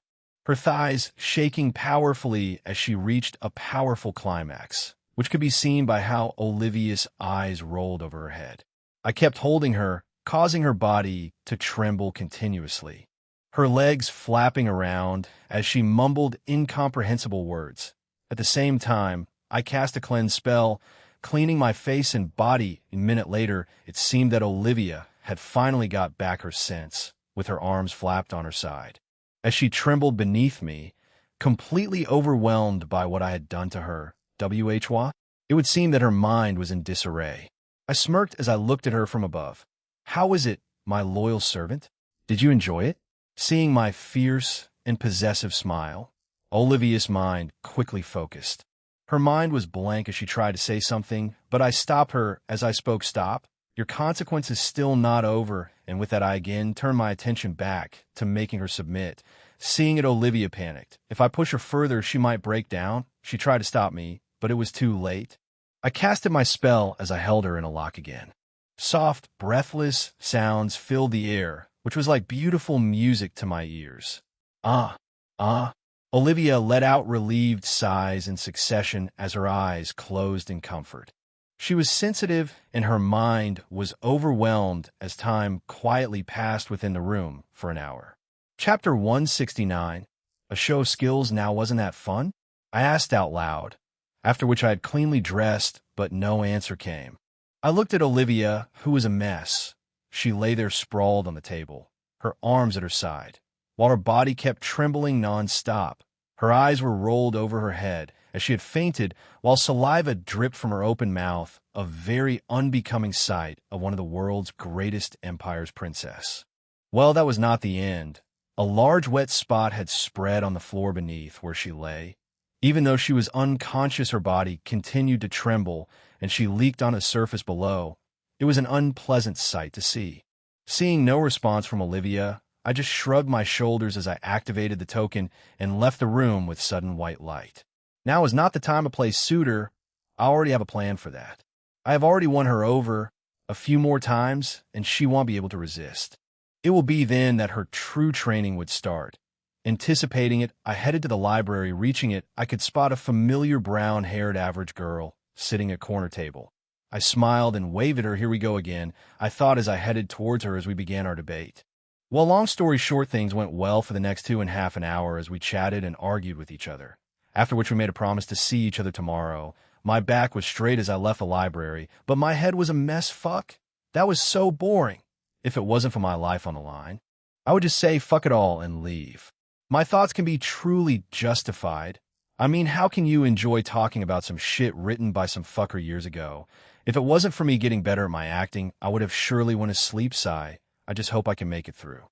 I could only lament at myself as I walked through the streets, but it's then that I found something weird. It was quite too quiet. I turned around looking at all the places, and I could see that there was no one around. No people, no sound, nothing. Seeing my guard raised, the mana around me started circulating. Just as I was ready for a battle, a woman appeared in front of me.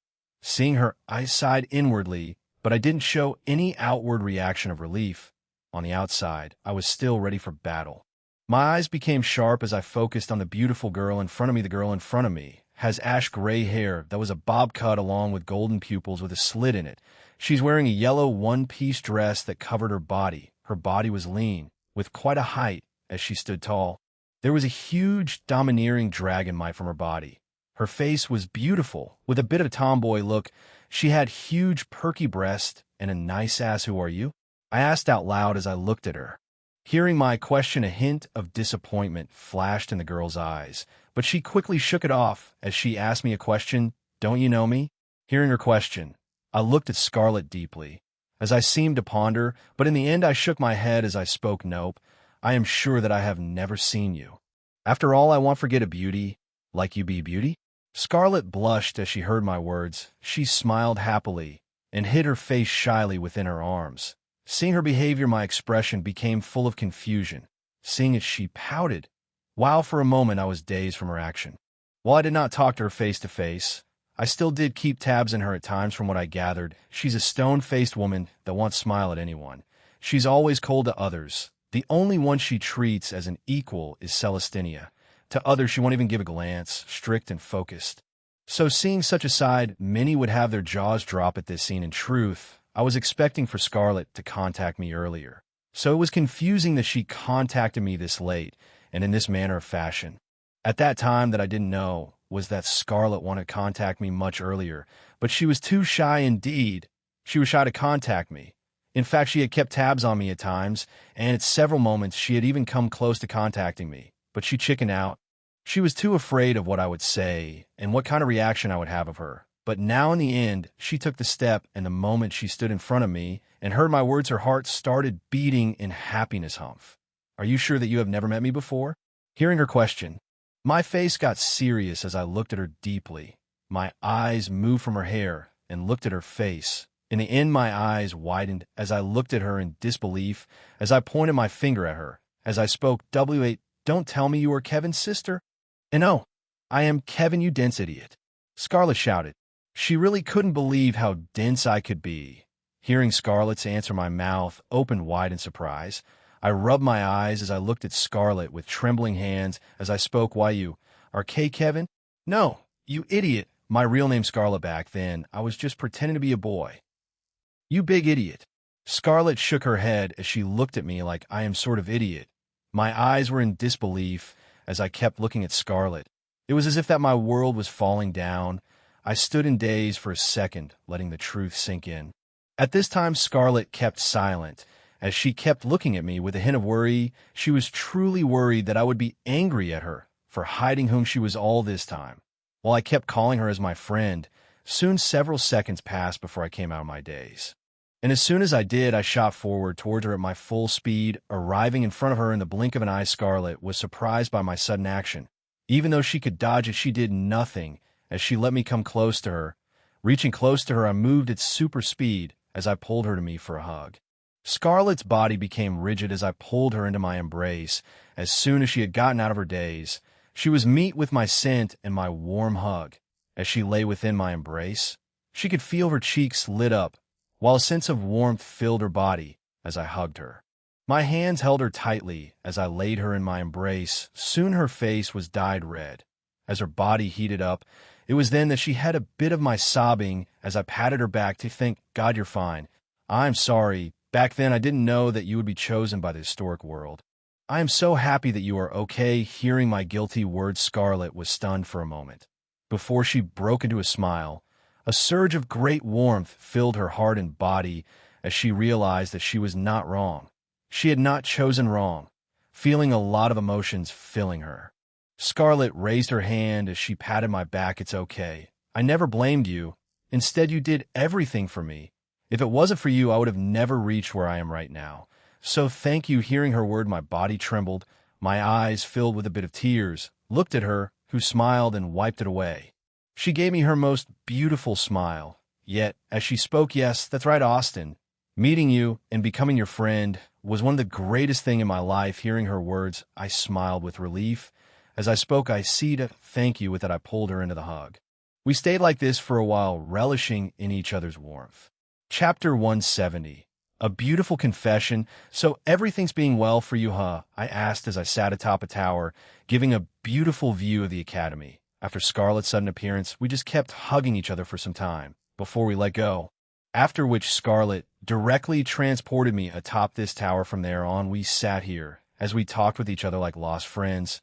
Well, it was mostly Scarlett who talked as she spoke to me about all the things that happened in her life, like this 2 hours was lost. As the beautiful sight of the sun setting filled our eyes, indeed, I did have a happy life, Scarlett spoke with a nostalgic smile. Seeing it, I too smiled. A playful smirk came to me as I spoke with the playful words, but to think the great Scarlett, the epitome of human power, the great icy tomboy, the beauty of all, is my friend. Who would believe it? You. Humph, I'm not talking to anymore now. No, your dragon majesty, don't do that. What will happen to a peasant such as myself when you get angry? I spoke with a terrified and scared expression. Seeing it, Scarlett snorted as she spoke. It's good that you know your place. Her expression was that of a queen forgiving her subject. Soon we kept looking at each other for a few seconds before we started to laugh out loud. Puff, you really have gotten more lively, Scarlett. Yeah. You yourself haven't changed one bit, Scarlett spoke with a nostalgic smile.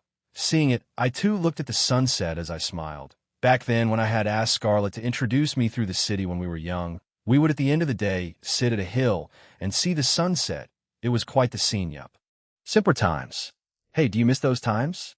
As I was being nostalgic, Scarlett spoke, prompting me to turn my head to look at her.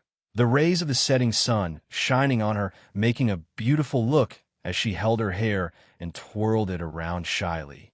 It was a beautiful scene as she held her knees and looked at me expectantly. I nodded my head, and this time I spoke the truth indeed. I missed them. They were simpler times. It was fun spending and relaxing those time with you. They were truly fun, and for the first time I gave her my most sincere and happy smile.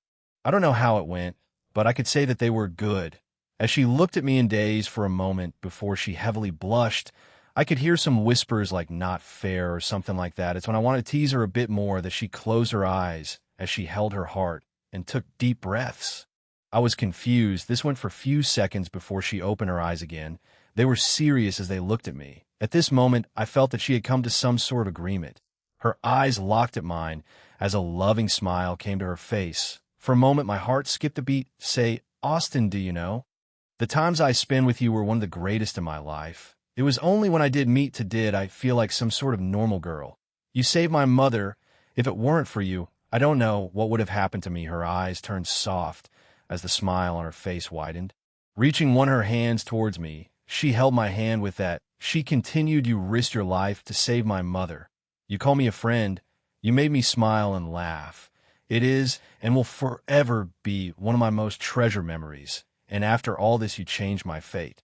You made me happy. Her hands that held mine moved forward as they intertwined with mine, as her other hands held her heart, as a blush cropped in her face, lighting it up with the setting sun. As she spoke again, I didn't truly know if I truly loved you. We were young when we met, and many things have changed from then. I was afraid that all I felt for you was just the yearning for a friend, a feeling of gratitude, but thankfully I was wrong. Her hand on mine tightened. As her eyes fluttered with shyness and many other emotions as they looked into mine, I knew at the moment when I saw you again. I knew at the moment I saw you in danger. I knew at the moment when I spend all these days feeling anxious of how our meeting will go, and I knew at the moment you hugged me. I knew that I love you. Her voice was barely a whisper as they sounded within the surrounding, but to my ears they were crystal clear. After saying her bit, she gave me a smile that made my heart skipping. She looked at my eyes with all the love as she confessed to me. This time I was really in a stump. All my plans were on the idea that most of my relationship keeps secret, but something tells me that if I reject her, now something very bad will happen. System. What's her love? Love. 150 was this before she met me? No, it was after you hugged her and cried. Till then at 99, should I run? Normally I will agree, but here all I can say is you reap what you sow. Any solutions? To not get raped? Well, I did hear that Hells is quite a good season this year. Maybe it might not be so bad. Yeah. Well, fuck you too. I could only give such a response to what the system said. Anyhow, I turned my head back to Scarlett, who was awaiting my answer. No matter how much of a scum I am, making a girl waiting for an answer for a long time is not something I would be willing to do, since I too know the tension. Power and willpower, you need to do something like this, especially when you don't have any idea how the other person might respond. I close my eyes as memories flow to my mind. I love you, huh? Sorry, I was just using you to get closer to your friend WH. What do you mean? Well, it's simple. I had no interest on you. Only your rich friend. Since that's accomplished, you have no use. So by with that, the beautiful women in front of me walked away, leaving me with a broken heart. The memory flashed through my mind in seconds. Soon seconds ticked, but to Scarlett, it was like an eternity. Finally, I opened my eyes as I spoke, "I'm sorry, but no." And with that, it might have been for just a second, but the entirety of the Babylon Academy trembled for a moment. Chapter 171. Let's start as friends. My answer reverberated within Scarlett's ears. For a moment, her mind went blank. As she never expected such a fast-forward rejection, her mana started to go at rampage while her eyes seemed to turn dark and lifeless. A feeling of heaviness I never felt was coming from her. Seeing her reaction, I panicked as I held her hands, which was intertwined with mine. Holding it tightly, I pulled Scarlett's face towards mine as I shouted, "Scarlett, break out of it." What I meant was that I can't be your lover with you right now. The reason being that I don't know much about you, but that doesn't mean that it won't happen in the future. My words seemed to have calmed her down. As the light within her eyes seemed to return, her face turned a bit confused as she looked at me. "What do you mean?" she asked with a meek voice as she looked at me. I sighed inwardly as the gamble I took paid off, smiling wryly. I looked at her with a bit of grievance as I spoke. What I meant as no was not that I completely reject you. I mean, you are a beautiful and a powerful woman, and if you asked me if I like you, I would say yes. Hearing me call her beautiful caused Scarlett to blush and smile with happiness, which kind of weirded me out. Just a moment ago, she was as if she was about to destroy the world, but now she looked just like an innocent little girl. Sighed, that why can't there be any normal girls around me? Though I was lamenting on the inside. On the outside, I was completely serious as I looked into Scarlett's eyes and continued to speak. "Look, Scarlett, what I meant was that I know Kevin, but do I know Scarlett? No, I just saw you as a very important friend of mine. I mean, I just found out you were a girl, and you just suddenly dropped this issue on me. Truthfully, I'm very happy and excited that you have such feelings for me, but now I just think of you as a friend, and if you ask me if I'm interested in you, then yes. I think that you are a lovely lady." Saying so, I held Scarlett's face as I smile came to my face. She looked at me with a pout and a pink blush on her face. Her golden eyes seemed to be dodging mine. Holding her face to look at mine, I spoke. "Scarlett, if I accepted your proposal, then I would be lying to myself. And worse to you. So I just want us to first start to get to know each other better. How about going on a dates and trips, and slowly we will get to know better about each other. And from there we would deal with things. How about it?" There was silence on top the tower. I sat. My eyes never left Scarlett's as I kept portraying my feelings to her. Scarlett's eyes narrowed as she looked into mine. She did this for a minute before she finally broke out into a smile. "Sure, let's do what you say. You are right, you do only know Kevin, but not Scarlett. And I will make sure that you know all about me, while I know all about you. But get this," Scarlett said as she extended her forefinger and placed it at my heart. With an extending smile, she continued, "I will definitely make you fall for me." There is absolute confidence and anticipation in her voice, causing my heartbeat to rise again, and I am sure that she felt it as a smile came up to her face. But who was I? How could I let her easily get one ahead of me? I caught the hand that was on my chest as I gave it a loving kiss, after which I turned to the blushing Scarlett. I spoke then. "I await that day."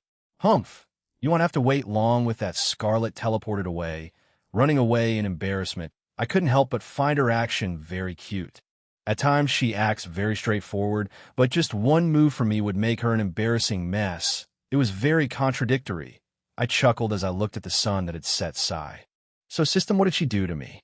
My question might seem random, and Scarlett might have been sneaky, but if there's one thing that I learned from dealing with these type of girls, is that you can't never be too careful. She totally placed 3 spells on you, host.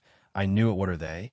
The first one would leave you unable to perform. You won't be able to feel exited if you're not with Scarlett. The second spell, let her know about all the girls that you interact with, and it will send some sort of signal if you get very touchy with any other girl. Completely avoiding my silence, the system continued to dish hits after hits. As for the third one, out with it. I can take it. Maybe it is a spell that would monitor if you are in any type of danger and protect you if necessary. But I didn't think for a second that such a good spell by Scarlett won't have its own drawback. Well, we'll monitor you 24/7. Hearing the last words, I caught my forehead in expiration. Thankfully, those spell won't work on me. Right? Yes, host, thanks to your bloodline, those type of spell won't work on you.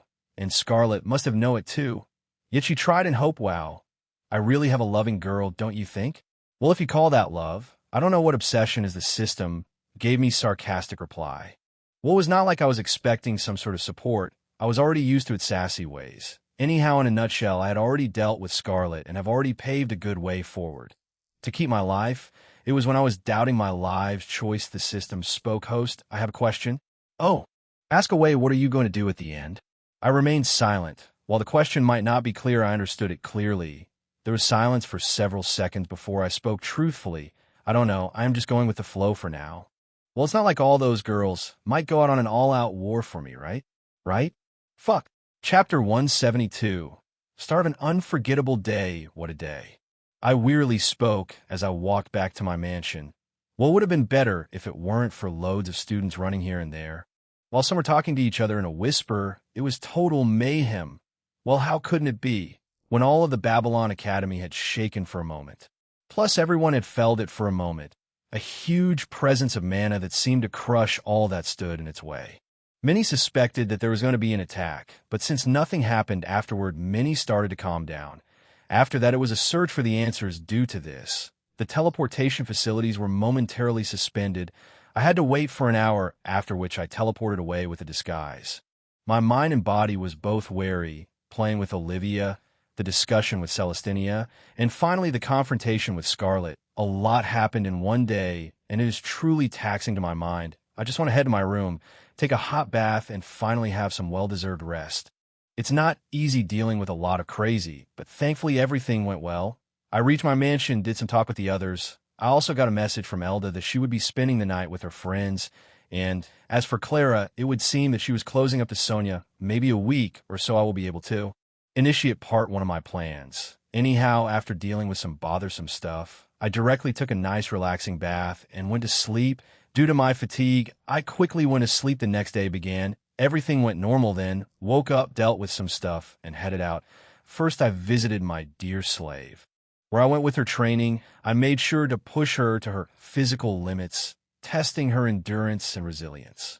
I would do it for just 2 more days, building her stamina further, and then her true training would begin. Anyhow, 2 days later the class would start, as the week-long leave would end. Once the classes would begin, it won't easy to sneak up to her like this, as I won't always have the time on my hand. Anyhow, I would just have to make the most out of it, I guess. So, after dealing with Olivia, I headed towards Celestina, where another boring round of debates, questions, and insults were sent against each other. After dealing with that, and promising each other another fresh round, I left. Right now. I was waiting at a specific intersection, where I was quite well dressed and groomed. Right now I was waiting for my date, that's Scarlett. That's right, just as Scarlett had run away, she had left her communication device behind to contact me, where she mentioned about going on a date today. So who was I to say no? Well, I really didn't have the power to say no. So here I am, waiting for Scarlett to arrive. The promised time to meet was 8:30, but I arrived half an hour early. It's not bad to come first and be prepared. Just as I kept waiting, I started to hear the sound of heels clicking to the ground. Hearing it, I turned my head toward the arrival Scarlett. She was wearing beautiful ash and golden one-piece dress that fitted her nicely. I could see just a touch of makeup on her face, making her more enchanting. Her back was straight as she walked toward me proudly. Your early Scarlett spoke with a smile and a hint of blush as she came up to me. I smiled as I spoke. Well, I want to make a good first impression. Also, you're early too. Well, I was a bit anxious, Scarlett spoke honestly. I nodded my head at her as I looked at her up and down. Seeing my gaze, she smiled as she got the edges of her dress as she twirled it around. After a single swing, she spoke, what do you think? Beautiful, I spoke honestly as I looked at her. Hearing my reply, she smiled as she looked at me and shyly twirled her hair. Right now, she just looked like a normal teenage girl going on her first date. A steep contrast from the girl that had almost paced 3 spells that controlled my life yesterday. Sigh girls without showing any of my thoughts outside. I smiled at Scarlett as I spoke. So Scarlett, where are we going? That's a surprise, you have to wait for it, Scarlett spoke as her eyes twinkled mysteriously. She extended her hand towards me without saying anything else. The place of our date was only known to her. Yup, that's right. This date's completely planned by Scarlett. It would seem that it was outside of the academy. I smiled as I took her hand and caught agreeing to her antics on normal occasions. One doesn't need to hold hands to teleport each other, but Scarlet just wanted that.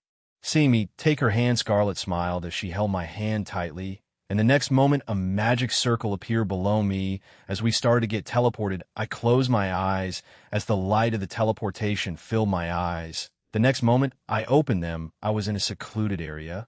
My confused eyes turned to Scarlet, who only smiled and started walking as she held my hand. I shook my head as I started walking beside her while I too held her hand. Soon we walked out a secluded street. My eyes widened as I loads of beast folks walking all around. There were all types of beastmen, of course.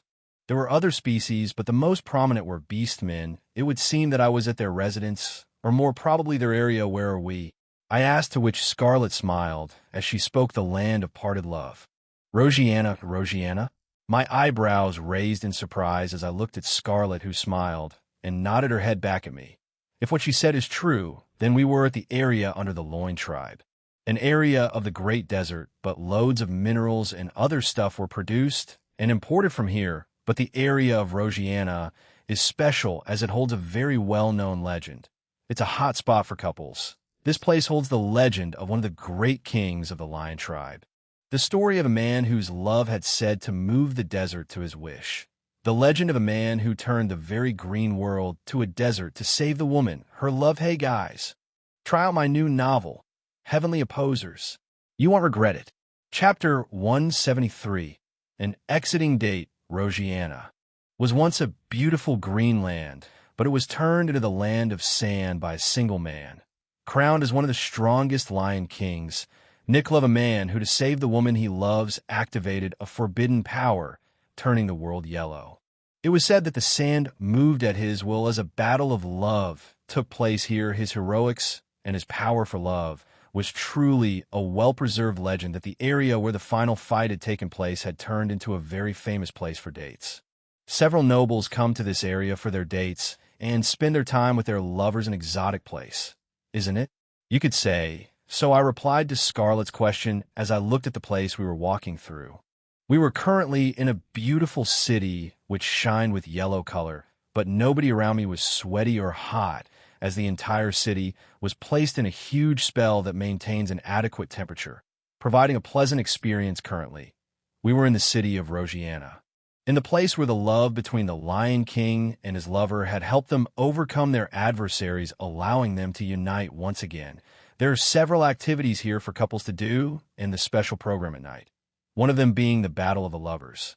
Thinking of this, I turned my head to Scarlet, who was smiling while walking beside me. While holding my hand, silently I prayed for the poor couples that would be fighting against us at night. While leaving those aside, right now we were just walking through the streets hand in hand, but the most curious thing was that when we walked by, no one seemed to notice us. It looked like we were both invisible to the rest now. It was as if we were being neglected.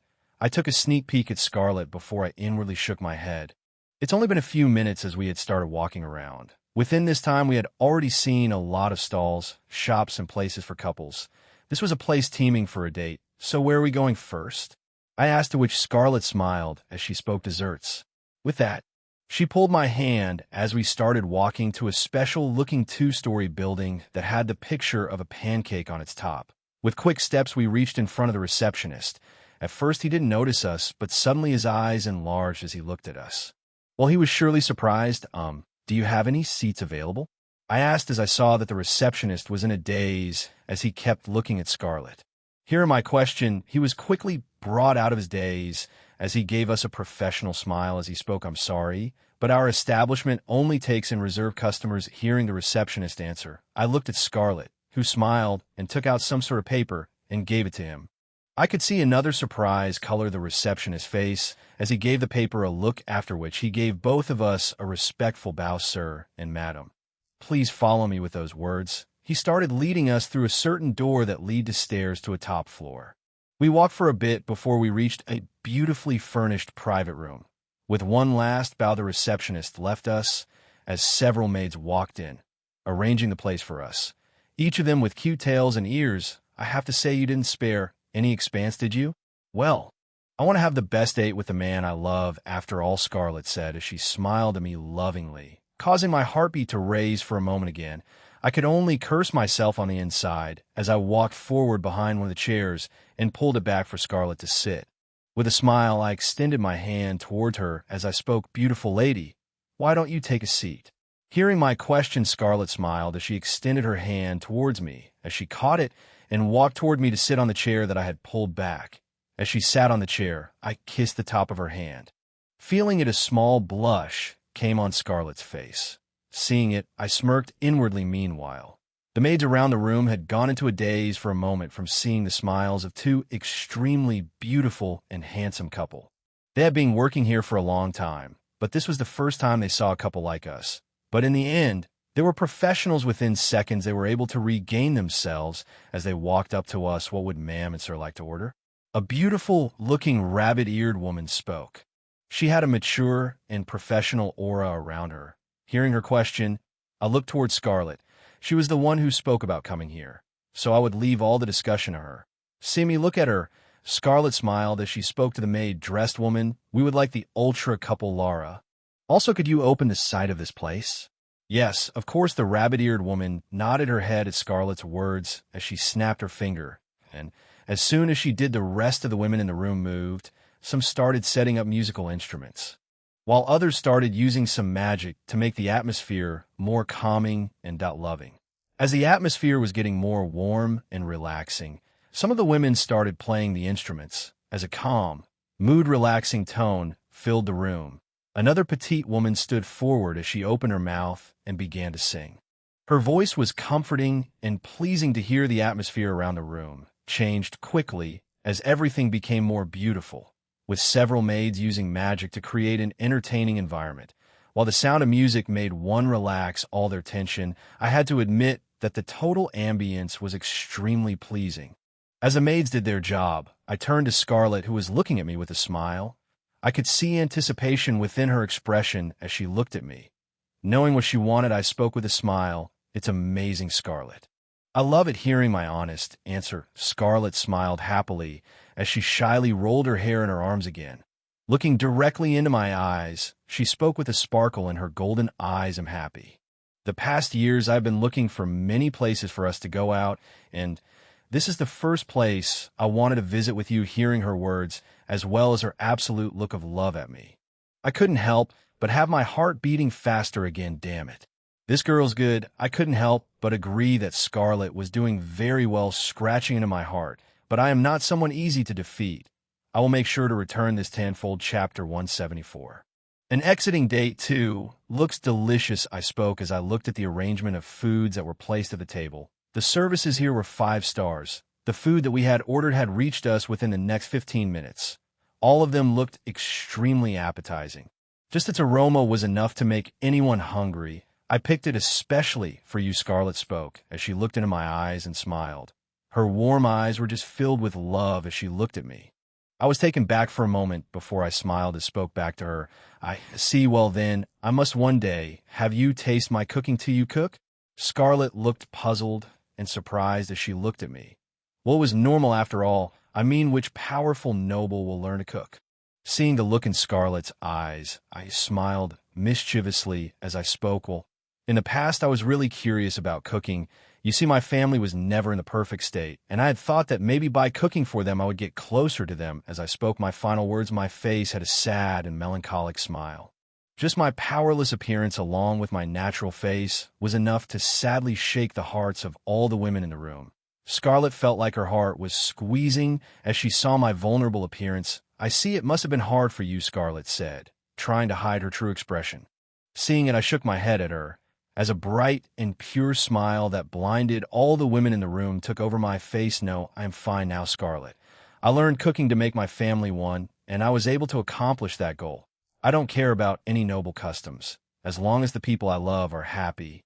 I would be happy, too." To finish it off, my face went into nostalgia, along with my bright smile, was enough to smite all the women in the room. Scarlett felt like her heart beating faster as her face lit up in a red hue as she looked at my face. Her heart was beating so fast that she felt some pain in it, but that was not enough to take her eyes off my face. "Scarlett, are you okay?" I asked with concern as I looked at Scarlett.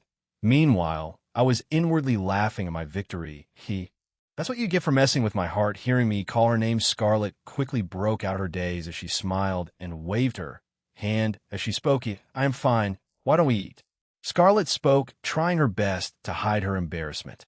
Hearing her words, I nodded my head as both of us dived back into our food. Like that, we spent the next half an hour eating our food as we talked to each other. The calming music and song in the background was truly a relaxing environment. That was delicious. I agree, Scarlett nodded to my words. After that, we stood up. I gave a punctual smile and nod to the maids before we walked out of the shop. Just as we were walking out, I felt a hand grasp mine. Turning to my right, I could see Scarlett holding my hand with a pink hue on her face. I chuckled as I intertwined my hands with her as we walked hand in hand outside. Feeling my hands intertwining with her, Scarlett smiled happily as she led me through the busy streets of Rosianna. The same thing as the past happened as we invisibly walked through the streets. Where are we going now? Shopping. Scarlett spoke without hesitation. I could only shake my head as I went along with her. Within minutes, we reached a building that sold clothes. Without wasting any minute, Scarlett got hold of my hands as she rushed into the most expensive and enclosed area. As we walked by, Guard was waiting outside. He too was surprised by our sudden arrival at first. He looked at both of us suspiciously, but he didn't do anything as he noticed our noble looks, though he did give Scarlett an extra look. He was also in a daze as he looked at her. Scarlett didn't give him any other words as she flashed another paper in front of him. Seeing the paper, the man's eyes widened as he gave way for both of us. We didn't give him a second look as we entered inside the room, though I did feel the man looking at Scarlett reverently. I shook my head inwardly at this behavior. As I'd spent a lot of time with different beauties, I had forgotten how beautiful Scarlett was too. Her beauty was enough to daze any man, but if anyone tried to lay their hands on her, well, then I could only pray for those poor souls. Did it annoy you? I asked as I looked at Scarlett, who had a frown on her face. Hearing my words, her frown relaxed as she spoke a bit, but I'd gotten used to it now. It's not like I could go on killing them for looking right. Why? Are you jealous? As she spoke the final words, Scarlett gave me a mischievous smile. I wasn't fazed by it as I held her hand strongly and spoke as I looked in her eyes. No, I wasn't jealous. I just didn't like the way he looked at you, like you were just some sort of toy he could play around with. From what I know, you, Scarlett, is a powerful and beautiful woman, and I feel that you should deserve the respect for it. Not to be treated as some sort of trophy, I said with a serious expression. Hearing it, Scarlett went into a daze for a moment. I smiled at it. Scarlett, how could I not know about you? I thought as I looked at the dazed Scarlett. Playing the game, I knew Scarlett's personality thoroughly. She was someone that wanted to gain recognition for who she is. She doesn't want to be treated as some trophy woman. She truly wanted to be recognized for whom she is, and how would she feel when the person she loves thinks like her? Well, I didn't have to wait for long to feel the answer. 50,000 affection, damn. Look at that, Scarlett. I called out for her. Hearing me call her, she quickly broke out of her daze. She didn't even look at me as she showed me her back as she walked in front of me.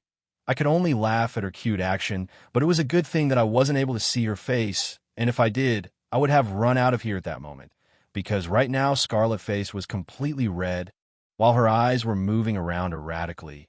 She was taking deep breaths to control herself. She even used her mana to calm her mind, but in the end, she could only bite her lips to control her emotions. Calm down, Scarlett. Calm down. You can't bring out your desires now.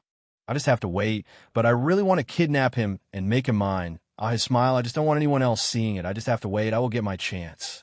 Scarlett spoke as a determined light flashed through her eyes. Meanwhile, I was just smiling as I followed behind Scarlett, not knowing the danger that I was following. This time I had truly messed up again. Chapter 175. An exciting date 3. The silence didn't continue for long, as we soon reached a well-furnished area that was designed for rich nobles. The clothes in this area all looked expensive, while there were several workers following each couple, giving them their expertise and opinions. They were doing their best to make people feel at welcome. Shall we go? Scarlett asked while looking at me. Right now she had calmed down and did not at all look embarrassed. Ashamed, though. Her confused look was a bit cute. Anyhow, as soon as we entered the room, all eyes seemed to be focused on us. The males had a dazed look as their eyes focused on Scarlett's. Meanwhile, the girls' eyes turned wide as they gave me more than a single glance. The workers there had the most intense reaction. as they seemed to be able to feel the money oozing from us. A rather mature and beautiful woman walked towards us with a smile as she spoke. "What would both you, sir and miss, require?" The woman asked us with a smile. I kept my silence, hinting for Scarlett to speak. She seemed to have got the message, as she too smiled and spoke. "We would like the special couple's clothing. Oh, we surely have them in abundance. Please follow me." The woman spoke with an understanding smile as she led us toward a more private and expensive area. It would seem that she deemed us richer than the average noble. The area we entered as its private dressing area, with lavish services. "You could even order snacks as you wait, sir and madam. Please give us a chance to take your measurements so that we can provide you the best possible service." The mature woman spoke with a humble bow, as two different women appeared behind her with measuring tapes and strange, glowing eyes that seemed to be fluctuating. Hearing the woman's words, I didn't mind as I nodded my head. Scarlett, too, followed with that. Both the women walked forward as they measure us. Within a minute, everything was over, and they disappeared. I wasn't surprised by their speed, as I could see that both of them were specialized warriors. In fact, the mature woman in front of me was an Origin level 5. Not something you see in a normal manager, but hey, everyone has their secrets, right? A few minutes passed by before the both of them returned with matching beautiful clothes. "How about these? Do you like them?" the mature woman asked. Looking at the clothes, I nodded my head. Meanwhile, Scarlett had stars in her eyes as she looked at matching clothes. Seeing our reaction, both the women that took our clothes smiled, and without further ado, we walked into our private rooms to change our dress. A few minutes later, I stood in front of the mirror admiring myself.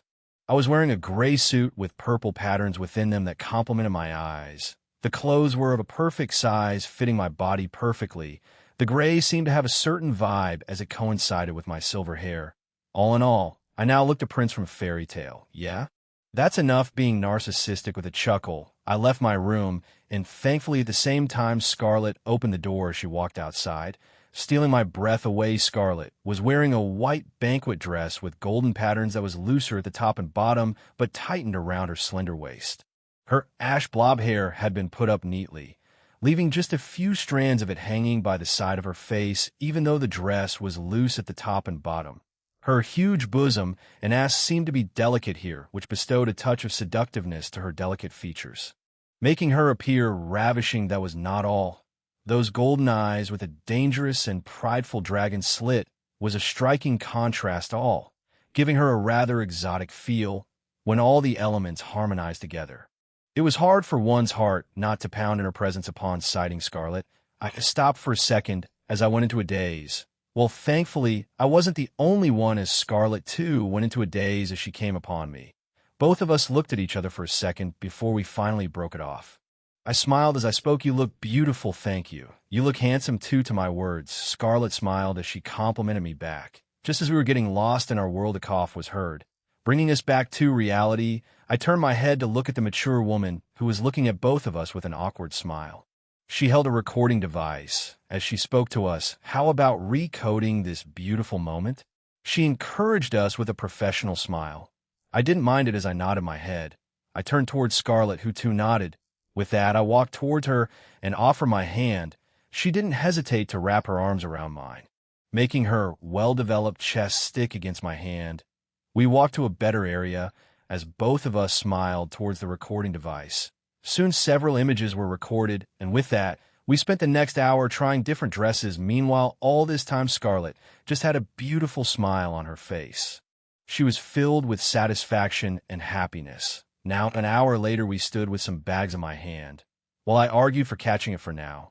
After all, it would just disappear into the spatial ring later. Anyway, Scarlett, why don't you go forward to pay? I have something to discuss with Madam. I spoke, pointing towards the mature woman. In truth, I wanted to pay, but I knew better than to fight with Scarlett.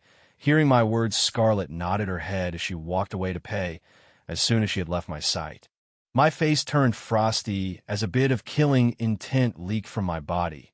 Feeling it, both the women that took my measurement flinched as they flashed and appeared in front of the mature woman to protect her. I didn't pay any heed to it as my face turned towards the calm mature woman. As I spoke, I dawned. Take care who or what you are, and I know that you have recognized us both. And if you have a smart mind, keep the thoughts you have now to yourself, or As I said in my last words, powerful aura swept from my body, locking all the three women in their place. The three of them stiffened as they felt their whole existences threatened. The calm woman for the first time had a hint of surprise. I paid no heed to anyone else as I now stood in front of her. My hand was kept on her throat as I spoke, or I will find anyone and everyone you love and kill them in front of you. I will make sure that everything you love will break and fall apart in front of you, and I'll make sure you watch it all. Helpless as I do, so in my final words, I left the pressure they were holding them as I started to walk away, avoiding the two gasping women that was now laying on the bottom. And as I was walking, I heard the mature woman speak, Mr. Austin, I don't like it when others threaten me. I turned my head as I saw the woman's narrowed eyes. I smirked as I spoke, so I don't care. Let me make this clear to you, as in name. As long as you don't come in my way, we're good. But if you do, be ready to face a wrath that you won't be able to handle. And with these words, I left the room. Chapter 176. An exciting date for Psy. Now, that was mood-breaking, I thought, as I walked back toward Scarlett. While Scarlett was an intelligent and powerful woman, she was not much of a schemer. Just the right people with the information about us could cause a lot of problems, of course. Not many would dream of evoking a dragon's rage. Once dragons are angry, it won't stop until the culprits are completely gone, though. I didn't get much. I have truly seen the glint in that woman's eyes. It was the same eyes of schemer, of course. I didn't react like that just because of my suspicion, as I did get suspicious. I had contracted some of my friends to look into her as I changed my clothes, and they were fast as usual, sending me all the info I needed. That woman was not what she seemed. She runs a black market in the underground, and that was not all. Her main business is selling the photos of beautiful and famous women in luxurious clothes to the perverts who would buy them for good knows what use. The moment I got the information, I had wanted to walk up to her and punch her face to the ground. Worst of all, she doesn't just sell the female photos. She sells the male ones too. I couldn't help but get goosebumps as I thought of it. I was planning on ripping the whole establishment to the ground, but then I decided not to right now. Both I and Scarlett are on a date, and simply causing problems might just ruin it. But I will make sure that this place, or any of it, will. See, a day after today, picking up the communication device, I spoke, "Hey, Ralph, you there? Yeah, what's it? Remember the person I asked about earlier? Yeah? Make it all disappear, oh. What did she do?" Ralph asked back with a hint of amusement. She tried to do the same shit with me. And my woman, then consider her dead. Ralph spoke with a frigid tone that left no mercy. His voice continued to be heard. To think she would lay a hand on my brother and my sister-in-law? Don't worry, Justine. I and the guys will make sure she will regret what she had tried to do, thanks, sure. Also, come and visit once in a while. We're all missing you, especially my kids. Or is it that now you're a big shot you don't want to see us? Huh. You should know better than anyone that I am busy, but let's see, I will try to make time, old man. Hey, I'm not that old. And before I could hear Ralph talk more, I cut the connection. I couldn't help but chuckle as I thought of the past. Those guys were truly fun to be around. Maybe I should visit them with such thoughts. I reached the counter where I saw a smiling Scarlett waiting for me. I too smiled back as we caught each other's hand and walked out. From there on, we both spent time in each other's company. We tried a game played by the couples where we had to play some small games without using our powers for Scarlett, who had become completely dependent on her power. This was not easy at all. She failed every time. Meanwhile, I was able to easily play the game and win some prizes. I gave the huge teddy bear and the small plush-like toy to Scarlett, who happily took it with a smile. After that, we visited an accessory store where I picked out a beautiful earring for her, for which I paid. I too have my dignity too. From there on, we spent time traveling from one shop to another, visiting different places and making unforgettable memories in the end. The sun set beyond the horizon as the beautiful 2 moons filled the sky. Several stars blinked in the sky as it illuminated the sky with its beauty. Beautiful indeed. It's beautiful, I agreed to Scarlett's words as I nodded my head. Right now we sat above a huge platform that was designed to overlook the entire beautiful scenery. The room was mostly open to the couples at night to enjoy the view and well cough. Enjoy anyhow, I have no plans of doing it for now. We still haven't reached such that level, yet I'm happy within our silence. Scarlett finally spoke as she leaned her head onto my shoulder. I didn't deny her as I wrapped my hands on her waist as I held her close to me. Scarlett closed her eyes as she relished in my warmth. I could say I too enjoyed myself, as I got to see the different sides of Scarlett's me too. I spoke as I closed my eyes and felt the cold wind blown inside. My body felt warm as I held Scarlett by my side. We stayed there enjoying each other's heat and the warmth we gave each other. Sometimes the silence around us is more than enough. So, want to go kick some couple ass? Sure, finally, I spoke after an hour, to which Scarlett happily nodded her head with a smile. Well, long story short, we did kick some couple ass.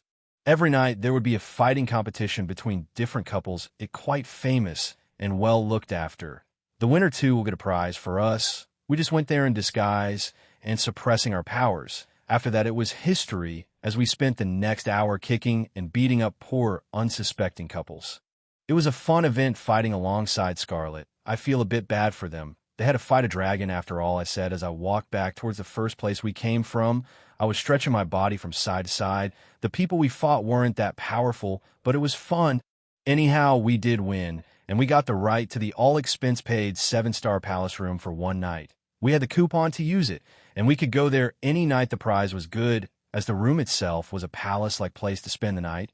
It was an ultra-rich place, where the couple could spend their night rolling in bed and enjoying in bed. But sadly, today's not the night for me. Well, they should be glad they got to fight a dragon, I'm sure that will make them happy, I replied to Scarlett with a sarcastic smile. We didn't speak after it as we walked in the night, enjoying the silence. Soon we reached the place we first came and transported back. When I opened my eyes again, I was back at the streets of Babylon. Looking around, my eyes turned to Scarlett. Our eyes matched as we kept looking at each other for a few minutes before we broke off our gaze, but it didn't end there. As I walked up to Scarlett and hugged her, Scarlett smiled as she hugged me back. I haven't fallen in love with you, but I can say with confidence that I like you a bit more now, I see. I'm happy with just that, Scarlett spoke while hugging me tighter, and just as we were leaving the hug, she came forward and gave a peck on my cheeks. With a pink hue on her cheeks, she said her goodbye and fled, leaving me holding my cheeks with a smile. What a cute girl, I chuckled as I shook my head and walked to my mansion. But my happiness was short-lived as I saw Elda waiting for me with puffed cheeks and narrowed eyes.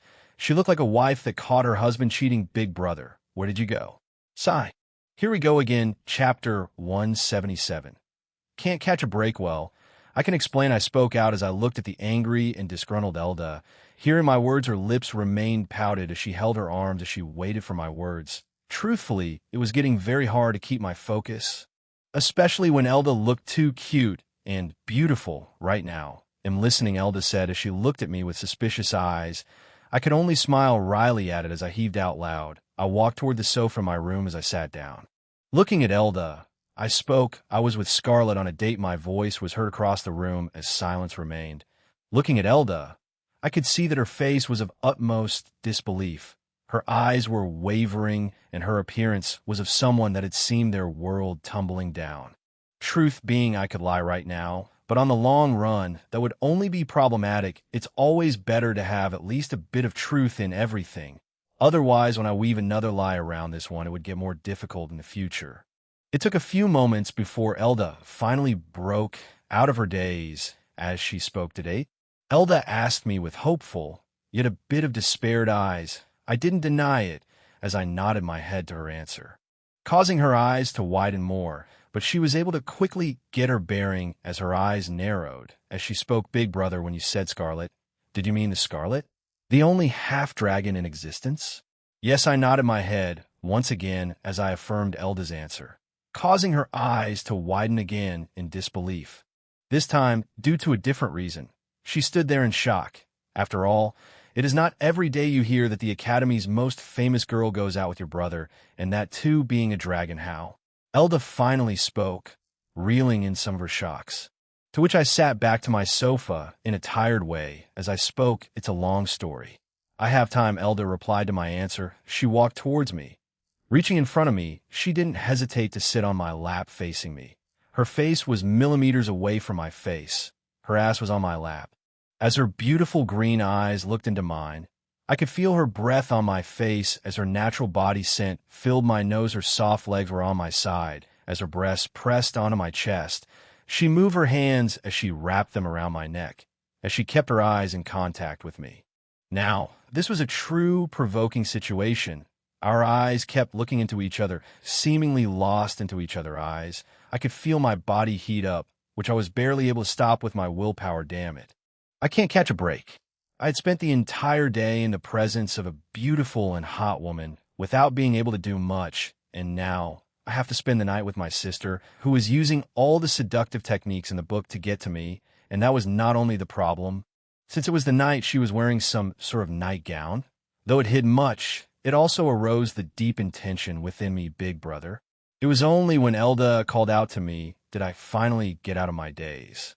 I focused back on the stunningly beautiful fairy in my arms as I started to tell her about how I met Scarlet and how I became friends with her not knowing that she was a girl or a dragon, and I also spoke about Scarlet's confession and how I handled it. The talk only went on for about half an hour, during which Elda sat on my lap with her head on my shoulder, listening intently. Finally, I finished as silence descended within the room.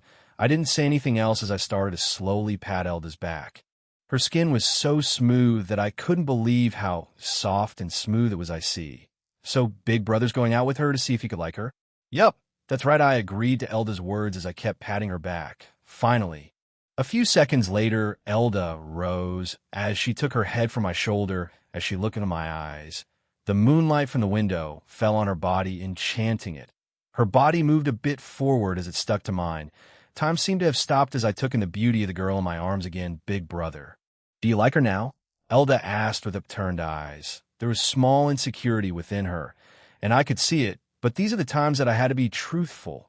I nodded my head as I spoke. Indeed, I started to like her a bit after this date, but I surely not in love with her. Yet I see. Hearing my answer, Elda nodded her head as she leaned back on my shoulder. She didn't say anything else as she sat there enjoying my warmth and testing my limits. She sat like that for a few seconds before she spoke again. Oh, I forgot, Big Brother. You have a fight tomorrow, a fight? I asked back in intrigue, as we both pretended that the previous situation of the sexual spark between us didn't happen. My reply prompted her to speak back in a small voice. Well, it would seem that the Lion Prince, the prince from the Tliabam Kingdom, and some other prince wants to fight you. They think that fighting you they might be able finally to get me, huh? They can keep dreaming then. I spoke out with a snide smirk. Hearing it, Elda raised her head as she cutely tilted her head. A smirk on her face as she spoke. Oh, is Big Brother angry or jealous? Maybe a bit angry. I'm just pissed off that these guys think they could get you by showing some strength. My eyes were a bit angry as I raised my hands as I rubbed her beautiful face. You do not belong to anyone, Elda. Who you want be with should be chosen by you, and if anyone says otherwise, I would beat them till they bleed, no matter who. After all, didn't I promise that I would never get you hurt? My final words were with my trademark smile, causing Elda to smile at my words as she dived back into my embrace, snuggling in as if she belonged there. Her body relaxed as she hugged me tightly, unwilling to let go. Soon I heard her whisper, I know. And with that, she fell asleep. Seeing I couldn't help but have a headache, I really can't catch a break, can I? Chapter 178. Sisterly counterattack. A new day had begun as the sunlight poured in from the outside window. Within a room on a sofa sat two people. One was leaning on the sofa. Meanwhile, the other sat on the boy's lap, hugging him tightly, unwilling to let go. They had a blanket over their body as they hugged each other and slept. The first one to wake up was the girl laying on the boy. Elda's eyes trembled as they slowly opened. Her green eyes focused on the face of the man she was sleeping at before a beautiful smile that could smite any man came upon her face. She first looked around her surroundings to make sure of where she was. Breathing out slowly, she adjusted her body to not wake up her big brother. She moved forward as she focused her eyes on her brother's sleeping face. A hint of blush came to her face as she looked at his face. Her hands tightened the blanket around her as she moved her body forward, trying to become closer to him. She raised her hands slowly as she gasped her big brother's sleeping face. The blush on her face deepened as her fingers trailed her big brother's handsome face. Her breathing fasted as her heart started beating faster as she kept looking at the man she loved. Her hands slowly wrapped around his neck as her forehead touched his.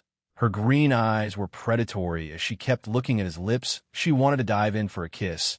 She wanted him to hold her and much more, but she didn't want it to happen like this. Right now, before she slept, she had cast a small spell on him that won't wake her big brother up easily. As long as she doesn't cross the line, things won't be a problem. Her body pressed against her big brother tightly as her hug on his neck tightened.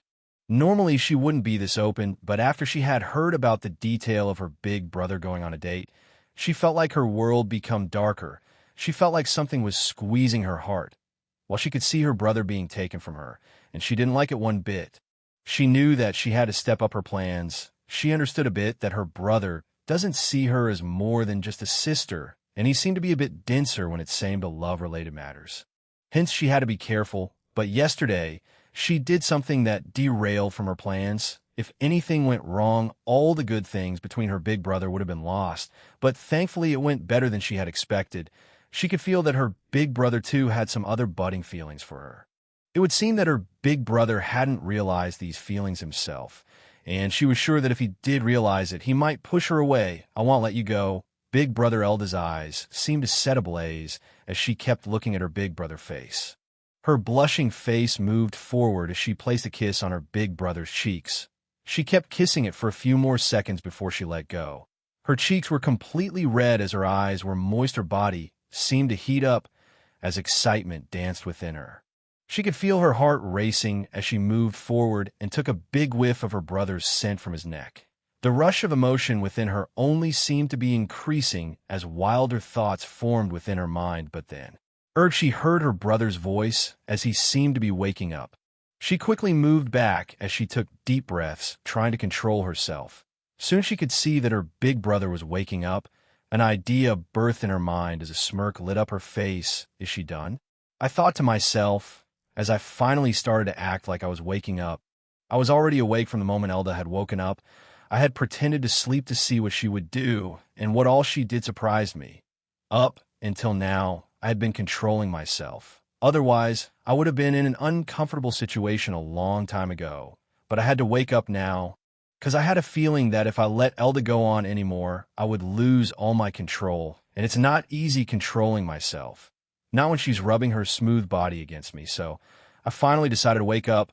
Opening my eyes, I was met with a beautiful sight. Elda still sat there on my laps with her hand around my neck, her face filled with a red blush, while a happy, contented smile hung on her lips as she kept gazing into my eyes. It was the clean look of an infatuated maiden in love gazing at her lover. My heart started beating faster. As I felt my throat go dry, the smile on Elda's face widened seemingly, as if she felt the increase in my heartbeat.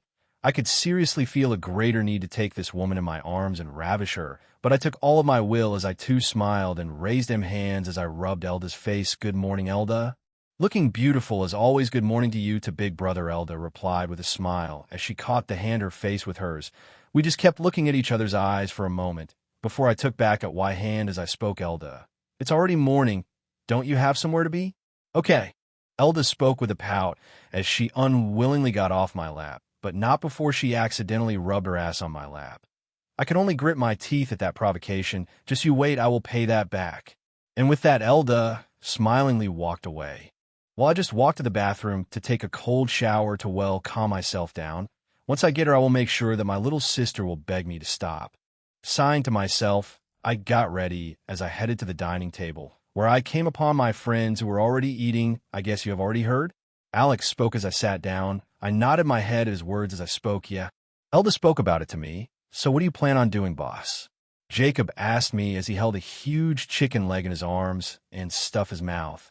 I shook my head at his behavior as I elegantly started to eat my food. "Simple. I beat them up until their parents won." T recognized their face. "That sounds like fun." Rena spoke with a wide smile. "Fighting's not always the answer." Emma spoke as she patted the small cat-like beast on her lap. "Anyhow, we are all going to be there, so put on a good show." Alex spoke with a smile. Kasuing, all of them gathered at the table except for Mark to start smiling. I too smiled as I spoke naturally. Chapter 179. Interlude. To the fight, a new day had begun as the rays of the sunlight landed on the land.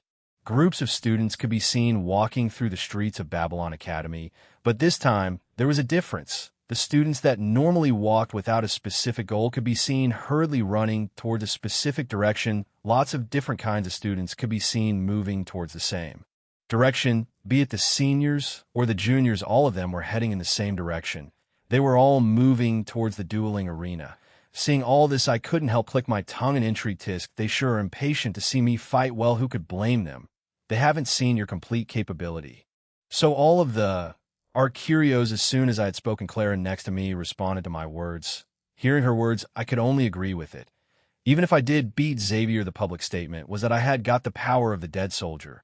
The thing about the dragon-blessed arrow was completely hidden from the public.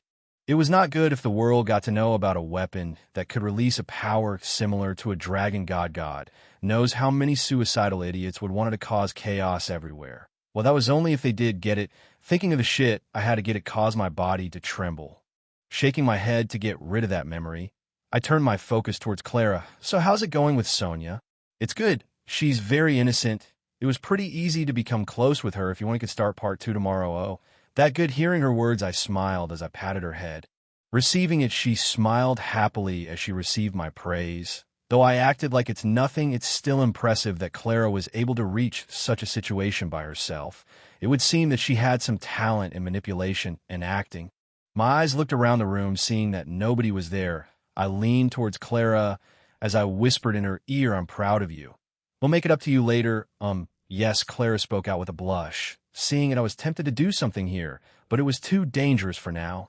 Giving her ass one more squeeze, I left the room under Clara's disappointed look. Smiling, I spoke, wish me luck with that. I walked out of the room as I started to hear my name being announced by the referee.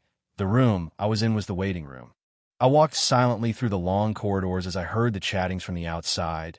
Soon the ray of the light hit me as I walked out of the tunnel-like path. And as soon as I had walked out, I could see thousands of students sitting in a row formation as they looked eagerly for the match to begin. Some were chanting the name of their prince, while others were blindly supporting somebody else.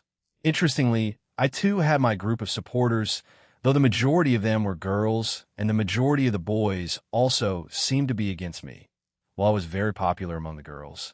After all, just as I had entered the academy, I had shot up to the top of the most desirable boy within the academy.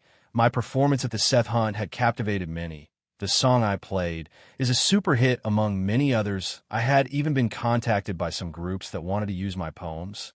It would also seem that the poem I had based on the military had won the goodwill of several military people, adding to the fact that my family was a major investor in the military. I directly shot up to the most well-liked within the military batch. The number of love confessions I received daily is staggering. Also, I had heard from Grace that I had received tons of engagement and marriage letters from different noble families. I could still remember Grace's grumpy, jealous face as she rejected all the letters. It was quite funny. Breaking out of my daze, I looked towards the 3 students in front of me. All of them were of Elda's age, being 16 years old.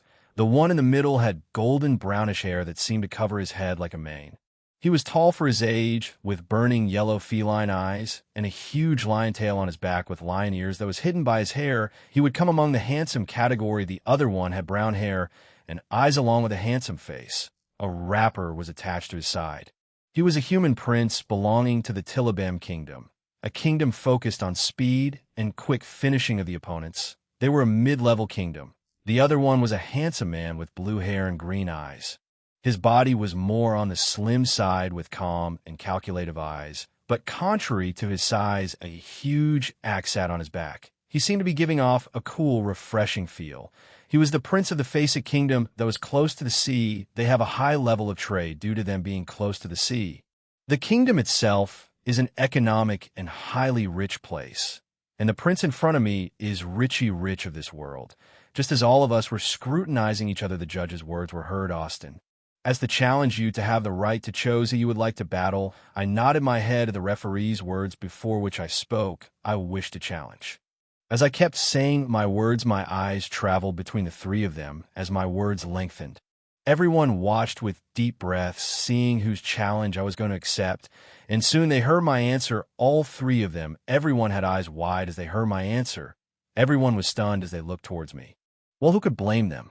The 3 in front of me was not your average students. They were geniuses who could battle above them. And me challenging all 3 of them is nothing more than arrogant in front of their eyes. Are you sure? The referee asked me, looking at my calm face, to which I nodded my head.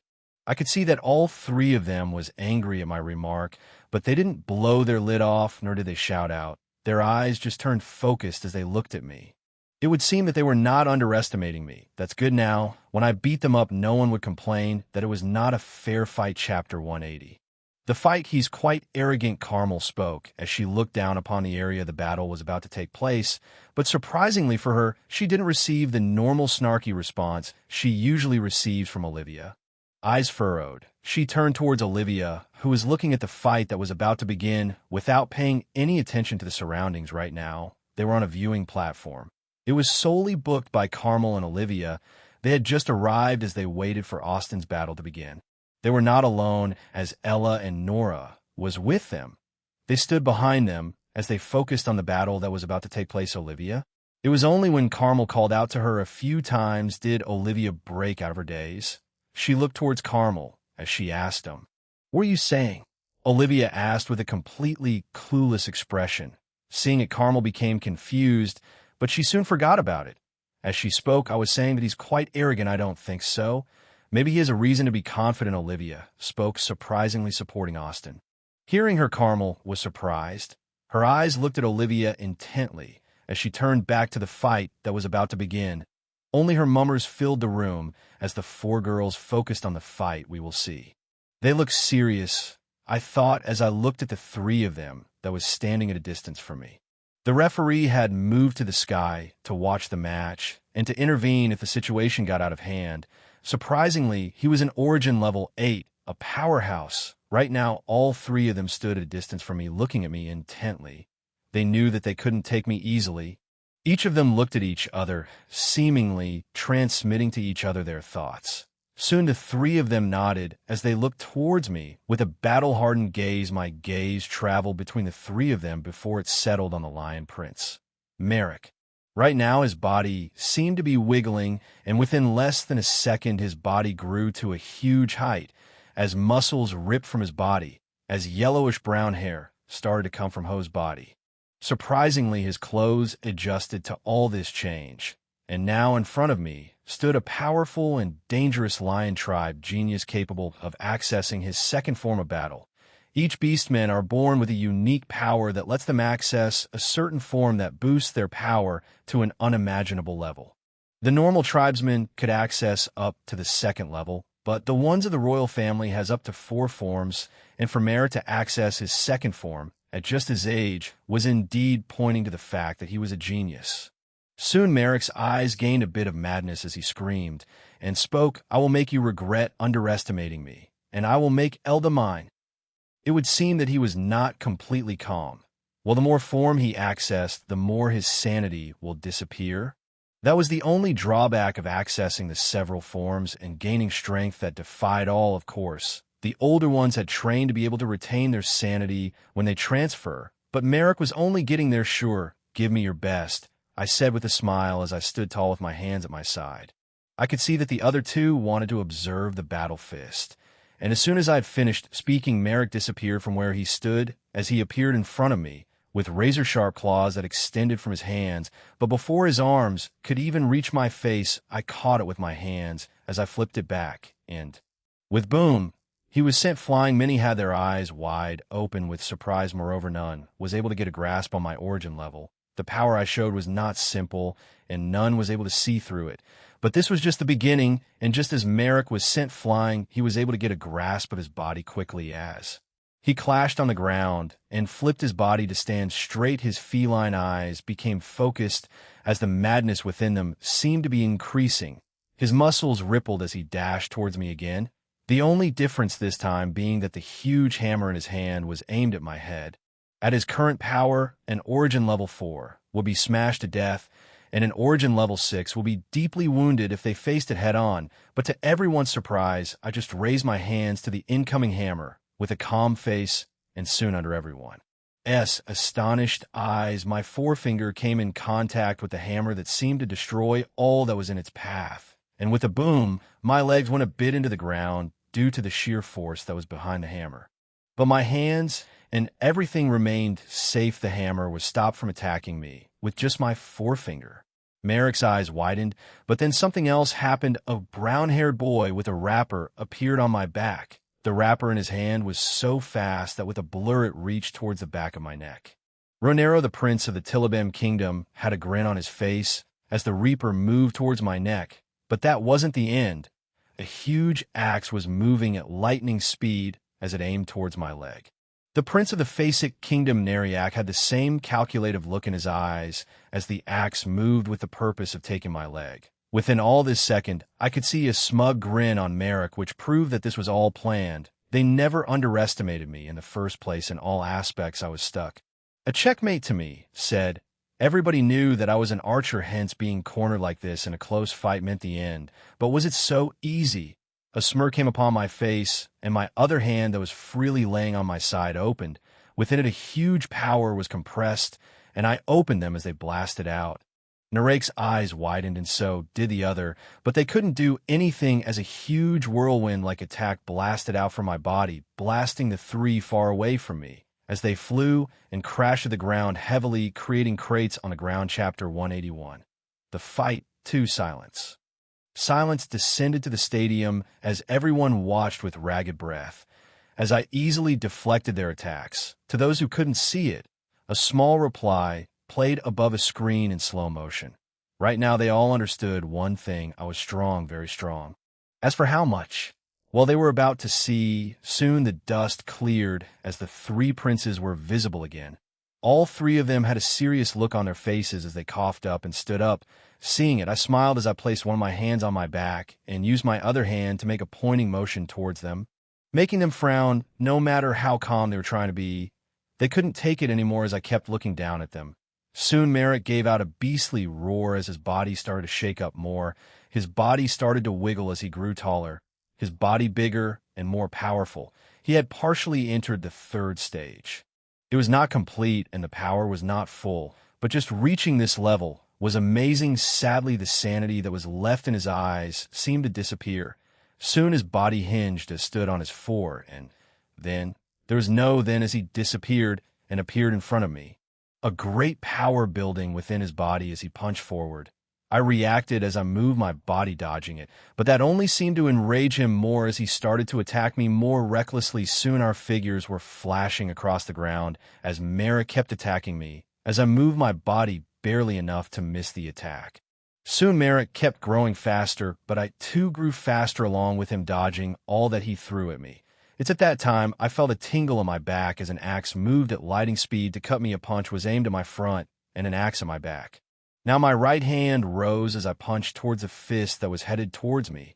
At the same time, my body twisted a bit as I kicked backward, my leg aiming for the handle of the axe. This all happened in a second.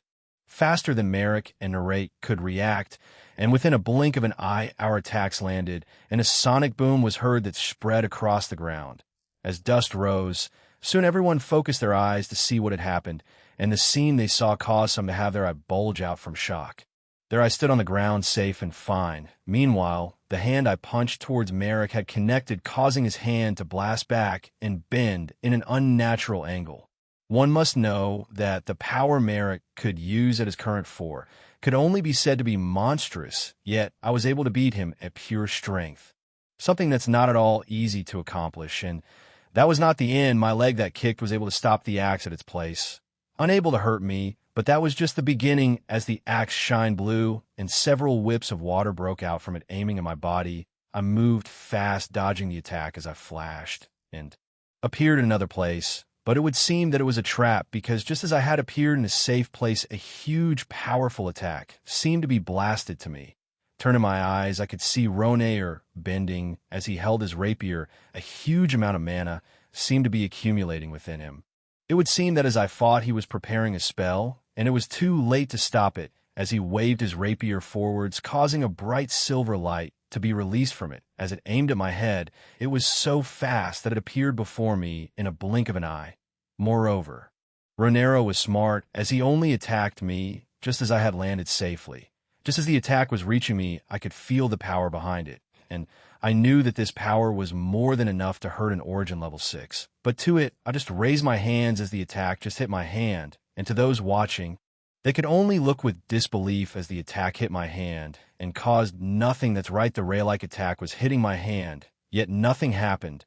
Well, the reason for it was because I had gathered a bit of chaos element at the center of my hand, causing the attack to just disappear as it hit my hand.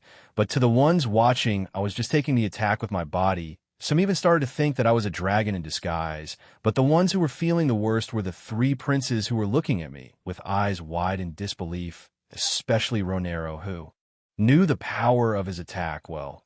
And soon the attack ended as silence descended. I raised my hand that deflected the attack as I blew at my hand like it was hot. Soon my eyes tuned to the three repeating the same pointing motion. This time I could even see the calculative Narake get enraged, and now they got really serious. Soon Merrick lighted up with a red glow as the fire started to spread across his body. His hands seemed to be healed by the glow. Red fire like armor covered his body as gauntlets made of fire started to surround him. Soon he was like a fire knight as he looked at me, but this was not the end, as the same thing happened with Narake as blue water like armor surrounded him. Blue water like helmet covered his head as two axes came to his hand. As for Rhaenyra, two silver like wings appeared from his legs as a lightweight like silver body protection covered his body. All three of them had activated their secret arts, ready to take this to another level. Soon the mana within the atmosphere started to fluctuate wildly. A dense and heavy atmosphere filled the surrounding. Even the referee at the sky was looking at the match with focused eyes. He would never be able to take the brunt if anything happened to any of us. The audiences all had eyes wide open to see the match. A sense of peace filled the atmosphere for a moment, which was soon broken as all three of them moved and attacked me at the same time. The ground cracked under their legs as the mana in the surroundings flared up in frenzy. I smiled as I raised hands, well timed for the finale. Chapter 182. Fight in the whole stadium watched with deep breaths as the finale of the match started. Merrick's flame-like body blasted forward as the heat from his body seemed to make the atmosphere hot. His hand moved forward as he reached close to me. There was only a blur as his flame-like hand punched towards my chest. At the same time, the flames around him seemed to have gained life as they followed his punch, and a recoil punch followed behind it with heat to burn anything in its path. My eyes calmly analyzed them as the mana within me rose. Soon several barriers started to surround me with great speed. Some of the mages who were watching had disbelieving expressions as they saw the speed at which my chanting had taken place. Soon Merrick's punch landed on them. Even with his monstrous strength, the barriers only cracked. Sadly, his recoil punch landed at the same time, causing the barrier cracks to spread and for me to fly away due to the sheer after pressure. And just as I was shot away, Narake appeared above me. His sharp eyes could be seen through his helmet as he waved his axe downwards to bisect me. The mana within the surroundings seemed to have been shaken as the axe moved its speed towards my body, and that was not the end, as hundreds of whips followed his attack, ready to destroy me from everywhere as they surrounded me sadly for him. His attack was destined to fail as the ground below me split up to protect me. It was as if the earth wanted to protect me from all that was dangerous. Neriak's attack landed, causing the earth to blow up into pieces. Soon the whips that surrounded him seemed to come to life as they moved forward to attack me. After I had become partially visible, but hundreds of the earth like spears rose from the ground as they battled with the whips that wished to harm me. Soon earth-like pillar rose from the ground that hit both Narake and Merrick away. Just as a sense of peace was building up, Rhaenyra appeared in front of me with a speed I couldn't match, and while there was no then, as Rhaenyra moved his hand at a speed that broke the speed barrier as his rapier attacked at least 100 times, and with that I flew with a boom. No one except for the truly powerful was able to see what happened as I flew away. Soon I crashed to the ground as the dust rose to the sky, as a crater was made at the place I had landed. Soon silence descended as everybody saw the three princes panting and looking towards the dust that rose to the sky. Activating and holding secret techniques require a huge amount of mana, and they were being drained of it. Soon they heard a sound of clapping, clap, clap, clap. The dust moved as I appeared from the crash, all safe and sound without a single injury. I have to say these kids were truly good and powerful, and if it was anybody other than me fighting the three of them, then they would have had their ass handled to them. But sadly, they're fighting me. With that smile, I looked at the three princes as I spoke now. That was good, but sadly not good enough, plus this has gone for far too long anyway. Brace yourself, here I come. And just as I had finished speaking, all of them had serious expressions. After all, this was the first time that I will be actively attacking. Soon lighting flickered in my body as it focused within my legs. The high-level mages, seeing this, couldn't help but have their eyes twitch at the sight right now. I was showing a perfect display of control over the lighting element, where just before I did the same for the earth element. Not only do I have supreme mastery over magic, but also archery and body cultivation too. Some people beginning to think that they were dreaming, while sadly, this was not a dream, as I had disappeared from where I stood and appeared before Merrick, and before he could react, I punched him in the stomach 100 times. The space around where I punched seemed to have cracked as Merrick spit out blood, causing him to faint as his body flew away, and this was just a begging as I vanished again and appeared before Narake, who had his legs held to the ground by the earth itself. My hands moved as I pointed to him. The skies rumbled as purple lighting descended from the sky, hitting Narake. Basically, with his water armor, he was roasted asleep, and I turned to Ronero, who was already in front of me, swinging his rapier to my face. But sadly for him, his speed was too slow for me. I simply moved as I teleported behind him, caught his neck, and threw him to the side. And just as he was flying away, hundreds of ball-like boulders moved towards him, hitting him from all the direction. Soon he was beaten to unconsciousness, and with that I coolly stood in the centers of arena among the stunned audience. I lifted my head as I looked towards the audience with my hands raised, indicating my win. It only then did the referee break out of his daze. The winner is Austin Lionheart. Huh.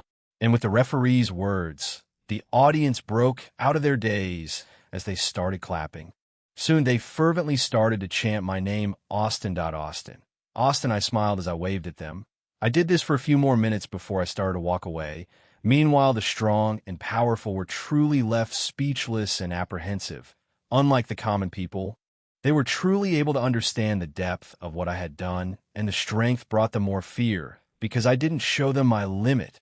From time immemorial, the things that people feared the most were the unknown, and now I was within that category. After all, the skills I showed were mind-blowing. I am pretty sure that I got within the radar of very powerful people, but hey, why should I care? I think it's time to stop holding back. While I am no protagonist to keep holding back what I could do, my status itself is very high. Moreover, I have a Phyrexian dragon and a goddess protecting. In this world, only the supreme goddess will be able to do anything to me, but it's not like she was wasting her time with me, right?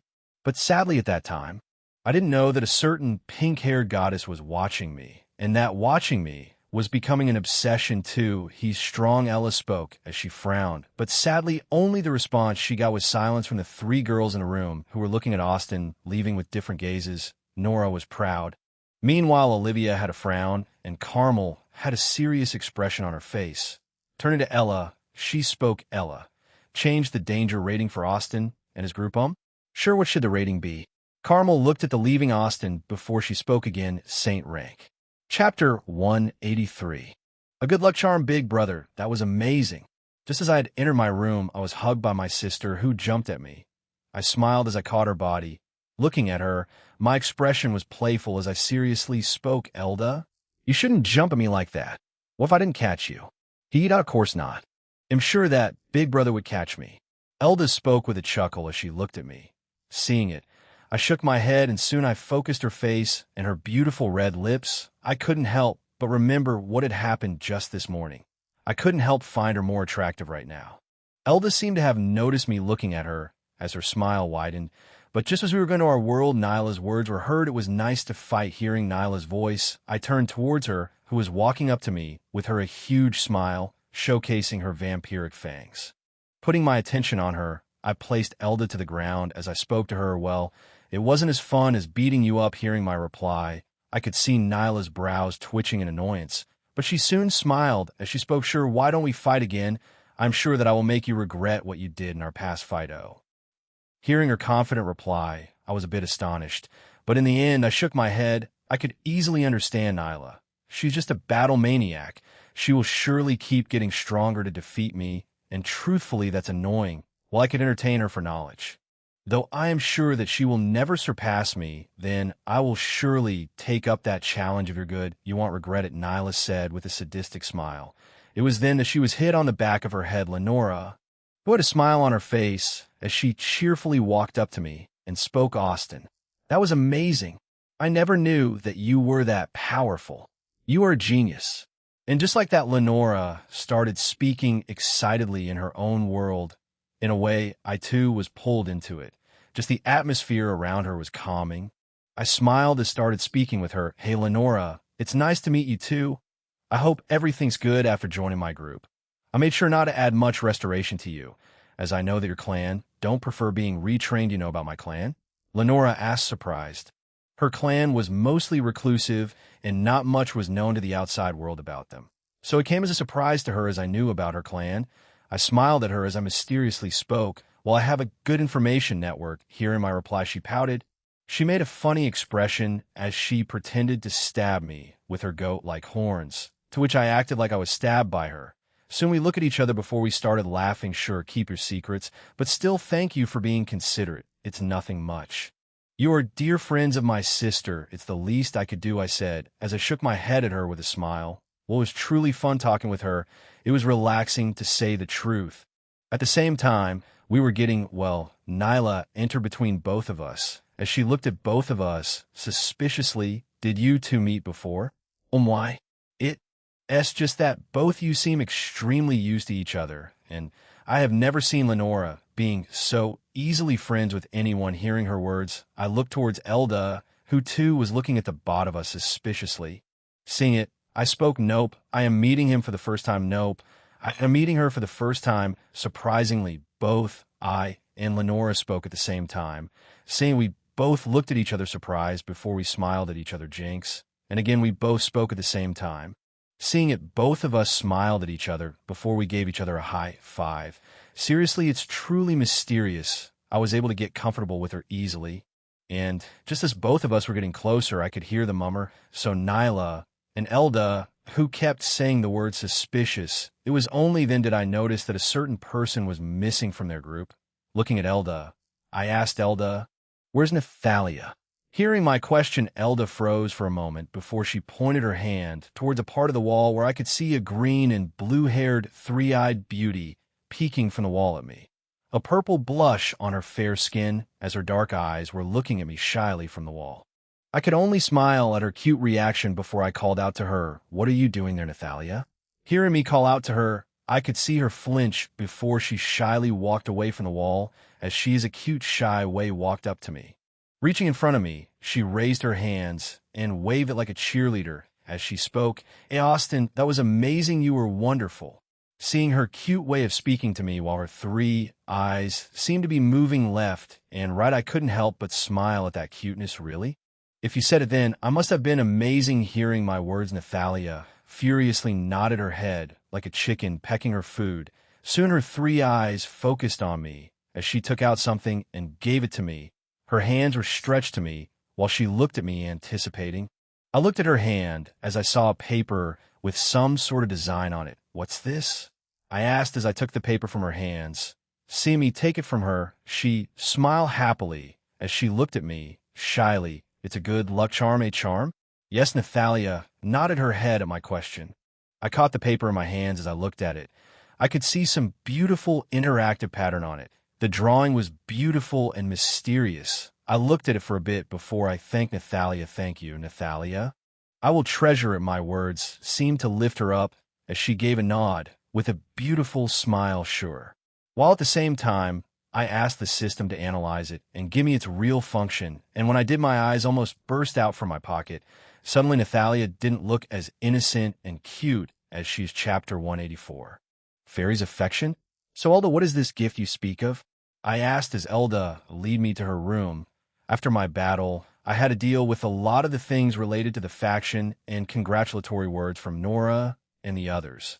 While doing so, I could see the hesitant look on Olivia, and it was truly fun seeing her fight against her body. After all, I haven't visited her today, and the itch for her must be getting bigger. The spell affecting her would grow more powerful as her condition worsened, and my being the only one who could assist her was truly a cruel fate, though it was entertaining to me. Musing to my thoughts, Elda led me towards her room. It was something about wanting me to meet somebody. Though I acted dumb, I at least had a small idea of who Elda wanted me to meet, so I let her hold my hand as she led me to her room. Soon we reached Elda's room as she let me in. Reaching inside, she smiled as he turned towards me and hugged me. I didn't reject it as I hugged her back. "What's this for?" "Hump, can't I hug my big brother?"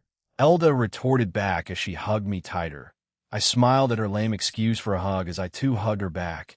Her soft and smooth body was incredibly fulfilling to hug. Just her natural scent was enough to relax me. We stayed hugging each other for a while. Right now, we had already gone beyond a normal family relationship, though not explicit. Elda has indeed shown higher levels of feeling for me, and I too was naturally falling to her charms. It was almost impossible to resist. Just staying with each other like this was extremely comfortable for both of us, but sadly all good things must come to an end. So, with a smile I spoke, "So, who's this person you wanted me to meet?" "I want Big Brother to meet someone else whom I consider as my family." "Oh? Then I would love to meet my other family," I said, supporting Elda. That whoever was family to her was family to me. She seemed to understand my inner meaning as she smiled beautifully at my words. Soon she reluctantly left the hug as she walked a bit away from me. Holding her hand to her chest, a silver-like light started to flow from. Soon silver-like wings appeared on her back, making her look like a real fairy. I was truly mesmerized for a moment before my gaze focused on a small silver portal that was opening. It didn't take long for the portal to stabilize, and within a few seconds a stable silver-like portal floated near Elda. And soon something small flew from inside the portal. It was a fairy. She was about 35 centimeters. With silver-like wings on her back, she had blonde hair and blue gem-like eyes that shine with innocence and curiosity. Her body couldn't be well seen due to her small size, but she surely had a well-developed body. She wore a blue one-piece dress that suited her cute face, an aura of innocence. Calmness and strangely fun could be felt from her. My eyes trailed at her, as this was the first time I saw a fairy. Normally, only at the Elves Spirit Festival would the fairies appear. Come to think of it, there indeed was an arc during the festival. It was an important one to get the approval of the Elven Princess. I was soon brought out of my musing as the fairy turned her head towards me. Her eyes seemed to be surprised as she kept her eyes on me. Our eyes met as we kept looking at each other for a few seconds. Soon a childlike smile broke out of the fairy's face as she zoomed in front of me. She reached up to my face as spoke, extending her small hands towards me. "Hi. Veronica's name is Veronica." Her squeaky and fun voice was heard out of her mouth. For a moment I froze, not out of her name, but out of what I was seeing from her. 100 affection like notice kept appearing on my face, making me stunned. Soon I questioned the system. "Did you finally break?" "No, it's your bloodline that's broken." "What does my bloodline have to do with this?" "Simple. It's due to the innocent aura." "Can you elaborate?" Hearing my words, soon the system explained to me. Well, in small words, it would seem that fairies are extremely attentive towards a person's aura and their soul, and right now, my innocent aura was making me have a really good impression of myself in front of, Veronica.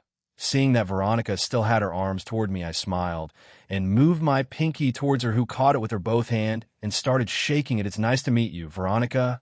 My name is Austin, so you're Austin. Veronica hears a lot about you from Elda." Veronica spoke excitedly as she soon took in my personal space and appeared in front of me, floating in front of my eyes. Seeing it, a bitter smile came on my face as I spoke. Do you need anything, Veronica?" Hearing my question, Veronica vigorously shook her head as she spoke. "No, Veronica just thinks you smell good." "I smell good." I was confused at her words. I moved my nose, taking a smell of myself, but I didn't feel anything. Seeing my confusion, she smiled as she looked at me for some more time before she nodded her head. Indeed. I looked at her confused. Seeing it, she rose, small chest up high, as she proudly spoke. "I like you, huh?" This time I was truly surprised, but a quick look at her, I understood that Veronica didn't mean anything romantic when she said she liked me.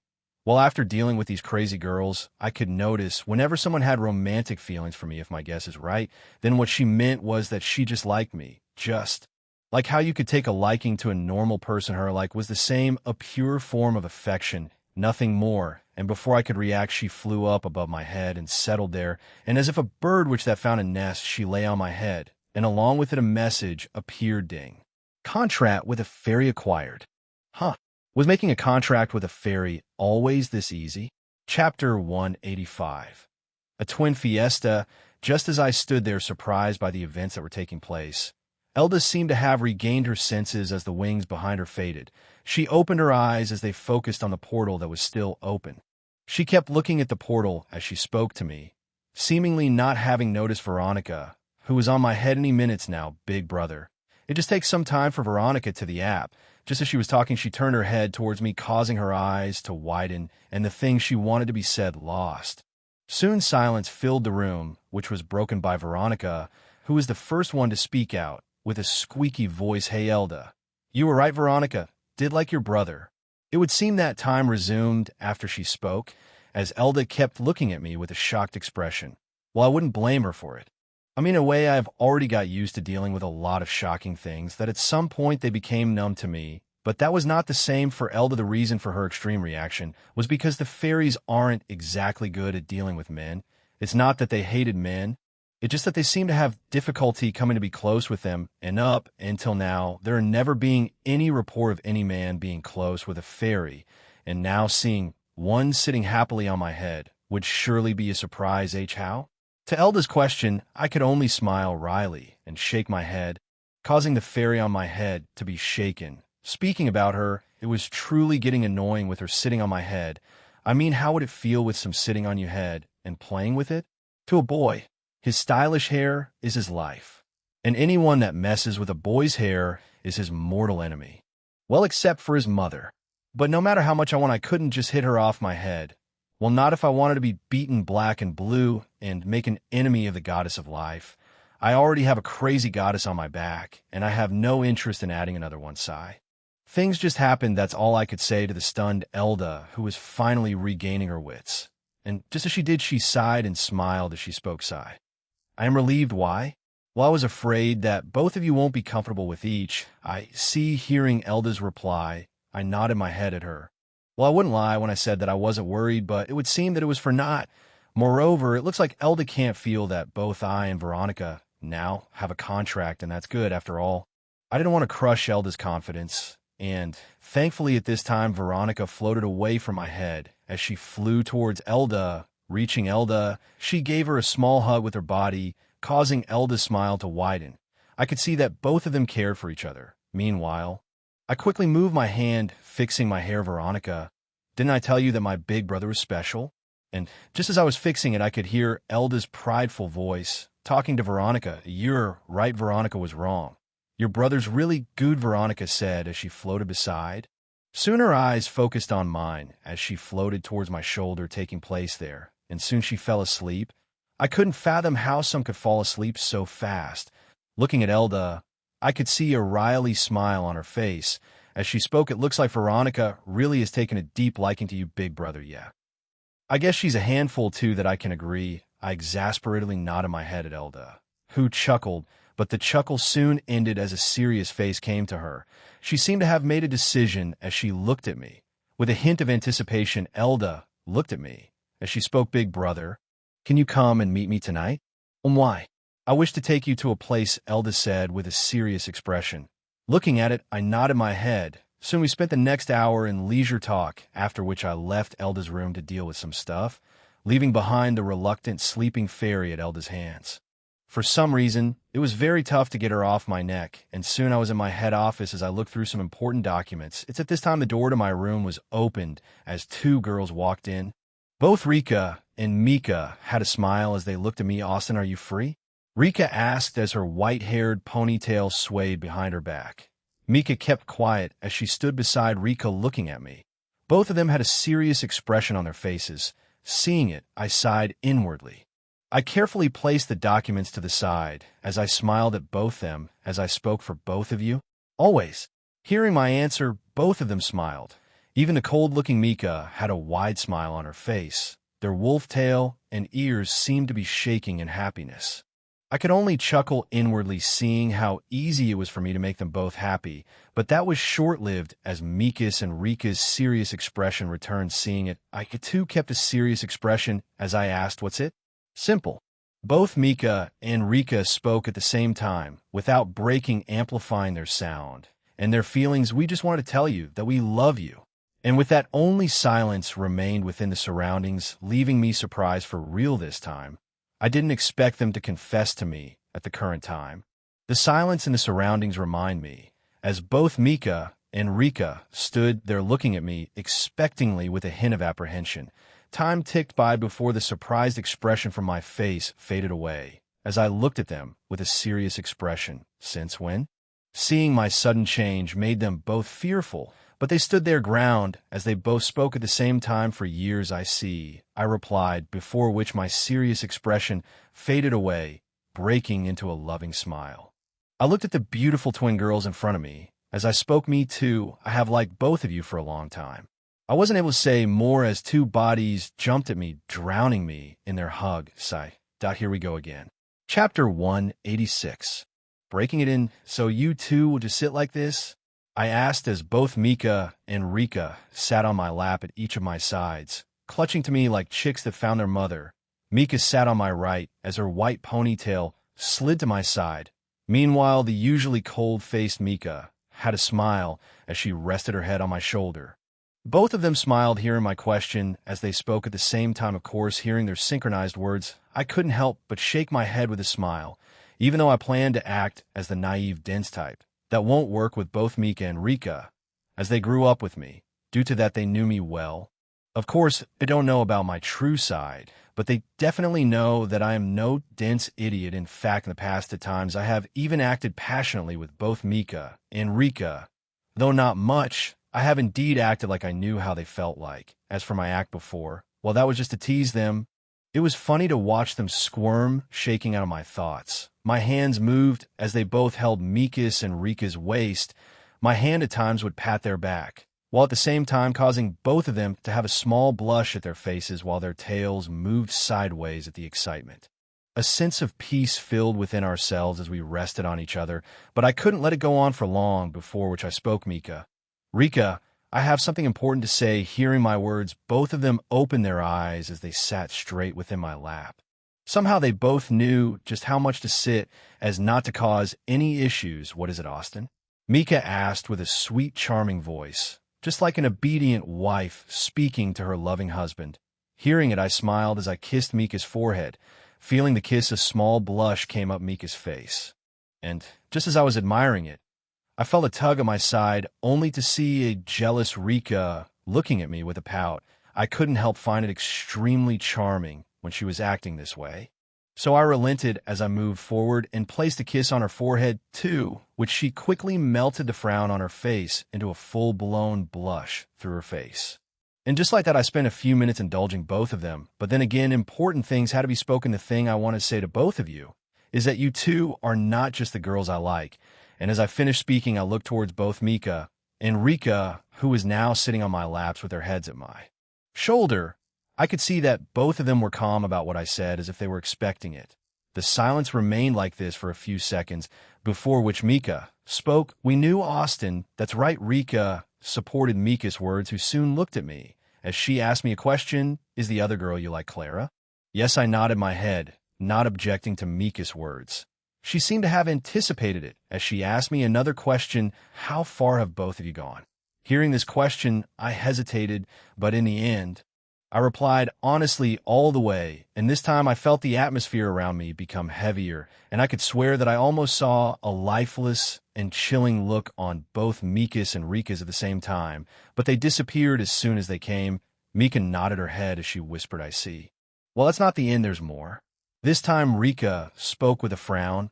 I didn't back down as I continued. "Well, it's more like I am forced to go on date with this girl." "Who's she?" Mika inquired, to which I replied. Scarlet, for a moment, there was silence, before which a surprised expression filled their faces. Seemingly having only now understood who I was referring to, Mika asked with a stunned face, "You mean the Scarlet?" It's a long story, and with that I started to tell the true story of what happened, making it so that Scarlett gave me no choice but to go out with her, even though I just see her as a friend. I made it seem that I've only felt for the three of them, but I acted as if I was pushed to a corner as I had no choice but to appease her after all. Everybody knew how protective and obsessive a dragon was of things they wanted that bitch. Mika spoke with a fuming face, full of anger and annoyance. They were especially angry when they heard that I was forced. After all, even they had felt it when the Babylon Academy had shaken, but they never thought that it was just a result of me rejecting Scarlett. Hey, don't worry about it. I will deal with it. Okay? And as I spoke, I patted Mika's head lovingly. Feeling my pat Mika's anger lessen a bit, at the same time, I patted the jealous head of Rika too. While doing so, I continued to speak, so you two have to keep our relationship a secret for now, at least until I can find a way to deal with Scarlett, deal? Okay, both of them begrudgingly agreed. Seeing it, I sighed inwardly, having fooled them for now. As for the future, well, I have my ways to deal with it, but I just hoped that I would live till then, and something tells me there's more to things that I wasn't seeing. We can agree to it, but we want to promise, just as things were getting better. Mika spoke to me, to which I agreed. Okay, we both want a date. They both exclaimed at the same time. My smile widened as I readily agreed to their words, and with that, I spent the next half an hour spoiling my twin wolf girls, kissing them on the head or their cheeks while patting them on their head. I didn't go overboard as I wanted to strengthen our romantic feelings more, and after half an hour they left my room, and as soon as they did, their smiles disappeared. A terrifyingly scary look appeared instead. They both looked at each other before they nodded and started walking away. Chapter 187. Prepare for the unknown. Mika's and Rika's faces were expressionless as they headed away from Austin's room. Sadly, their mind was not as calm as they appeared. Right now, both Mika and Rika were talking to each other telepathically. This was a special gift between them that they only knew. They were born with this power where they would be able to communicate with each other. Without the use of magic, nobody will be able to detect them talking with each other. And now, they were using this power to their limit. Sister. What we do now? Our plans have gotten problematic. Mika asked Rika telepathically. It's troublesome. Rika spoke back, hiding the frown and anger that was rising from deep within her. Both of them were extremely pissed off by what Scarlett had done, but that's all they could do. They weren't dumb to think that they would be able to do something to a dragon, be it half or not. Our plan seems to have hit a snag, but I didn't think that Clara would have already taken it to the end. As she spoke of this, Mika gritted her teeth in anger. She was taken back at the speed things had taken place. She and her sister had planned to take the first step, but Clara beat them to it. Though they were angry, they didn't plan on taking any huge step towards Clara. Even though they didn't want anyone else taking Austin, they didn't mind sharing him with Clara. The reason being that they consider her as family. All of them were saved by Austin, and all three of them went almost through the cruel clutches of slavery. Moreover, all of them had to spend time together growing up, making them close. Both Mika and Rika had discussed it with Clara, and they were fine sharing Austin between them. And that's also the main reason why Austin boldly spoke about Clara, as he knew that they won't do anything drastic to her side. It's our fault for thinking that Clara would not make a move on Austin. Just based on our flimsy promise. Rika spoke back to Mika. Right now, they had calmed down and started thinking about what to do in the future. And then Mika giggled happily and spoke to Rika. He. I was so happy when Austin accepted us. It felt so good sitting on his lap. I didn't even want to let go. Rika nodded at her words as she responded back dreamily. Shit. It was so good. I just wanted to stay there and melt in his embrace. For a moment, a blush came to Rika's face before it disappeared. Mika was the same, but what both of them didn't notice was that both of their tails were flapping excitedly right now. His feelings for us are at the base. We must make sure to surge it to the maximum. Rika spoke seriously, to which Mika responded with equal seriousness. That's right. There's both of us. We will make Austin fall madly in love with us. Also, we will make sure to take the highest spot in his heart. Above Clara. Yup, that's right. You remember the plan, right? Rika asked to Mika, her telepathic connection containing her excitement. To which Mika's tail wagged more excitedly as she responded, yup. We will double hit him with our emotions and make him unable to live without us. Both Mika and Rika didn't notice it, but both of them right now had a bit of an evil smile on their faces. Meanwhile, back in Austin's room, well, I hope this is enough, I thought as I saw both Mika and Rico leaving the room. With what I said, I'm sure that these girls will take some action, but thankfully I had an inside woman to help me anticipate their moves. Rubbing my head, I opened the magically locked drawer on my table as I looked at a thick book inside. I rubbed the book with a hardened resolve. The book had a brown outer color with golden linings. This was a book I created with the help of the system, and this was the very book I hope to sustain my life in the future. I am sure that once I have conquered almost all of them, there would one day be a day that this harem of mine might come out, and that day won't be pretty. The harem I will be building will be made of the intertwined castle of lies and truth, for the most part. I've already figured things out, but sadly life doesn't always go the way that you would always desire, but at those moments I could only be creative and find a solution. After all, I'm not omnipotent. With one final look, I stored the book back in my secure locker before I flashed through some important document. An hour passed by before which I left my room secretly. I placed my disguise, before which I used a certain badge, where I appeared in a familiar training room, in which stood a beautiful golden-haired woman that continued to look at me defiantly, but sadly it wasn't that effective as she kept shifting her stance uncomfortably. "Missed me?" I asked, but she stayed silent, clearly uneasy, as I smiled and walked towards her. Soon, an hour later, I left the training ground, leaving a very worn and messy princess who kept trembling even after I left the last time. I thought as I left the training ground, this would be the last time I trained with her. Now, it would be her duty to serve her master. While her body would continue to burn with desire, I chuckled thinking of the things I had planned for this prideful woman. It's going to be fun, and soon I headed to my mansion, as I had a hearty meal served by the maids, and after that, I met with Clara, to whom I spoke about the things that have happened. "So, how's it with Sonia?" I asked as Clara sat on my lap as I pampered her. Hearing my question, she smiled as she spoke. "It's all going well. I can proudly say that I have got her entire trust, and we can enact part 2 of the plan any time I see." I smiled at her words. Our smiles are truly evil, as we thought of how we were going to trap an innocent rabbit. And with that, I spent the next hour pampering and relaxing with Clara. We didn't have sex. After all, relaxing once in a while with ones you love are important too. It's not like sex is the only way to grow feelings finally. I parted from the reluctant Clara as I had to meet with Elda. It was almost night, and I was really curious about what Elda wanted to do. Chapter 188. The Spirit World. "Elda, can I enter?" I asked as I stood outside Elda's room. Currently, I was dressed in a formal black suit with golden designs at the edges. The dress was a complete fit for me, as it accelerated my handsomeness and physique, making me eye-catching. I had dressed up as Elda had me to do so. As for why, well, I'm about to find out. You can come in, big brother. Hearing Elda's sweet voice, I opened the door and entered, and as I did, I was starstruck. Elda stood in front of me, wearing a red gown that cut off at the knees. It was designed with elaborate details. Reminiscent of a blooming rose, the gown revealed Elda's tender shoulders and gave a glimpse of her back, plus her legs, peeking out from under her gown, were adorned with a pair of black garters, giving her a touch of cheekiness beneath her formal appearance. The contrast between her fair skin and the black garters accentuated her beauty, taking my breath away. Right now, Elda was the absolute mix between adorable and sexy, a combination that was making my heart beat faster. Thankfully, I wasn't the only one that was stunned as Elda too looked at me with a blushing face. Her eyes seemed to twinkle with delight as she saw me stunned.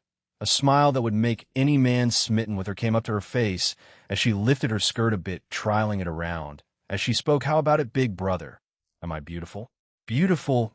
Too beautiful." The answer automatically came out of my mouth, causing Elda's eyes to take a crescent shape as she relished in my words. I couldn't help but feel more attracted towards the current Elda's, whose gem-like green eyes blazed with feverish emotions that seemed to almost consume her. Her silver hair tied to a bun kept together by a beautiful butterfly hairpin, while her smooth white neck was set display for me to see. I took a deep breath, trying my best to regain my bearing as I walked towards Elda with a smile, my eyes focused on her, trying to hide my raising feelings. Elda noticed it as she kept her eyes with mine. "So what's the new surprise that you have for me?" I asked as I reached near Elda. She smiled at my question as she opened her arms, asking for a hug. Seeing it, I hesitated, seemingly afraid that I will release a feeling that I was desperately trying to hide. But in the end, my hesitation disappeared as I walked forward, taking Elda into my arms, hugging her smooth body that seemed almost boneless as I hugged her. My hand held her waist tightly as Elda placed her head on my chest. Her arms moved forward as they wrapped around my neck. I could feel the heat of Elda's body and her scent that invaded my nose. She was so tempting that I wanted to take her now, but I held on. It was not time. Big brother, I hope we could stay like this forever. And just as seconds ticked by, Elda spoke with a dreamy voice that swept deep into my heart. Her entire body weight was on me while her eyes shined with absolute delight. Elda's mind seemed at peace being in my embrace. My hands moved as I started to pat her back, my hands brushing past a part of Elda's open back. Me too this time. I spoke the truth. Hearing it, Elda finally let go of the hug as a silver portal much bigger than the last time started to appear behind Elda. And as soon as it was stabilized, Elda held my hand as she took me towards the portal. I didn't reject it as I let her hold my hand as she led me towards the portal. Soon we entered through the huge portal, and the similar feeling of space wrapping around me was felt again. I closed my eyes and held Elda's hand as the space wrapped around both of us. It took a few seconds, as it would seem that the distance we both crossed weren't smell at all. Soon after a minute, I felt like the surrounding around me calmed down. A fresh forest breeze that calmed my mind floated into my nose as I felt the ground beneath me. I could still feel Elda's hand on mine as I opened my eyes. Soon a beautiful forest came to my view, trees that reached at great heights, while manna so pure that it was visible to the naked eye, as well as a sky that was pasted with a flowing wave of colors. The wave was a beautiful mix of 7 different colors that it floated like a river up above the sky. The air was fresh and tender, while the trees were of different color along with humongous leaves that looked like houses, and within all this in the middle existed a tree so huge that it seemed to cover the skies. One look at it, and I was able to identify it. Yggdrasil. Yggdrasil, the largest and the oldest tree that stood from the beginning of time. The tree that covers the dimension of the fairies, the tree of life that spreads the purest and smoothest manna in the world, and the tree that was planted by the goddess of life. The representation of her desire for peace and calm. The tree was so huge that a dragon might look small at it. I was standing a long distance from it, and yet even I could feel a sense of peace and calmness deep within my soul. The rest of the whole world that was filled with trees seemed just like an extension for it. It was a beautiful sight that I didn't even want to take my eyes off it. Amazing words left my mouth unconsciously, and as I did, I heard a giggle at my side. Looking towards it, I could see Elda looking at me with a proud and expectant gaze. I knew what she wanted to hear, so I spoke what she wanted to hear, and what was truly brimming within my mind, this is the best surprise ever. Hearing my words, Elda's mouth rose to a smirk as she laughed out proud, as she pointed at my face, and I am sure that my face right now must be quite comical. Well, who can blame me? I was right in the fairies' dimension that only opens once a year in the elves' land during the World Spirit Festival, a festival that brought the whole world together. A festival that leads to the release of such pure manna that people would fight to get a place to attend it, a place that would let anybody's power soar to great heights. And right now, I have it all to myself. Chapter 189. Life's choices surprised. Very, I nodded at Elda's words as I looked at the beautiful scenery in front of me. Currently, both of us were sitting on top of a tree trunk that gazed upon the beautiful scene of the world. Elda had brought me here to calm me down after seeing how stunned I was to be here. The gentle wind blew through the world as it caressed both our faces as Elda spoke, looking outwards. I always like to come here.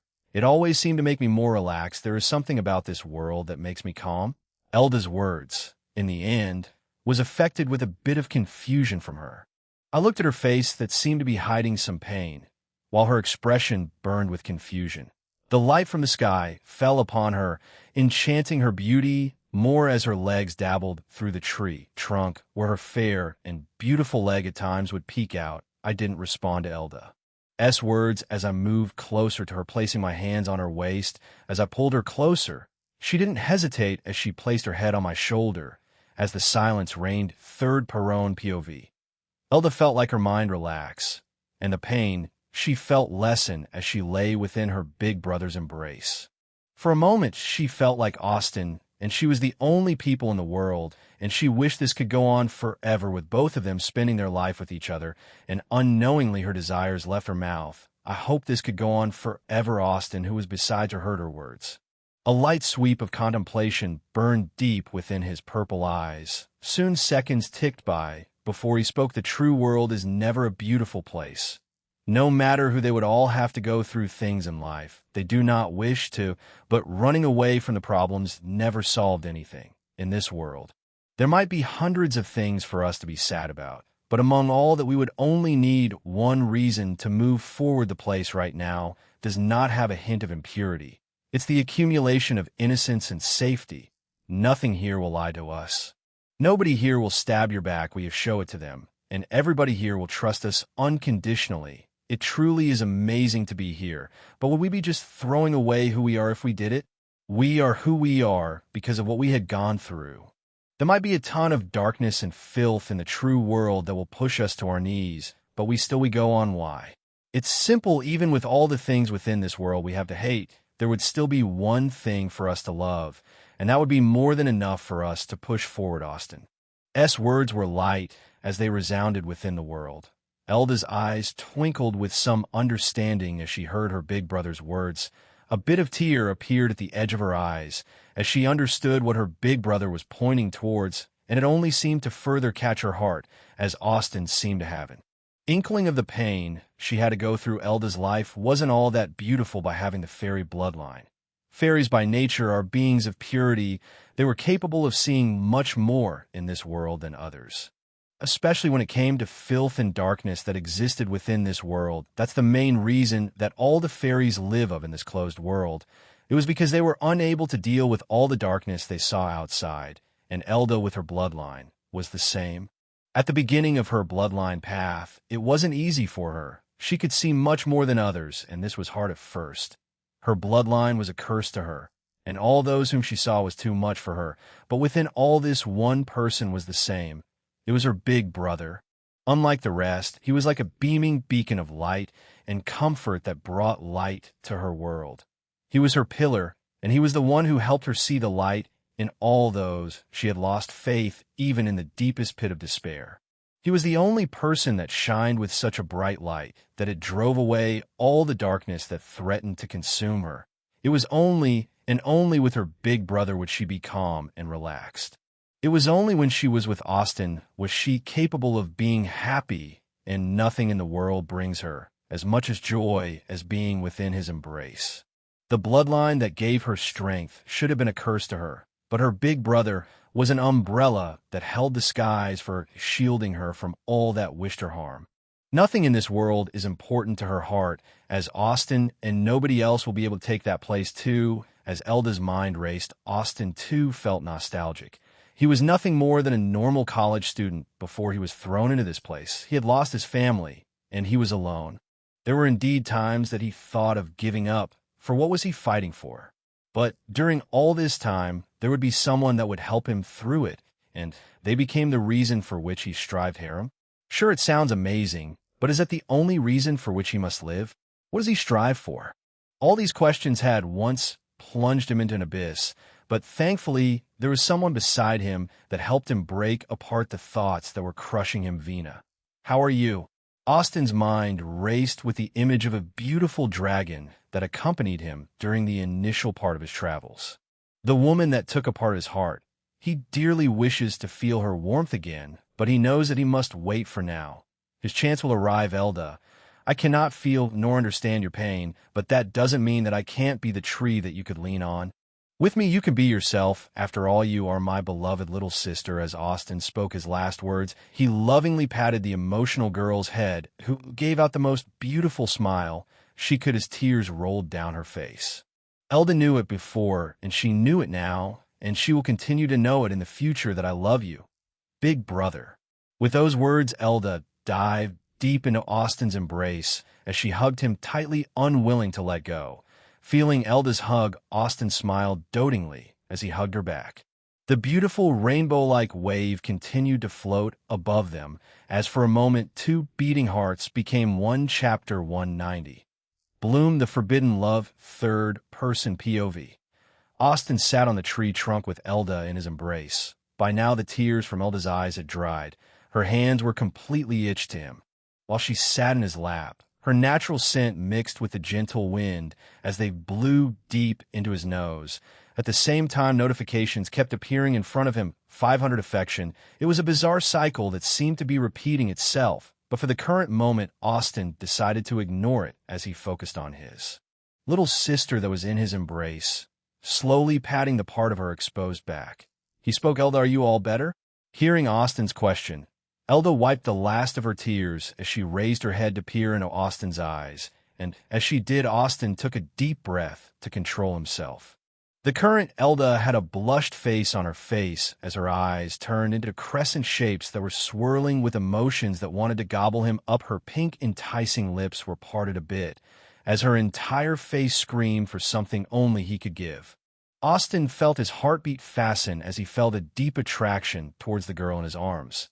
It was as if time had stopped, as they both kept gazing into the eyes of each other, and before Austin could say anything, Elda moved forward with her lips. Austin's eyes had struggled within them, seemingly confused on what to do, but before he could react, Elda had already placed her lips on his forehead.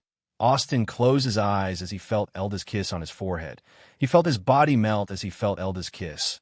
Her lips was softer than silk as they touched his skin. Her smooth skin rubbed against his skin, as she kept kissing his forehead for a few seconds, after which she took her head back, as one of her hands moved towards his face.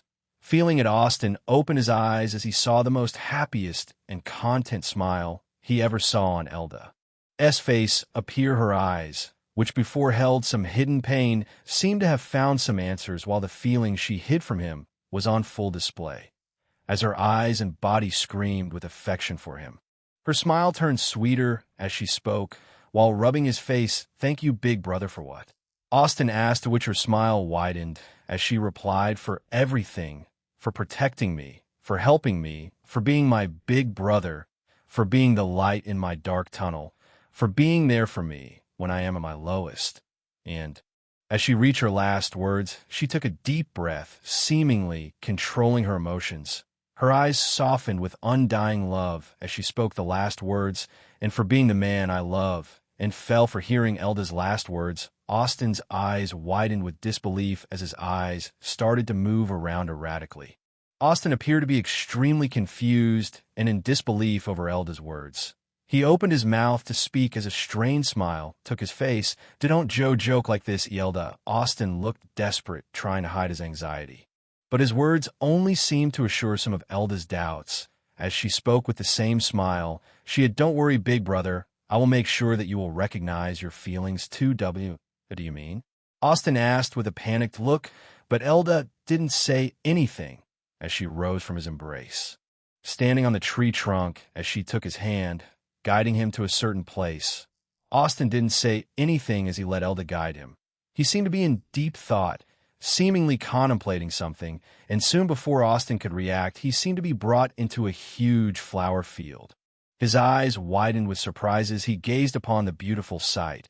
As far as the eye could see, numerous number of beautiful flowers could be seen, while huge pink sakura-like trees rose towards the sky. As their beautiful pink petals fell to the ground, surrounding them with it, by now it was already night, as the beautiful rainbow-like wave became clear as it floated above them. It was not the end, as a large number of firefly-like small creatures started to surround the flowers as they filled the area with blinking lights.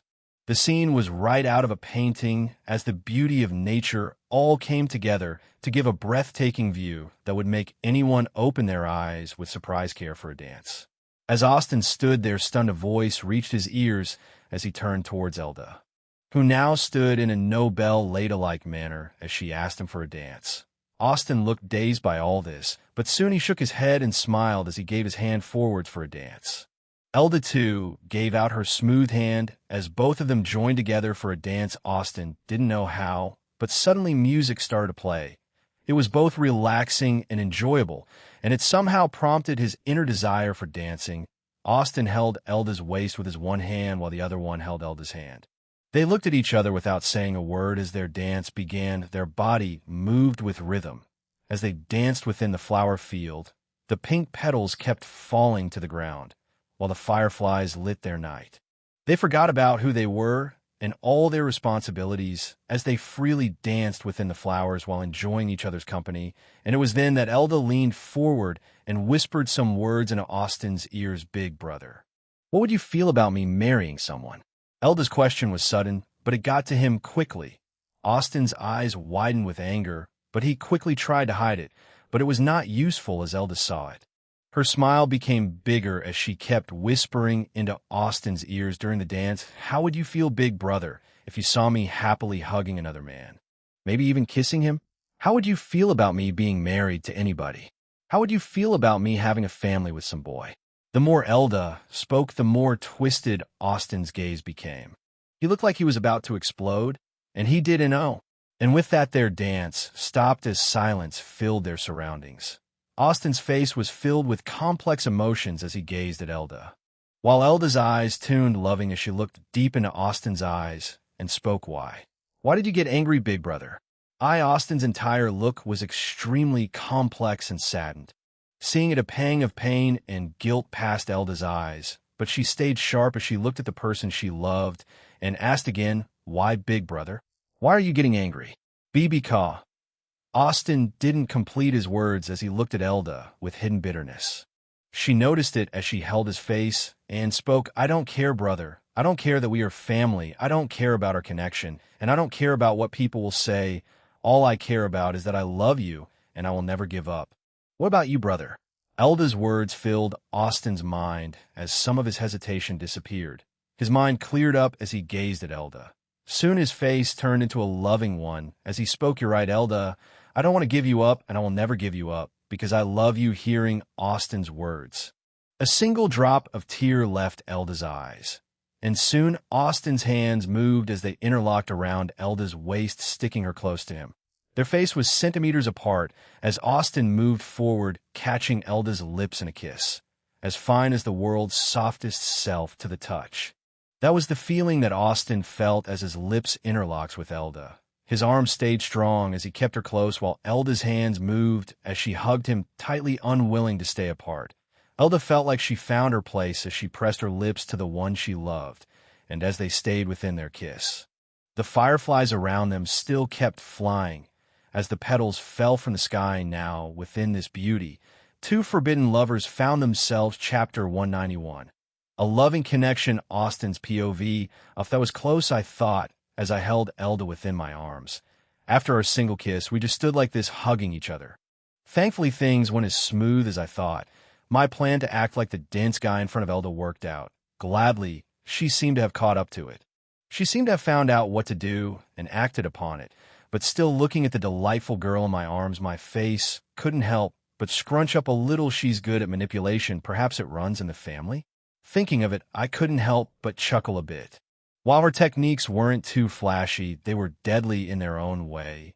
She slowly but surely used the most of her charms as she started to sweep into my heart until she finally took a small place. Of course, a relationship built like this would fall fast, unless she could keep being my side until she truly captured my heart.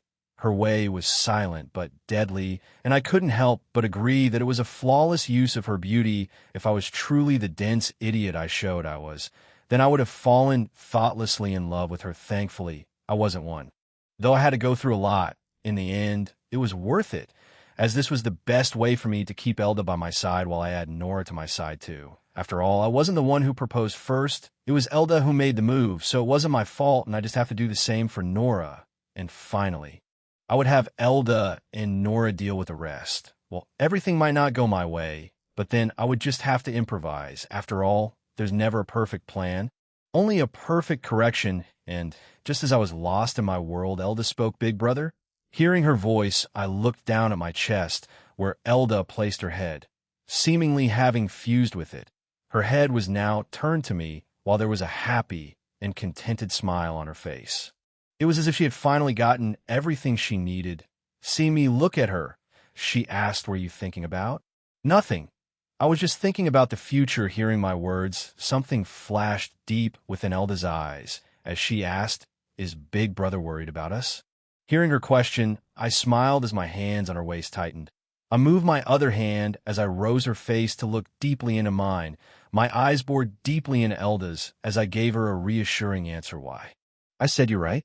I love you, and for now, I will never give up on you. And if anyone wants you, then they would have to walk up to my corpse." My voice was completely confident, and along with my loving smile, I quickly had a furiously blushing and smiling Elda on my arms. But I wasn't able to keep it for long, as in a flash, Elda jumped onto my arms. Her legs wrapped around my waist as her hands coiled around my arms. With screaming words, she kissed me. "Big Brother, I love you." I was astonished for a moment before I responded back to her. My hands moved as I placed them on Eldad. Nice, soft and compact ass. They were truly soft as silk. In fact, every aspect of Elda's was addicted. Her scent to her silky body to her mouth. For some reason, her saliva was sweet. But hey, I wasn't complaining. My hand tightly caught her ass as I nicely started to take a feel of it. It was so soft that I was easily able to change its shape as my hands sank into them. At the same time, my mouth wasn't idle as I started to kiss Elda back with the same passion. Our lips were at war as we kissed each other without rest, and as I did, my tongue easily bypassed her protection. As it got in her mouth, her sweet honey-like saliva started to flow into my mouth as I started to wrap my tongue with hers. At first, she was a bit clumsy, but soon Elda got a hang of it as her tongue joined mine in a dance. The sound of our saliva was heard as some even fell from our chins, slurp, slurp, slurp, but we didn't mind as both of us were lost within the feel of each other. Elda's body and mouth were one of the finest I ever tasted, and I truly didn't want to let go. Our heads started to move sideways as our lips continued to suck on each other. I didn't relent as I moved more forward as my hand that held her as tightened more. As I started to wrap her close, soon the second passed before we let go, and Elda didn't relent as she stayed close. Right now, Elda had a red and a heated look on her beautiful face, which was enchanted more due to the light of the moon.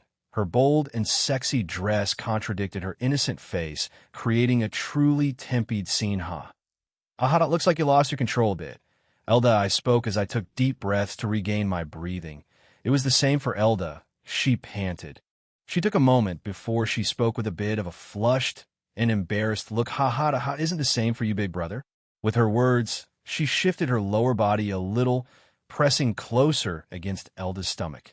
Even though Elda's movement was sexy, I could tell that she was awkward and highly embarrassed. After all, in the end, she was just a young girl new to love, though the love being forbidden is not common. So maybe I could take it slow with this thought. I moved down, placing Elda onto the ground with me above her.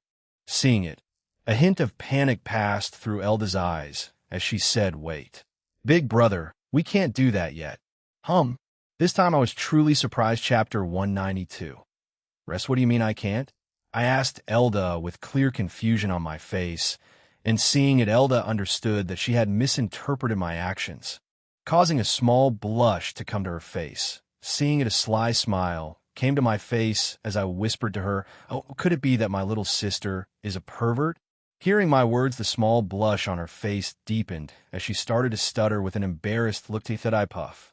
Ha. Seeing the before bold Elda being embarrassed like this, I couldn't help but burst out loud laughing, causing Elda, who understood that I was just playing with her, to pout cutely as she hit my chest. "Bad Big Brother. Sorry. It was just that you were so cute," as I said so. I moved forward and swapped Elda's position, making it so that Elda was above me with her head on my chest as we lay within the soft ground. Elda didn't protest at all as she arranged her body comfortably on my embrace. Soon we lay there within each other's embrace as we looked at the beautiful night sky with my hand slowly patting her back. As a few seconds passed, I asked, "What did you mean earlier, Elda?" That's. There was a hint of hesitation within her voice before which she started explaining to me. I didn't interrupt her as I kept listening to her seriously, and as I kept listening, my expression became weird for a bit before it relaxed. Well, in a nutshell, was that Elda hadn't been with anyone yet, The reason being her fairy bloodline fairies are beings of purity, and right now Elda's body was going through the enhancement by her bloodline, turning her into a true fairy-like being, and during that time, she's not allowed to lose her virginity, because it could cause a lot of problems. It was similar to the restriction I had when I got the perfect body. So that's it? Hearing my nonchalant voice, Elda was surprised a bit as she looked at me. Seeing it, I looked confused as I asked, "What's it?" "No. I just thought that big brother would be depressed because he couldn't do it." "Little girl, do you think that all the boys in this world are after your body?" Hearing my words, Elda started to nod her head furiously, causing me to pinch her nose playfully as I spoke. "Remember this, Elda. You are not just desirable for your body. You're Elda Lionheart, and you have more things than just your beauty. You're gentle on the inside while you act tough outwards. You have a sweeter tooth than everyone else, while you love to simply gaze at the greenery." And with that, I started a few more of Elda's little quirks that many won't notice. And with each word I spoke, I could see the surprise on Elda's deepen. After I finished, I could see that Elda was in a daze for some time, but she soon broke out of it as she spoke. "Ho how." A loving smile came up to my face as I spoke, kissing her forehead. "Elda, did you think I love you just for your charm? No, what made me love you is who you are. You could have all the beauty in the world and not be my Elda, and I wouldn't even give you a second glance. Remember this, Elda." I fell in love with Elda Lionheart, my little cry-baby sister, who loves to eat sweet, Elda who's strongest when she fights for the one she cares for, and the Elda whose eyes always sparkle when she sees cute things. Not the Elda whose praise for her beauty. Never forget that my words were spoken with utmost seriousness, and it was the truth. During all this time I lived with this girl, I got to see many different things about, and each of them was beautiful and cute, and each of them only made her more beautiful in my eyes. Also, I didn't say these words just to impress Elda. They had a deeper meaning, meant to help clear the insecurities that lay deep within the girl's heart. Sniff. Big brother to sniff. After I finished speaking, I could see that Elda had started tearing up again. I didn't say anything else as I pulled her towards me, placing her head on my shoulder as she let out her insecurities, pain, and fear. No words were needed to be said as I kept patting Elda's back as her tears strained my chest. Bow ties, not always a blessing. There were the thoughts that were rampant on my mind as I felt Elda's tear. What would be the biggest fear of someone that blessed with superior beauty? It would be that if the person she loves only loves her for her beauty, and in this case, many had fallen for Elda's charm, and this might create the illusion of doubt and fear that the boy she likes is only in love with her due to her beauty. In fact, hadn't Elda relied on this? It might be okay for now, as the warriors in Elda's heart are just a small bud, but once it did bloom, it might break Elda from inside out. It was best to nip it from the bud itself. No words were spoken as I lay within the soft ground. The beautiful wave up in the night sky kept floating, making the sky look like a rainbow with a touch of darkness. Finally, after minutes passed by, Elda's tears ended. Soon she raised her head from my shoulder as her reddened eyes focused on me. Now, deep within her eyes, there was something which I was deeply familiar with brewing. Wiping away the last tears in her eyes, Elda spoke with a smile. "Thank you." And with that, Elda placed a kiss on my lips. This one was just filled with her pure love for me. She kept her lips on me for a few seconds before she broke off the kiss and lovingly laid on my chest as her hands wrapped around me. 80,000 affection. Well, you know what? I'm currently just too tired to even respond to this. My hands wrapped around her as we lay there within the silence that surrounded us. Only the sound of our heartbeats were heard. The heat of our body was only the comfort surrounding us, as we enjoyed each other loving company. Sometimes words were not needed. Chapter 193. Pray. Shall we head back? I asked Elda, who was laying on my chest. It's been hours since we came here. We have already spoken to each other about our feelings. Though everything's not ironed out, we could deal with all that in the future. In 5 more minutes, Elda protested with a pout. She tightened her hold on me, resisting to move her body from my body like a child. I couldn't help but find her actions cute. I wanted to completely conquer this girl, but for now, I will take it slow for her. Not only is she a fairy, but she's in her heart a young girl in love. The women I had loved with till now were mature and full of life experiences. Granted, there's some mad among them. They all, in the end, were adult and knowing, unlike Elda, who knew to this. Elda is among the few that I have truly fallen in love with, and I would like to give her the best experience possible. With a loving smile, I patted Elda's head. As I spoke, "Come on, Elda. Both of us has our entire life ahead of us. Plus, it's getting late, okay?" Elda finally relented. She rose her head from my chest, but not before giving me a peck with her soft lips. Elda's warmth fell on my lips before it disappeared. I smiled at her action before both of us rose from our position. Holding each of our hands, we walked to the place we came for. The beauty of the nature was truly a relaxing place to spend your time, and let's go. Big Brother Elda said, as she pointed to the portal that appeared in front of us, but before I could walk through the portal, I felt like the space wrap around me. Even before I could respond, Elda was pushed into the portal, and my eyes were blinded. The next moment, I opened my eyes. I was standing at a tree trunk at a height I could not perceive, and in front of me was one of the most beautiful women I ever saw in my life. She was a green-haired and green-eyed beauty who radiated an immense amount of life.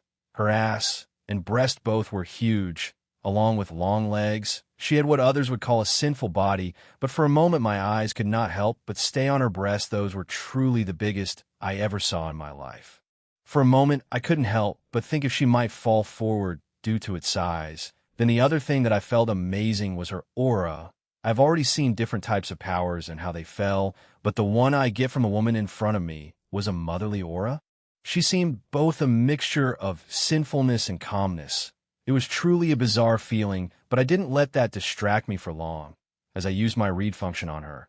And for what I got, I started a prey name, Orpheus Blanche Marachia. Sex, female, age, species, supreme goddess power, supreme goddess level title. The first of life, the one who survived, the one who lost faith, etc. Love, zero description. The supreme goddess who feels that there's no purity in life for anything lives to find her will to move forward. A woman that desires to find one soul that burns brighter than the life itself. Stay away. But since you're caught, start a prey. Difficulty, D. Amitabha. I will make sure your room in hell is cold, especially after being brutally slaughtered. What the fuck? For a moment, my mind shut down.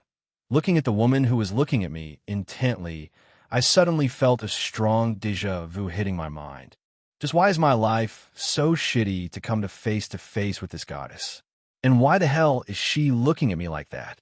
System, quick, tell me, why is she looking at me like that?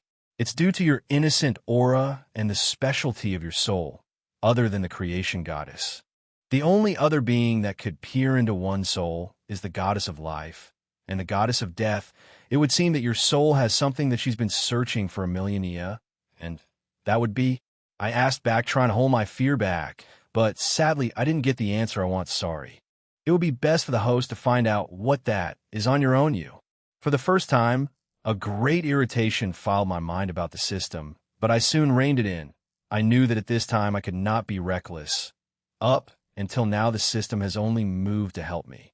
And truthfully, if it wasn't for it, it would have probably died a long time ago. So if it hides something, then it would be for the best. Okay, Austin. Deep breaths. Deep breath. I soon hid my nervousness as I reacted to the situation how a normal person would. My eyes turned frosty as I looked angrily at the person who brought me here. As I spoke to Orpheus, "Who are you? Why did you bring me here?" It was only when she heard my voice did Orpheus break out of her daze. Her eyes that were completely focused on my soul now turned to me, and seeing the look on her face, I was taken back for a moment. Her eyes were completely shaking, while the look on her face said that she couldn't believe what she was seeing. Surprise, happiness, disbelief, many emotions passed through the aged eyes of the goddess of life. But she, who was an experienced person, soon regained her bearing. Though barely, her eyes regained some of her calmness, while an expression of gentleness appeared within Orpheus' eyes. And seeing it, I understood. Oh shit. Here we go again, ding. Name, Orpheus Blanche Marachia. Love, 0. 25 ding. Name, Orpheus Blanche Marachia. Love, 2545 ding. Name, Orpheus Blanche Marachia. Love, 60 ding. Name, Orpheus Blanche Marachia. Love, 250. Terrifyingly heavy maternal love obsession, unknown feelings. Remark. My reason. Amitabha. May your soul rest in peace. Thank you. That was the only reaction I could give to the words the system had thrown towards me, but my surprises were only beginning. As Orpheus walked towards me, she raised her hand as she lovingly touched my face and spoke, "Boy, will you be my child?" Huh. And once again my brain stopped working from the words of the goddess of life. Chapter 194. The Goddess of Life, Orpheus POV. The world is a beautiful place was what she thought when she opened her eyes for the first time. She was life. She was the first to be born when chaos willed the world. She was the first to use the powers she was given to bring about a new will. To her, everything that moved with life was her children, since everything was her creation.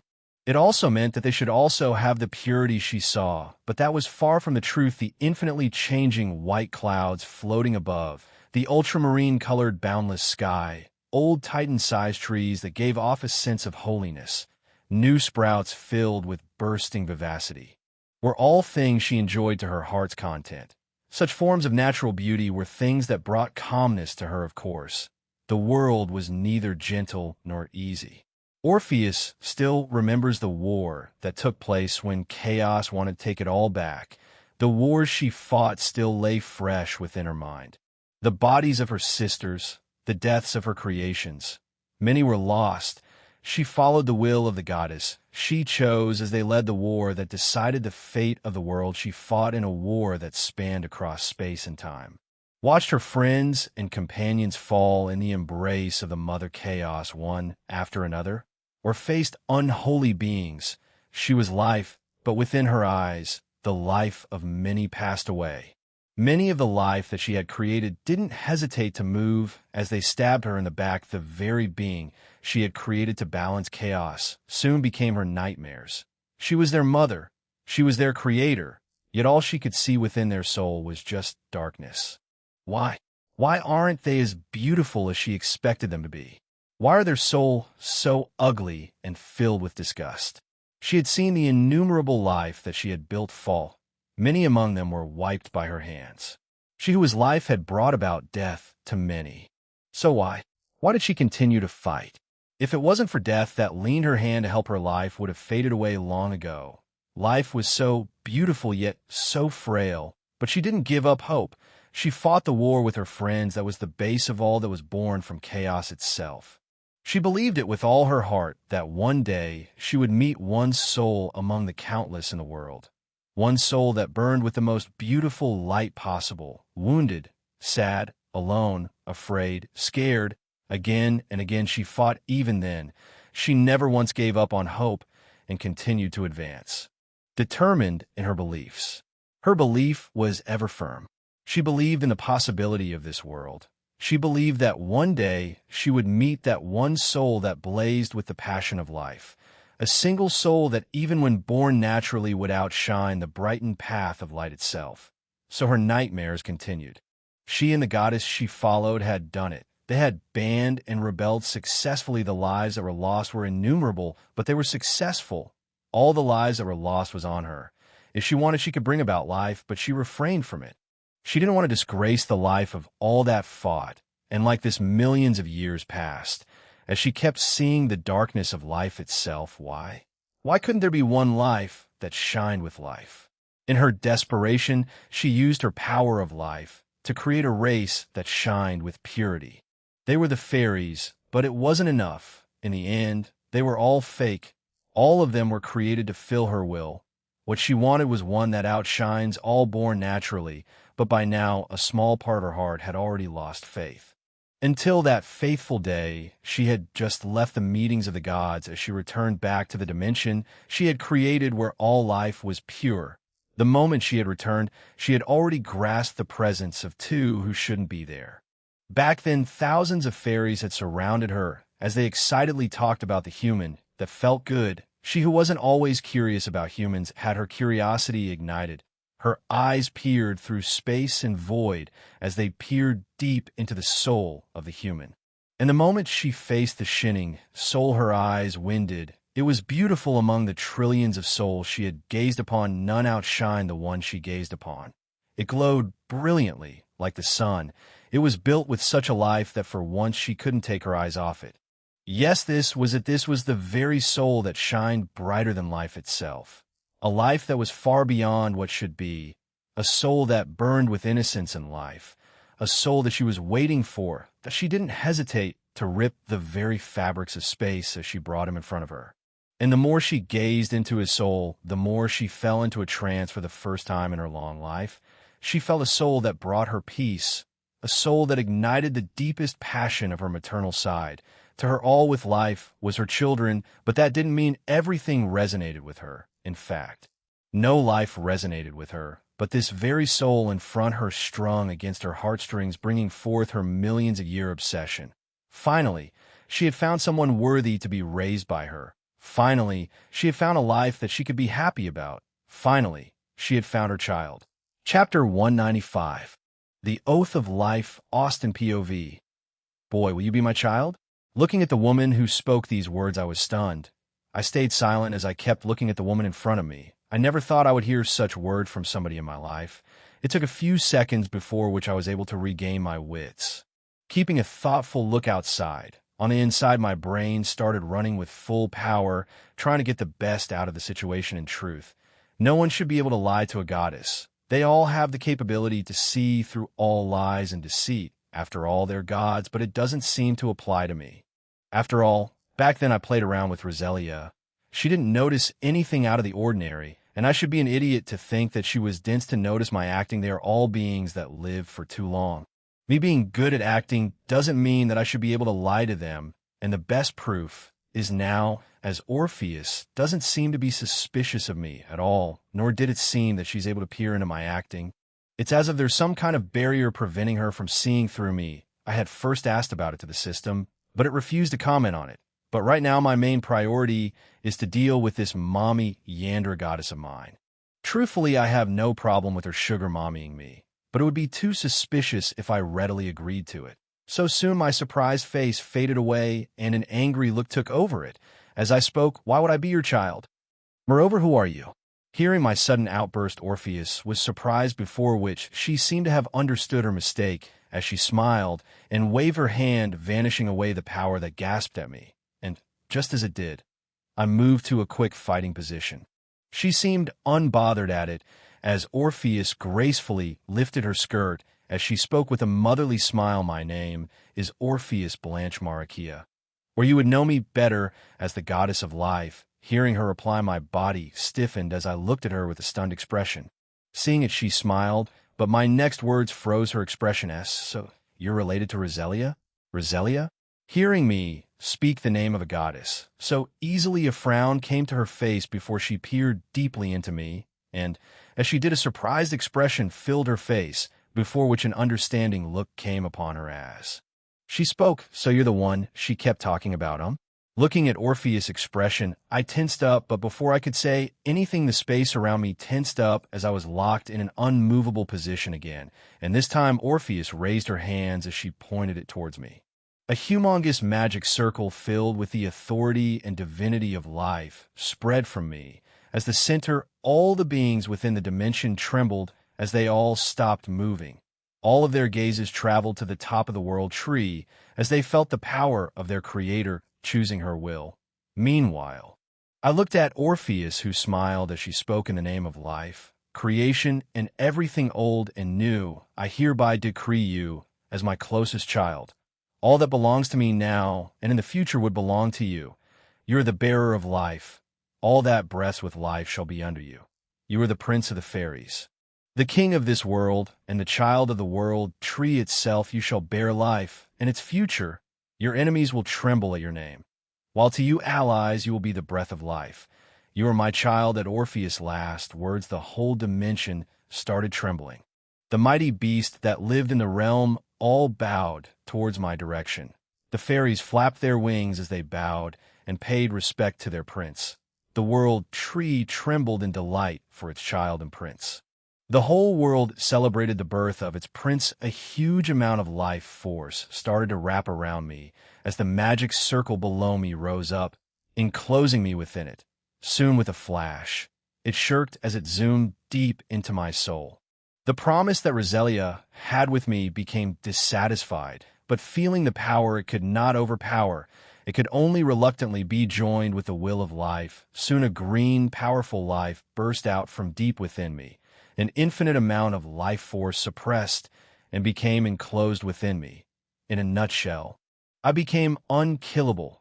As long as I have this power, I shall be undefeatable in battle. Far away in the real world, the eyes of the saintess of life opened as she held her chest with her hand. She could feel at the birth of their future saint, the child of life itself. Meanwhile, I almost moaned out, feeling the humongous life force deep within me. Soon the phenomenon faded away as I landed back on the tree bark, and as soon as I did, my eyes traveled towards Orpheus, who was looking at me with a happy and indulging smile. I could not help but feel a motherly love towards her now. The ceremony had turned me in her child, in every way possible, not blood-related, but what she did was something much deeper. Even without both of us spending a lot of time together, I could feel a sense of deep kinship with her. This woman in one move had made me have feelings for her. Never mess with an experienced woman. Repeating this in my mind, I couldn't help but feel that it was so true, shaking the thoughts of my mind. I looked at Orpheus as I spoke out the tough words in my heart. "O mother," hearing my words, Orpheus' eyes widened as her body trembled from sheer delight. A beautiful red tint came to her face, and before I knew it, I was in her humongous breasts as she hugged me tightly. The natural scent of nature and her smooth skin rubbed against me as she lovingly, and to be truthful, extremely tightly hugged me. Due to the connection we share, I could feel my body relaxing as she held me, and at the same time Orpheus' body started heating up. Her hands moved lovingly as she rubbed my hair with a smile. For the first time, she started to feel fulfilled holding me in her embrace. She raised her head as she placed a kiss on my forehead. Feeling it, both of us trembled from pleasure. Any intimate actions the both of us did would be even felt deep within both of our souls. It would also be highly amplified too, and as the future went on, the feelings would only amplify. As for what that would lead to, well, no one knows. Orpheus' eyes curled in delight as she looked at me. Her thoughts, too, were sweet. "I will spoil you rotten."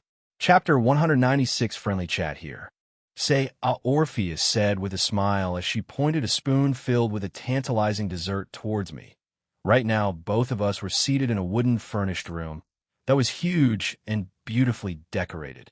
We were currently steamed on a dining table as Orpheus fed me sweets that she specially prepared, leaving aside its exploding flavor. The dessert also seemed to increase my understanding of the world and increase my power. I'm sure that I will soon break into the Origin Level 9. One should know that breaking through Origin level, especially the ones above level 5, is no easy task. Breaking through each Origin level isn't just about making a plate and sweeping in mana. Creating the next plate requires us to have an understanding of the source of the world for the next level. Each plate requires a certain understanding of not only mana but ourselves too, and there's no way to circumvent it. Otherwise, there would be hundreds of Origin level 10 walking the world, and if the sweet that Orpheus was feeding me now was placed in the outside world, there might be a bloodbath for it. Well, it's all nice, and all as the sheer embarrassment of being fed like a baby doesn't go away at all, and the worst thing is that the feelings I have for Orpheus just seems to be increasing. Sigh. My fate thinking, so I opened my mouth as I took a bite of the food that Orpheus gave me, causing a sweet and thrilling flavor to fill my mouth. Along with it, I also gained a deeper understanding of my powers. It was truly a killer food. Unconsciously, a smile came to my face, which deepened the smile on Orpheus. It was then as though filled my mind as I spoke. "Oh, mother, do you know if anything happened to Roselia?" Hearing me call her mother, a tremble filled her body as the red tint on her face deepened. But when she heard the rest of the question, she froze for a moment before she spoke again about that. "Well, it's just this." And with that, she explained to me what had happened to Roselia, clearing away the doubts I had. After all, it was truly suspicious that she hasn't contacted me till now, and it would seem that she was unable, from what Orpheus said. Roselia was currently facing punishment for passing on her element towards me. Roselia's power was unique even among the gods. The mere act of passing it on to me, a mortal, was extremely dangerous, as no one could easily imagine the danger and problems. But all the gods were smart enough to know that Roselia wasn't dumb enough to pass her powers to a tyrant, and hence they all kept a calm mind, also out of respect for her, and fearing her outbursts. None of the gods looked deeply into the fact regarding which mortal she'd choose. In fact, all of them were happy for her finally finding someone that she could share her pains with, but even then she needed a punished. Hence she is banned from having any mortal contact for some while I see. Finally, hearing the reason, I nodded my head in understanding. It was then that Orpheus asked me a question that froze me. So my son, who was the girl that came with you? Saying so, she had a mischievous smile on her face. As the ruler of the dimension, she was capable of knowing the things that had taken place, and she had seen the things that took place between me and Elda. For a moment I froze, hearing Orpheus' question before I replied calmly, "She's my sister and my lover, I see." This time it was Orpheus' turn and nod her head. She didn't seem surprised at it, as there were certainly similar looks between me and Elda. That's good, finally. Orpheus spoke, causing me to be surprised by her words. I rose my eyebrows in intrigue as I asked Mother, "Don't you find it weird?" "Not at all. So what if she's your sibling? I have already seen too much filth in my life, and something like this is nothing much. If you two love each other, then that's enough." As she spoke her first words, a sense of sadness filled her heart before it disappeared quickly. For a moment, a sense of pain filled my heart. I sighed to myself. As I moved closer towards her, as I hugged her for a moment, Orpheus was stunned before she too smiled. As she relished in the hug I gave her, soon she rose her head from my chest, and as she did, her face came close to mine. Her rejuvenating scent filled my nose, as her green eyes were focused on mine, her lips just a few cm far from mine. For a moment we both became lost in each other, but it was soon broken as we quickly shook from it, and even before I could react, I was in Orpheus' breast again. She was hugging me again as she spoke with a smile. "Oh, look at you comforting me. Your mother's happy." She was again back to her motherly reactions, trying to hide the feelings she had before. It's something which I was able to notice. It would seem that Orpheus wants a pure motherly relationship, but some kind of obsession inside of hers is twisting her feeling into something more profound. She was starting to get attracted to me in another way. I can't understand where I's obsession of her originates, but it definitely is something major. Her pure motherly side refuses to accept that side of hers, and it creates a huge contradiction in her, but it only makes it better for me. I would definitely love to have this goddess of mine completely under my control, but I can't start now. I have to take it slowly until she will be serving me in another way. A very evil smile that was hidden by the breasts appeared on my face, before which it disappeared quickly. Soon the room was blasted in by several fairies that started surrounding me. I was bombed with several excited fairies that stared to sit on my head and every part of my body. I looked like a mummified fairy, causing a chuckle from Orpheus, who was looking at all this with a fun gaze. In the end, I spent a few hours chatting with Orpheus and several fairies. In such way time passed quickly, but in the end, I had to leave. Not only was Elda waiting for me, I had several things to deal with as well. Though reluctant, Orpheus agreed, but not before making me promise to visit her every day. Well, I didn't need a promise, as she will pull me into the world every day anyway. Soon the familiar feeling of space wrapping around me was felt as I returned back to my room. Chapter 197. New waves. The familiar feeling of space wrapping around me disappeared as I came back to my room, and just as I did, a figure directly jumped into my embrace. I wasn't surprised as I caught Elda's body. She didn't say anything to me as she wrapped her hands and leg around me. I could see that she was worried. Hence, I kept quiet as I patted her back. Several seconds passed, before which she raised her head as her beautiful green eyes looked deeply into mine. Without saying any words, she left my body as she started to look around my body for any injuries or problems. Well, I did have Veronica visit Elda to keep her mind at ease, but it would seem that she would only be content once she sees that I am completely okay. Finally, after a round of checkups, Elda heaved a sigh of relief as she smiled and hugged me again, resting her head against my chest. I could see that she was really worried about me.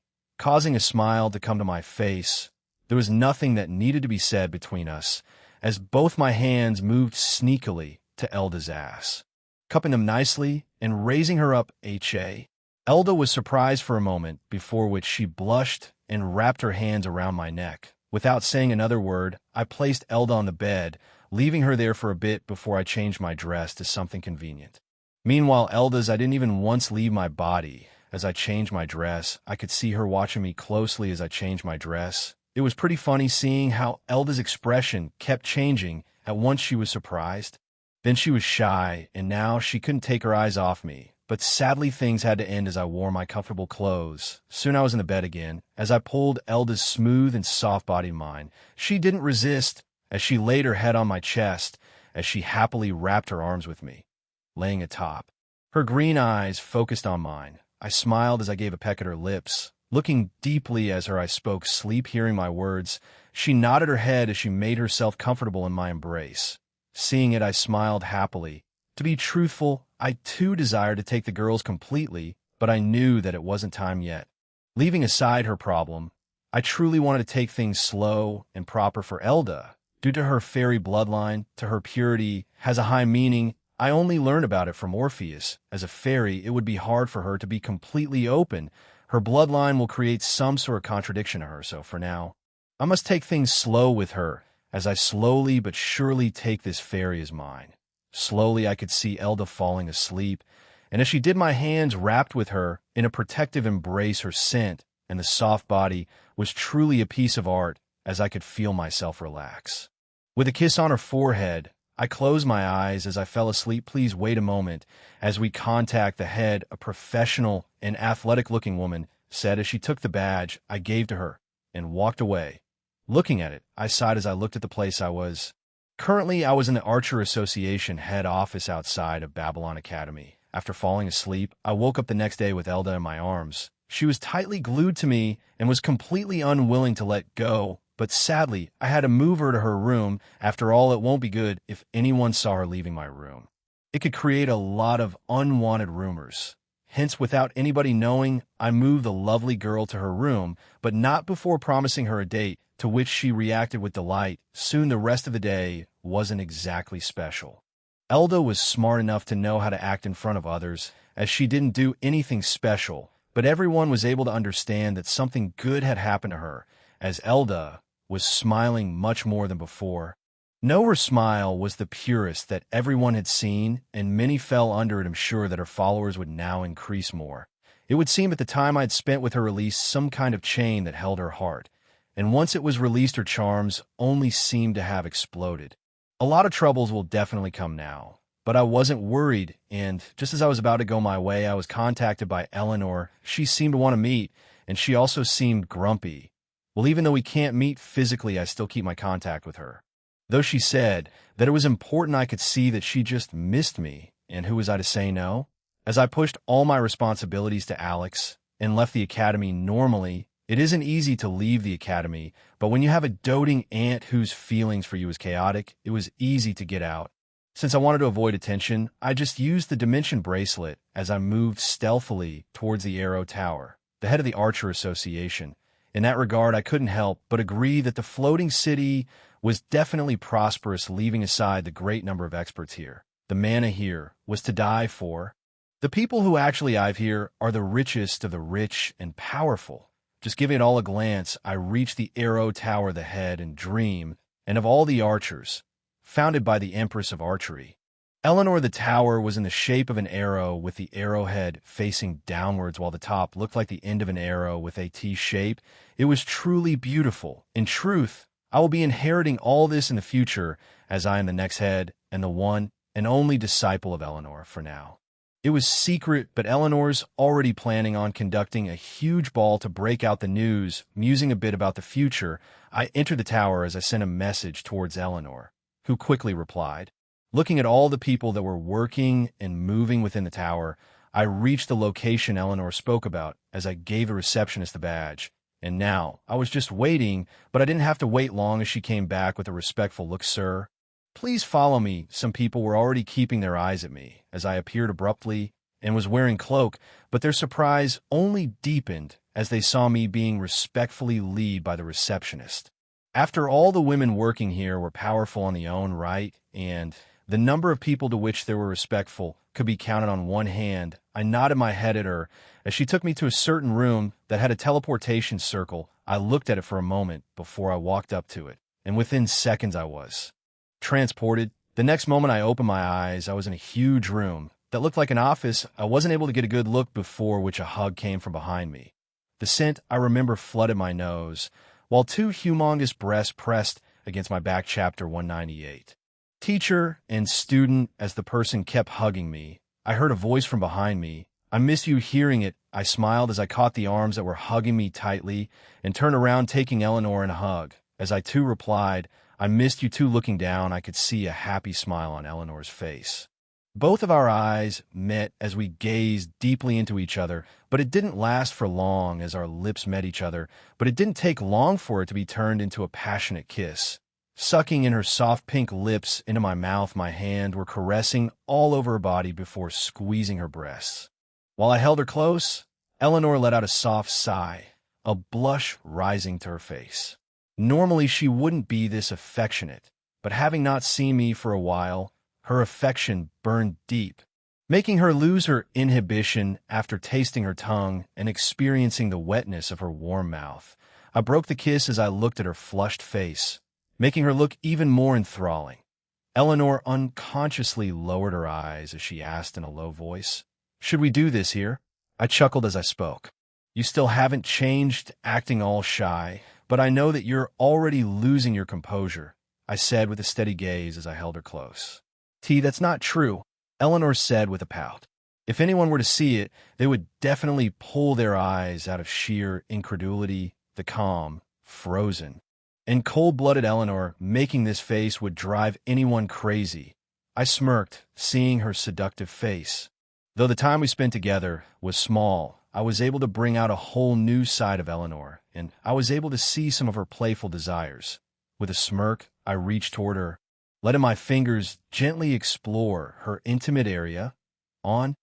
Eleanor was surprised by my sudden touch and clutched my shirt in a moment of overwhelming sensation. I removed my fingers, and with a heated gaze, I licked them, tasting the faint sweetness of our shared moment, making Eleanor's heart thump even more. "Raise your arms," I commanded as the teacher obediently raised her arms, and I pulled the ends of her dress to remove it. I couldn't resist and immediately pulled her close for an embrace, holding her gently. Eleanor lovingly smiled as she caressed my hair and gently held me close. With a soft sound, I pulled back and kissed her on the cheek. Letting my mouth sink into her soft skin, I then licked her cleavage from top to down as I pressed her large breasts against my face, as if wanting to have my face squished by them. "You still smell like lilies," I whispered as I kissed her soft stomach while holding her slender hips. I noticed how radiant her skin looked as I gently traced my lips along her stomach and across her collarbone, pressing soft kisses along the upper area before moving slowly upward toward her neck, giving a light, playful nip. Eleanor breathed softly as I kissed along her neck, a faint flush rising across her skin. She could also feel the tension building between us, the closeness almost overwhelming. I could feel myself getting restless and crouched down as I pulled her leggings down in one fell swoop to reveal her black panties. "Wow, you must have been holding so much in for so long," I said softly. I sat beside her and gave her a gentle kiss on the cheek, sharing a quiet moment together. Feeling the softness of her clean-shaven skin on Austin, Eleanor bit her lips in a flirtatious manner as she felt my gentle touch near her. I felt intoxicated by the fresh and sweet scent of her and drew her close, kissing her softly along the way, making Eleanor let out a kittenish moan that was melodious enough to melt a man. So I pulled her close as she trembled against me, her breath quickening and her body responding to the intimacy between us. Eleanor's breath became even more hurried as her breasts rose and fell. Trying to keep up with her relentless rhythm, I pressed my lips against hers as we moved together in a passionate embrace, lifting one of her legs and resting it over my shoulder as we continued to share an intimate and tender moment. Eleanor was feeling her head getting muddled by the pleasure I was making her feel. Especially every time I focused on her most sensitive area, she would feel like a jolt of electricity was shooting through her entire body. She couldn't hold back finally as her body jerked and trembled with intense release. On. I held her close as I gently washed her, then slowly raised my body and kissed her soft chest on my way up before kissing her lips while holding her close. MMH? Eleanor slowly reached out her hands toward me, and Chapter 199, Teacher and Student 2, found her once again astonished, filled with a sense of nostalgia as she reflected on the moment. She could still remember the day she lost her virginity as they were together for the first time, spending the whole night with each other and leaving her completely exhausted the next day. I separated my lips from hers as I whispered in her ears with a smirk. Missing it already? Eleanor didn't know why, but her hand was already resting boldly where it hadn't before. In the past, she wouldn't have been this forward, but maybe it was because it felt like a long time or because of some other reason. She just wanted to not hold back, but express her love as much as possible rather than holding regrets. So she could only shyly reply, "Stop teasing me. Already it's all your fault for keeping me waiting all this time." Eleanor pushed me away as she leaned in close with a tender smile, unzipping my pants to reveal a large blade that was visibly shaking with excitement at the presence of the woman kneeling before it, impatient to strike and desecrate her sacred area with its power. As she pulled down my pants completely, my majestic blade was hovering right above her face in an intimidating manner. As its rugged smell stirred her senses, Eleanor suddenly pulled me close, and without hesitation, she took a bold and decisive action, leaving us both breathless, making me completely surprised as I never expected her to do something like this. I mean, who was Eleanor? She was someone that kings and emperors had to give way to, but now she's on her knees in front of me. Well, it would seem that she really missed me, and she really looked into some stuff while I didn't see her. When I returned, she was so excited to see me that she clung to me closely and wouldn't let go, showing me how much she had missed me during our time apart. Eleanor couldn't help but close her eyes as she relished the moment. She didn't even know why she was doing all this, only that she just wanted for me to feel good. She was enthusiastic and attentive, exploring and experimenting as she went, like someone curious discovering something new, trying different things to make me feel good. Sometimes she just made random motions while looking at me with a seductive expression. Damn, she's long gone was all I could think as she impressed me with another skill entirely, one that had nothing to do with archery, leaving me in a daze of disbelief. I couldn't help but hold her head as Eleanor leaned in close, and with an alluring gaze, she gently touched his chin in a soft way, making me let out subtle sighs as I caressed her face. However, the way she was teasing me was too much, making me feel tempted to give in right here and now, and so I grabbed her head and leaned in close as I tensed up. Gulp. Eleanor's eyes widened as she didn't. Expect him to unload such a large amount of my belongings to her. Still, somehow she managed it all, while feeling the weight increasing for a moment. Her arms were almost stretched to the extreme because of how heavy everything was. And yet Eleanor, for some reason, found it satisfying and pleasurable as I took it out and shook it, some of the liquid splashing over her face while she opened her mouth to catch some of it and licked her lips, making me feel my throat go dry. Reigning in my excitement after sharing a bold moment with one of the most powerful women in the world, I spoke. "How's it?" Hearing it, Eleanor smiled with a playful look on her face as she wiped her cheek. Not bad. Hearing her say it while looking like that, I couldn't. She didn't resist as he grabbed her arm and pulled her toward the table in front of him. Austin. He bent her over the table and held her hands behind her back while striking her, enjoying seeing them ripple with each smack. Her skin rippled in a tantalizing way, and I caressed her shapely back as I drew closer to her and held her gently as she let out a long, contented sigh. You are still as big as ever?" Eleanor moaned as she flexed against him and held on tight. What else did you expect from your student?" He smirked, patting her rear before pulling her closer, making her whole body shake while her large breasts were pressing against the table since her hands were restrained behind her back by me. She couldn't even hold onto anything for support, but the intense sensations continued with each movement, building the moment further between them. Even with the short time I spent with her, I knew all the best ways to get her excited, And one wouldn't expect a woman with a scary power to behave so provocatively in these situations. I held her close and kept her wrist behind her back while pressing against her, feeling the closeness of her and enjoying the pleasure it gave. By now, Eleanor felt more connected than before, making me feel as if it was a wonderful moment shared between them. Damn. So good, I said as I looked at her bare back that had droplets of sweat trickling down. Back then, when she trained me, I promised to return the favor, and now I am just doing the same. Eleanor was abashed to hear my words and was astonished to feel my body pressing closer to hers, making her involuntarily open her mouth, gasping for air after running out of breath on.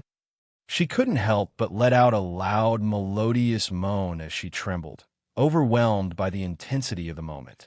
And it was the same for me as well. For a moment, I felt a great desire to mark this woman with my scent as I let go of her wrists. Chapter 200, Teacher and Student 3, making it quite a sexy sight and making me sigh in satisfaction. However, I was not done as I lifted her up and turned her around before lifting her up by her ass and placing her over the table without caring about the tables being dirty. Both of us were already lost in our lust. What do you plan to do now? Eleanor asked in nervous anticipation. For her, this was all first, spending hours thinking about me, having her heart beat faster with happiness just because I called her, having loneliness fill her just because she missed me.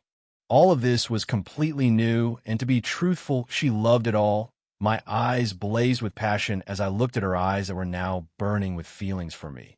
With a simple spell, she was clean as I moved closer to her for a kiss. Eleanor didn't mind it as she accepted all of it. Eleanor didn't mind the spell as she got clean, and as I kissed her, she too took it with passion as she kissed me back. I attacked her lips fiercely, using my tongue to attack her mouth, violating her lips and stopping her from speaking. I grabbed her wrist and held them over her head while my mouth kissed her passionately. Austin? Eleanor spoke between my kisses and gasped, her body twisting below mine, but I pressed down, holding her close, making her unable to move away. Suddenly, I released her mouth. Eleanor opened her eyes wide. A shiver ran through her body. I kissed her neck gently, and she drew in a sharp breath. I did not stop, and instead, I held her close, placing a gentle kiss on her neck. My love, on. My hands moved to her waist and rested there softly. Then they moved down and held her hips while I kissed her neck and shoulders, paying attention to each part of her. This time, I did not care about anything and left hickey after hickey on her body. Eleanor noticed it, but the prospects of me marking her only made it hotter for her. She cooperated with my movements, catering to my caresses and moving her hands through my body. Her lips kissed my chest, and her hands rested on my back. Eleanor let out a soft sound of surprise, but then she felt my lips near her again, starting from her stomach and going up slowly as my hands gently held her. Oh, Eleanor hummed. She raised her face and let out a deep sigh. I did not stop, slowly kissing everything of her. My lips tasted her soft body until reaching her neck and finally breathed in her earlobe. My beautiful teacher, are you ready? Eleanor nodded with a wet eye, but next my smile turned evil. Beg me. Beg me to give myself to you completely, to be entirely yours. I want to hear you beg me. Eleanor was startled, before her expression became a bit more dreamy. It was something I had realized about her. She liked to be pushed, and who was I not to indulge her? Her expression turned vacant for an instant. Then her lips parted. Beg me. I whispered again in her ear. I was completely ready, but I wanted to hear her begging me. Eleanor's vision turned hotter and hotter. Each time my fingers caressed her back, shoulders, or arms, her body shivered. I moved forward, touching her gently, but refusing to let him. On? Eleanor whimpered softly. She looked at me with a pitiful expression. Such a look would send any man crazy, but I just smirked. Go on. Please. Eleanor finally spoke with a trembling body as she grew more flustered, and my smile turned wider. I can't hear you. Louder. Please, help me completely. Eleanor yelled out loudly, and as soon as I heard it, I chuckled as I charged at her. Eleanor let out a muffled cry of surprise. She was facing another attack, this time in a new position. I held her close as I kissed her. At the same time, my hands moved gently around her, touching her waist and shoulders. When my lips drew back, Eleanor looked up and whispered yes. More? She spoke softly, but I just smiled and rested my chin near her shoulder, pulling her close and holding her tightly, filling her with warmth. In, Eleanor's body curved up and her arms wrapped around my waist. She laughed and sighed repeatedly while at the mercy of my persistent attention. I did not stop even when she relaxed. Instead, I intensified my movements. Being as firm as she could bear, Eleanor shifted and pressed her face into the pillow as an overwhelming wave of sensation washed over her. Soon a bit of saliva began to gather at the corner of her mouth, and her vision grew hazy. Finally, I felt her tighten around me, and I knew another wave was coming for her. Using all my strength, I pushed once, twice, and thrice, then released a final burst of energy. Eleanor's toes curled down. She let out a last, loud sound that resounded in the room, and closed her eyes. Taking in the feel of our closeness, I sighed and pulled away as I watched the beautiful figure lying on the sofa and could not help but smile in pride. But this was not over as Eleanor opened her eyes and looked at me. She wanted more. And like this, the moaning sound continued for the next few hours.